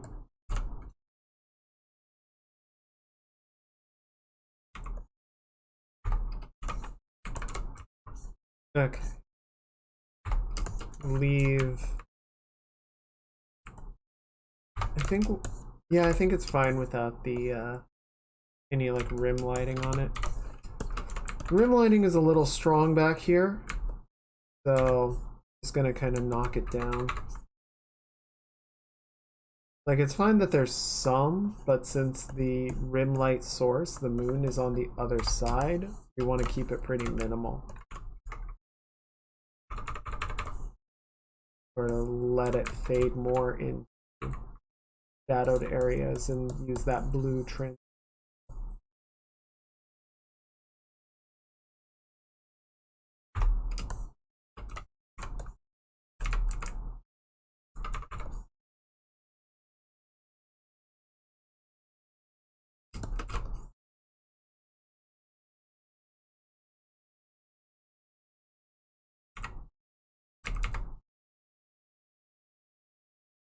Right?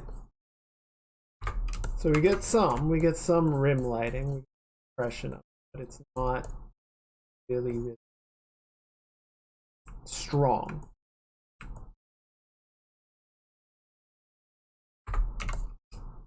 Good, good, good.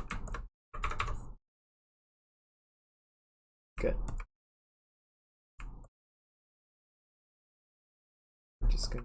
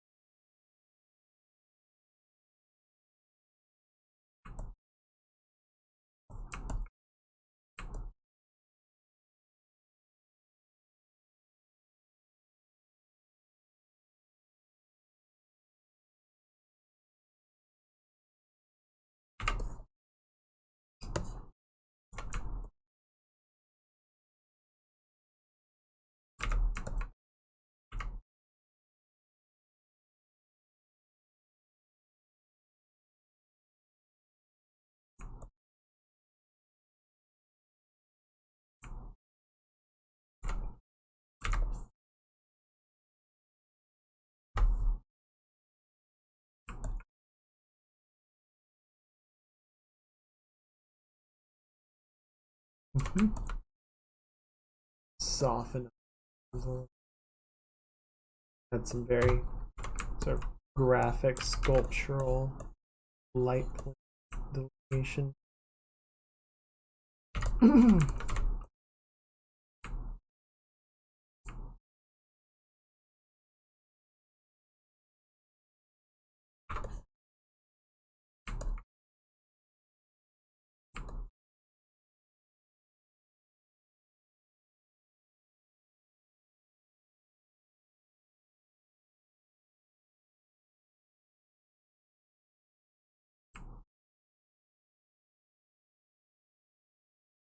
Top plate of the hand.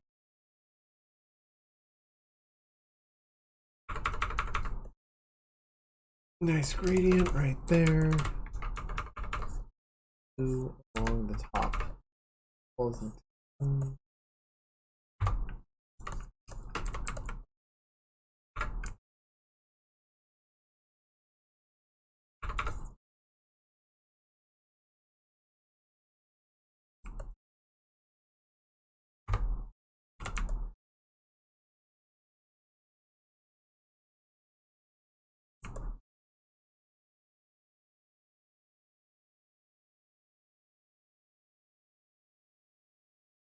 I think this is actually backwards.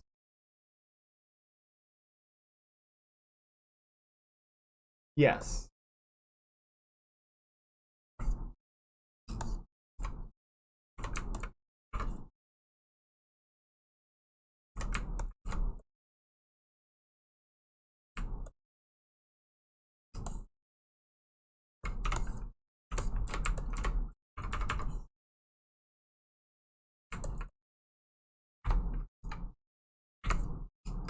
There we go. That's a little better. Little better.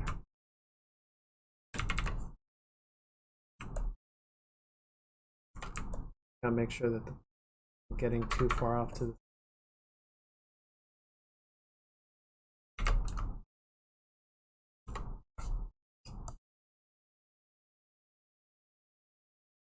Okay. That's pretty good. And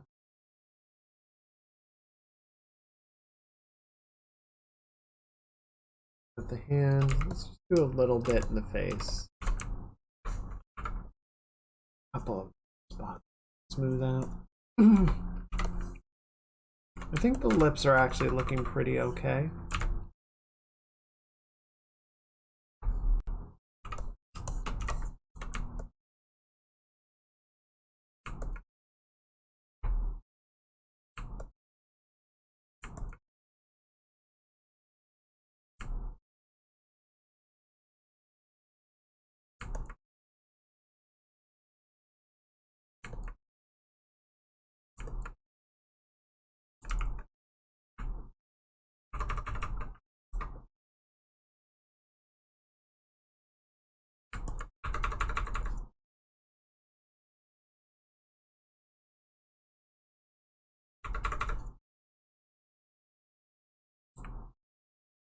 Be a little bit lucent.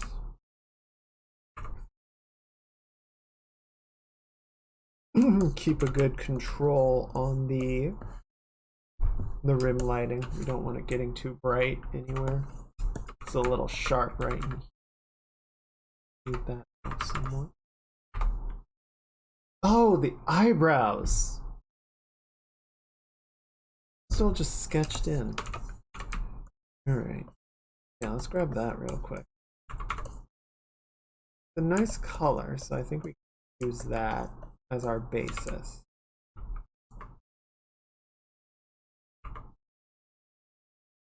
I'm gonna do it on another layer real quick, just sort of play around with the shape and everything without messing everything else up.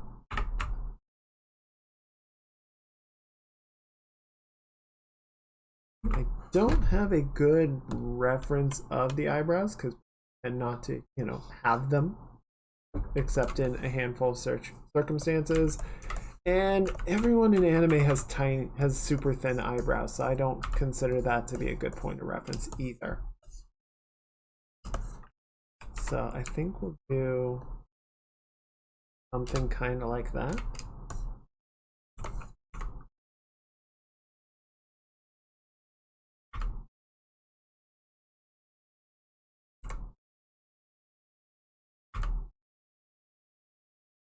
Playing features face as an artist browse upon its features.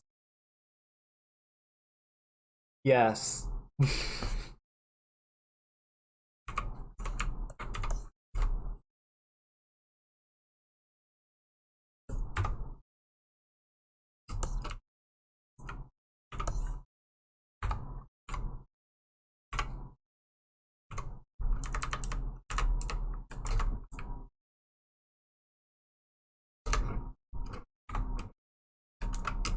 Not bad.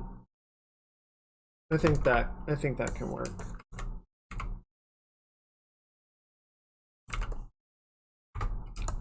And then we're gonna have just a little bit of lighter hair right where the brow thickens up a bit. Like, eyebrows tend to be pretty dark regardless of your hair color, but you can have just a little bit of lightening, a little bit of a highlight, something approaching a highlight right through there.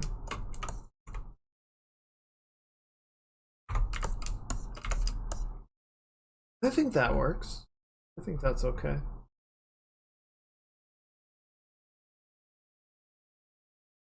Lighting in there is feeling pretty good.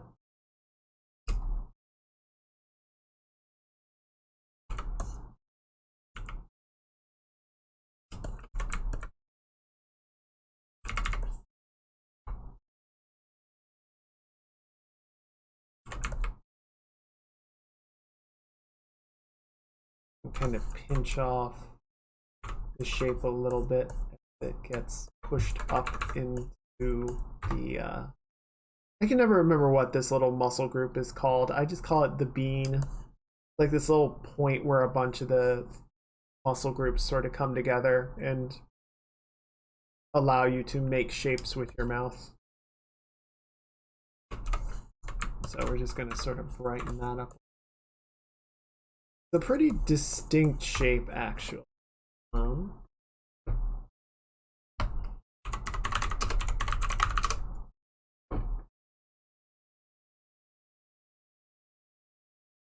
Where is it?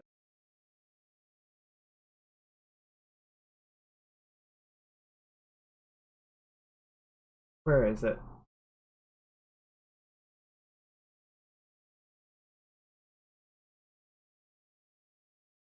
I'm looking at all these anatomical drawings and it just looks like Attack on Titan.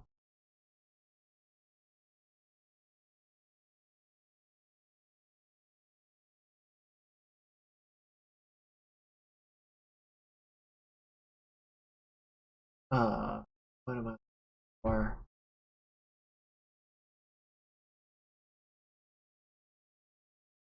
Yeah, that's a pretty good example.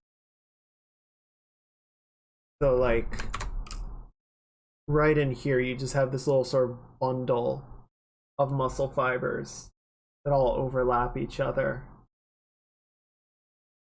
And then that gets sort of covered with an envelope of muscle. You wind up with this little sort of almost bean shape that lets you do mouth shapes.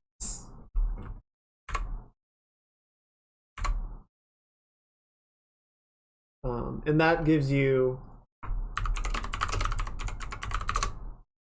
that dimple form as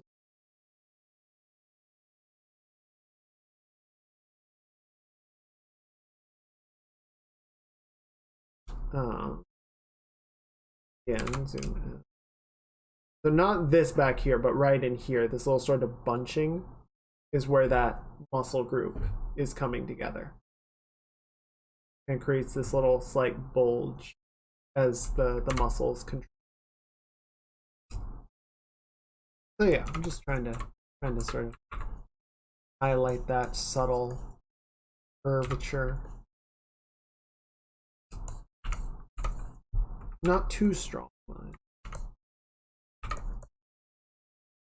A lot of those features tend to get more sort of noticeable with age.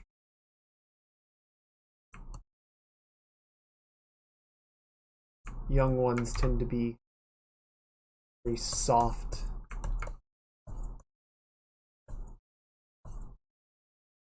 Soft features. Not as much planar breakup. Trying to keep it very even. This character is supposed to be pretty young. I think said somewhere like 18.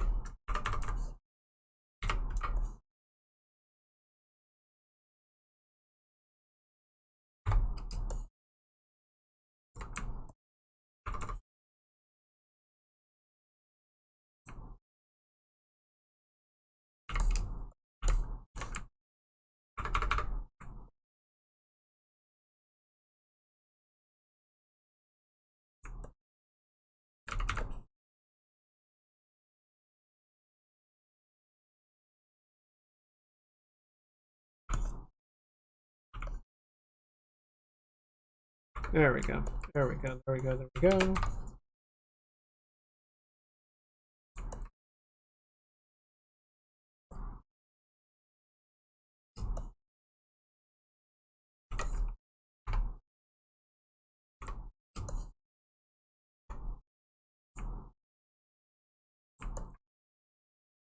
Getting everything the right way.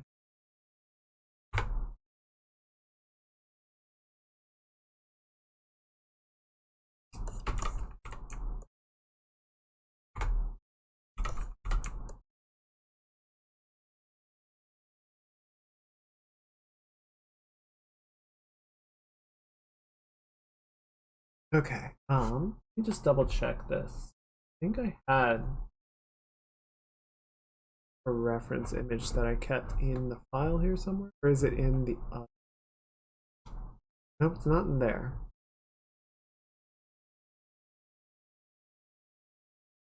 Oh, where did I put it?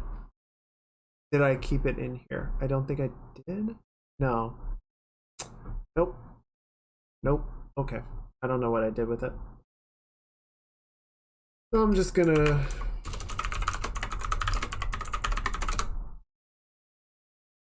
look it up again. I just want to double check the lighting on the muzzle of the face. Make sure that it's looking. Yeah, basically what I'm noticing is we're gonna get a little bit of sort of a highlight along here.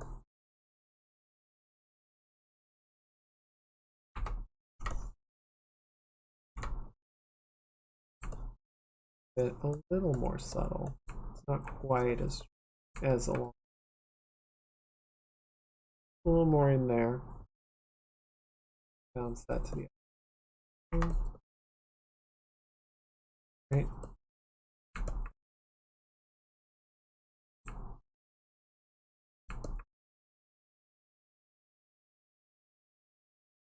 Okay, and then you get this little bit of shadow sort of right through here where the muzzle and the cheek.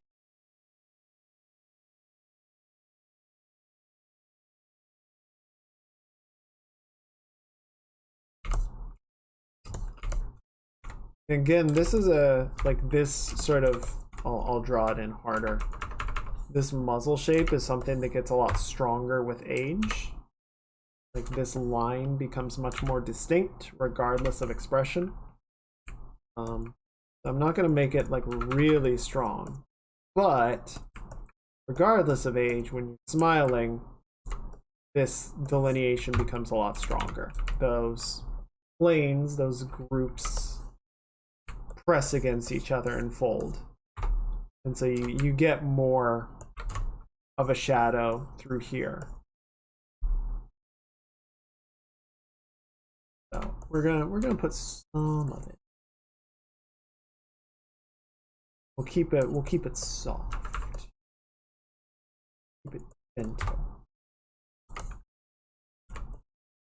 Kind of shade this in a little bit because the plane is technically facing up, so it shouldn't be fully lit.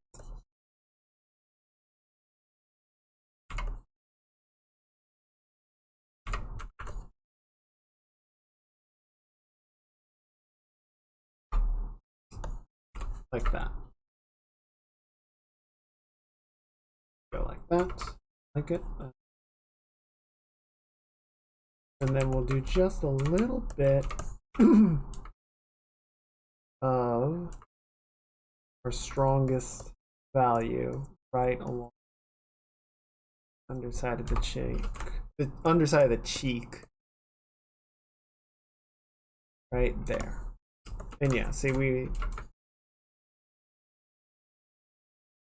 want to be careful not to make her look too, especially with this lighting sort of pushing the shadows harder. I think it's easier to make her look older than she is. So we're going to keep this really subtle, but I think this is good overall.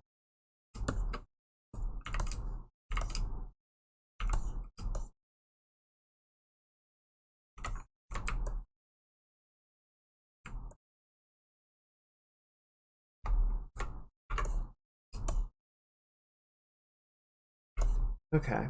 I'm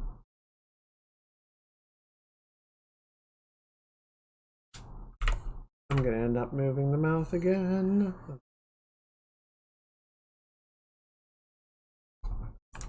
Nudge the mouth. Gonna pull it a little bit wider. pull it, skew it a bit so that the overall shape kind of stays out. That looks weird.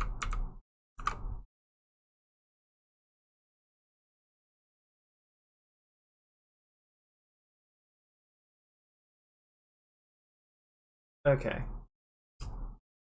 I think I'm gonna do. All right. This is gonna be, I think, our last thing, and then we'll call it for the night. Is just sort of double check our center line, right?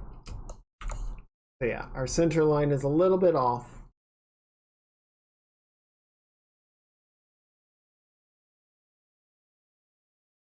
So we're just gonna kind of pull this up a little bit more.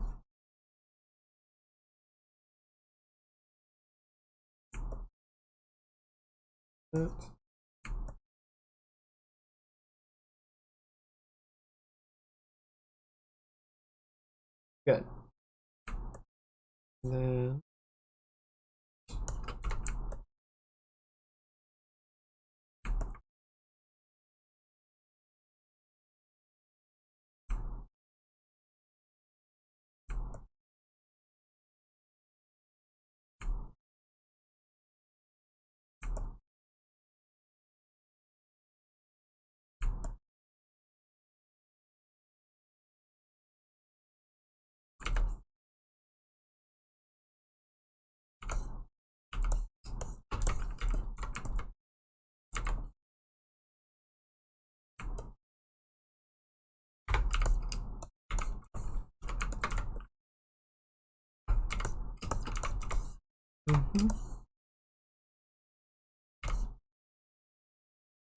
okay.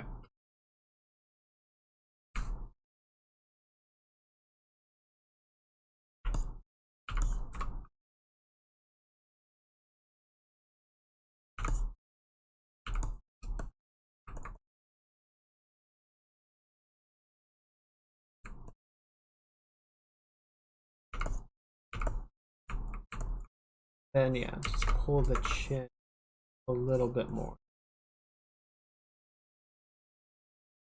Sort of get to the shape that we want.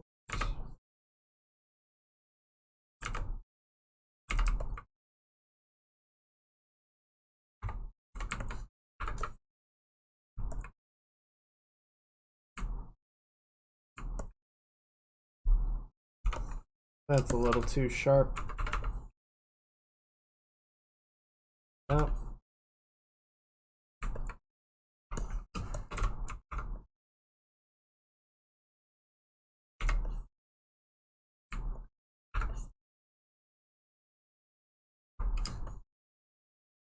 Okay. Good.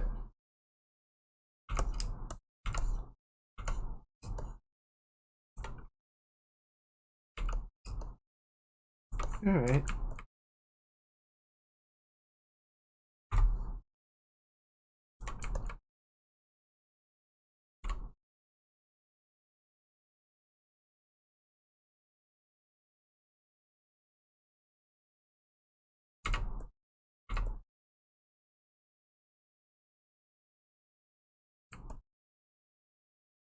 Mm-hmm.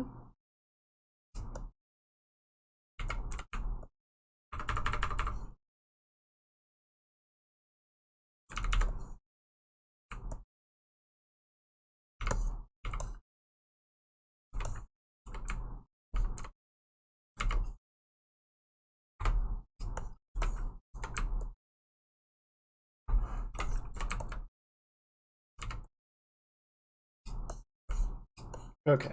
Now I do think this tooth is too far out to the side.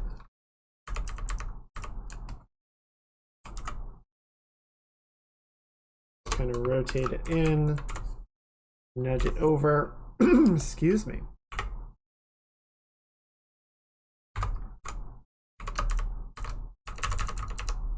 It will move the tongue with it. Yeah, so this whole thing just kind of needs to go away, right?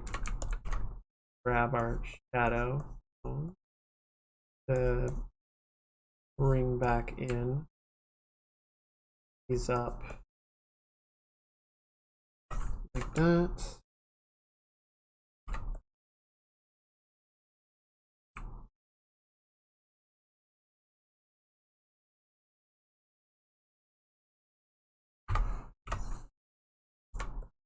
There we go. Yeah, I think in all the sort of moving and sliding around, the tongue or the tooth wasn't moving with it, right? So we kind of kept rearranging stuff.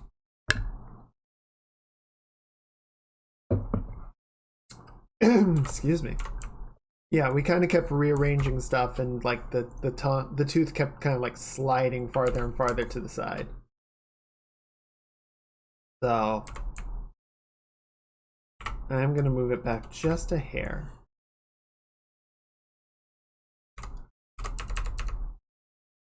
There we go. I think that'll do.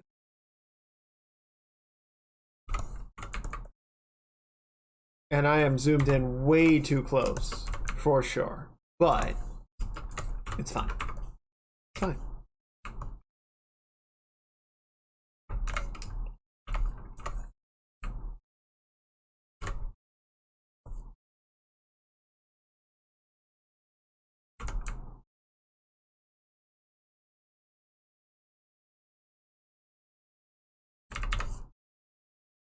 Okay.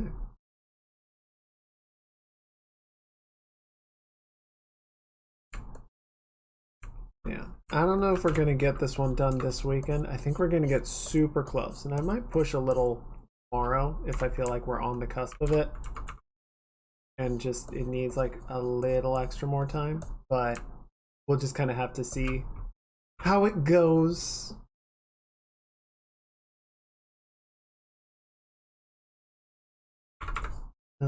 But we might push it into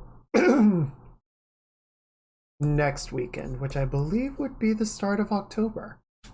So we would be finishing our little vampire right in the start of spooky month, which would be appropriate, I think. Yes.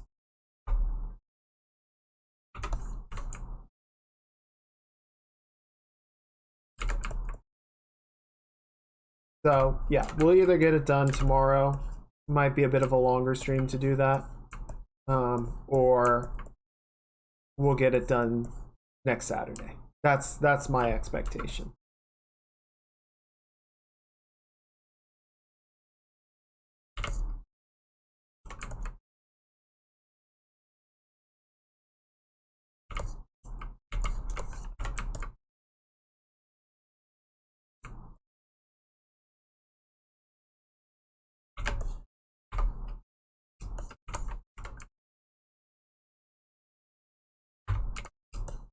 Okay.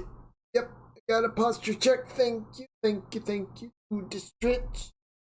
Doing the stretch. Doing the arm stretch. Thank you, Lakota. Cool.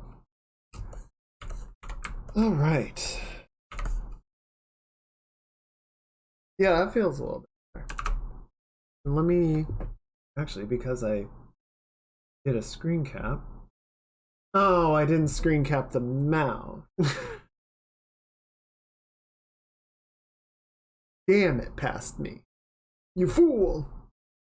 You foolish fool! Can't believe you've done this.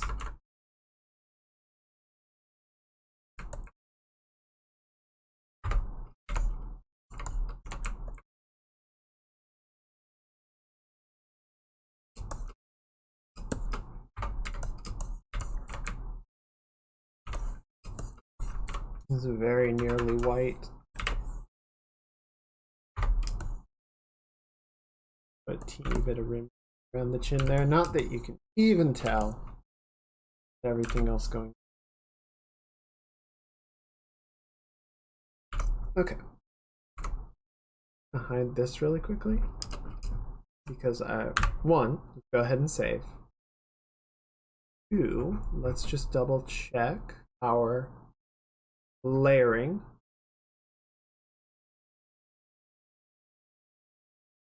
Our values, right? See what it's looking like. That was earlier on.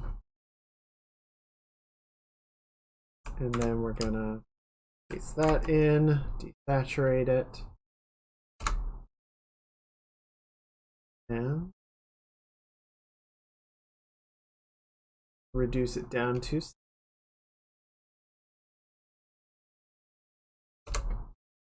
that was where we were at before, and here we are now.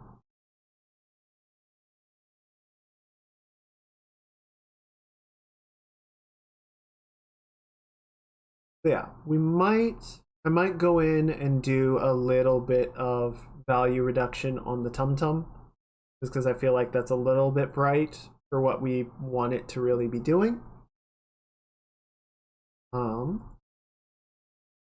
But I think everything else is doing a pretty good job. Like, we're definitely getting the brightest brights and the highest contrast right around the face, which is what we want.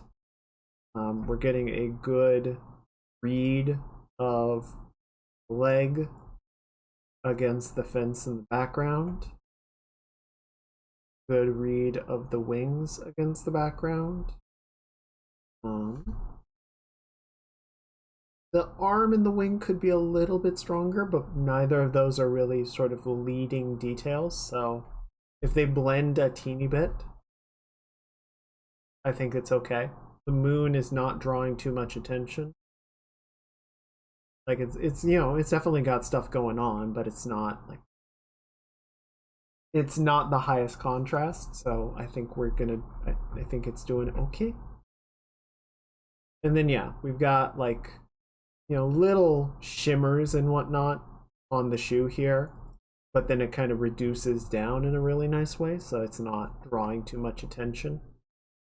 So yeah, I think that's working. Okay, so I think the plan for tomorrow, I think this is gonna be a good spot to call it a night. Plan for tomorrow, we need to do another pass on the skirt, get it feeling a little more complete. Like, I think the way that we did it, I think it did work out, which I'm glad about. But we need to sort of continue to dial it in, get a little bit more of the lighting in, just so that it feels more sort of cohesive with the rest of the drawing. Right now it's a little graphic. Like, it's a little flat in comparison to some of the other stuff. There's a little more just like general cleanup that I want to do, get some more detail into the clothing, especially the frills on the top. Just the top in general, I think, like 60% of the way there. Another pass on the bat wings, just to get those feeling a little more cohesive. I think this leg is probably my favorite part of the entire drawing. I think that has come out really well. I'm just really happy with it.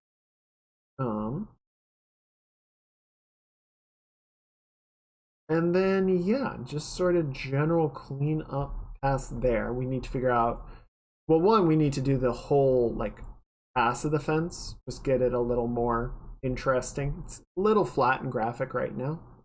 And then do another pass on the hair, I think. Because it's pretty good. I just want to, like, clean this part in particular up a little bit more. Adjust the flow of the hair somewhat. And then yeah, I think hair or skirt, hair, wings, top, and general cleanup. So that'll be the plan for tomorrow. So we can just bump that like so.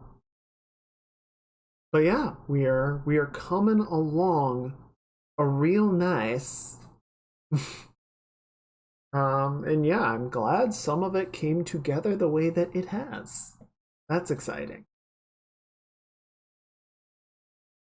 But yes, save the rest of it we'll do tomorrow. Might be a bit of a longer stream, just if we are on the cusp of finishing and want to get it to that finish line and free up or, you know, just go ahead and wrap it up.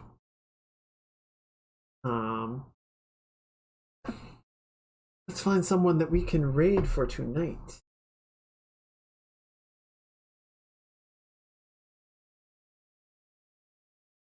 Who's on? Maya doing? He doesn't normally days, I don't think. Huh.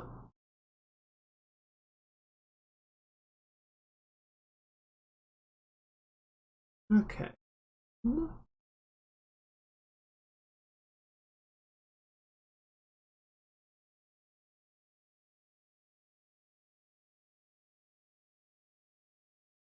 I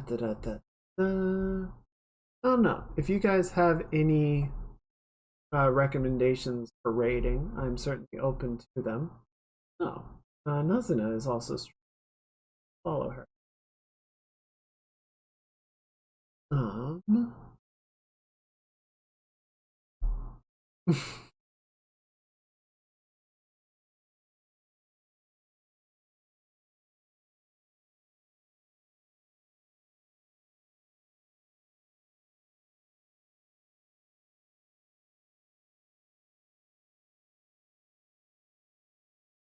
Okay.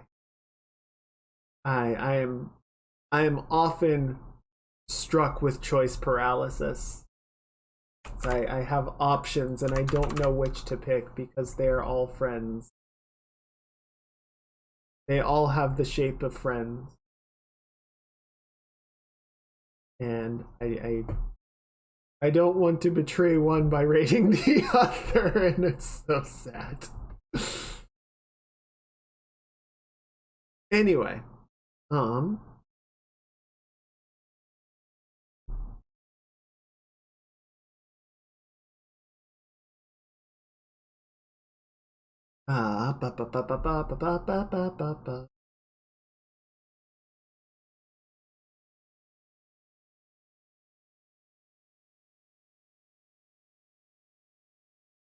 okay. You know what? You know what we're gonna do? It is day 7 of Cherryfish's birthday bash. They are playing Final Fantasy VII Remake. So let's go wish Cherry a happy birthday. I'm guessing that was a week ago, but we can still say happy birthday. So let's go do that. That would be.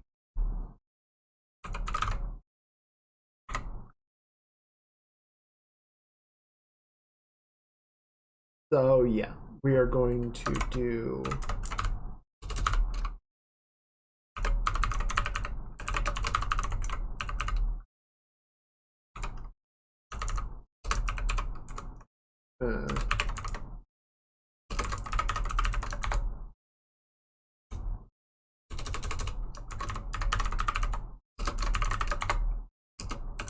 so birthday raid is going to be our raid message. Again, I don't know when their actual birthday was, but we're just gonna roll with it. So let's get that ready to go.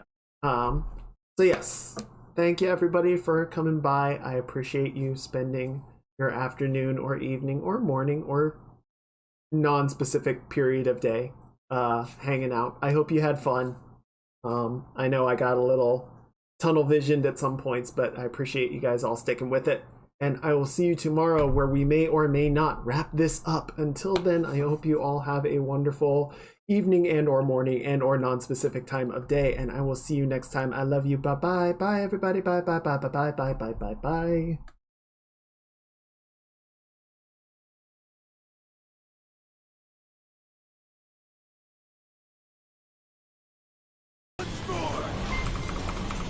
Oh man, there's so many controls! Where is he?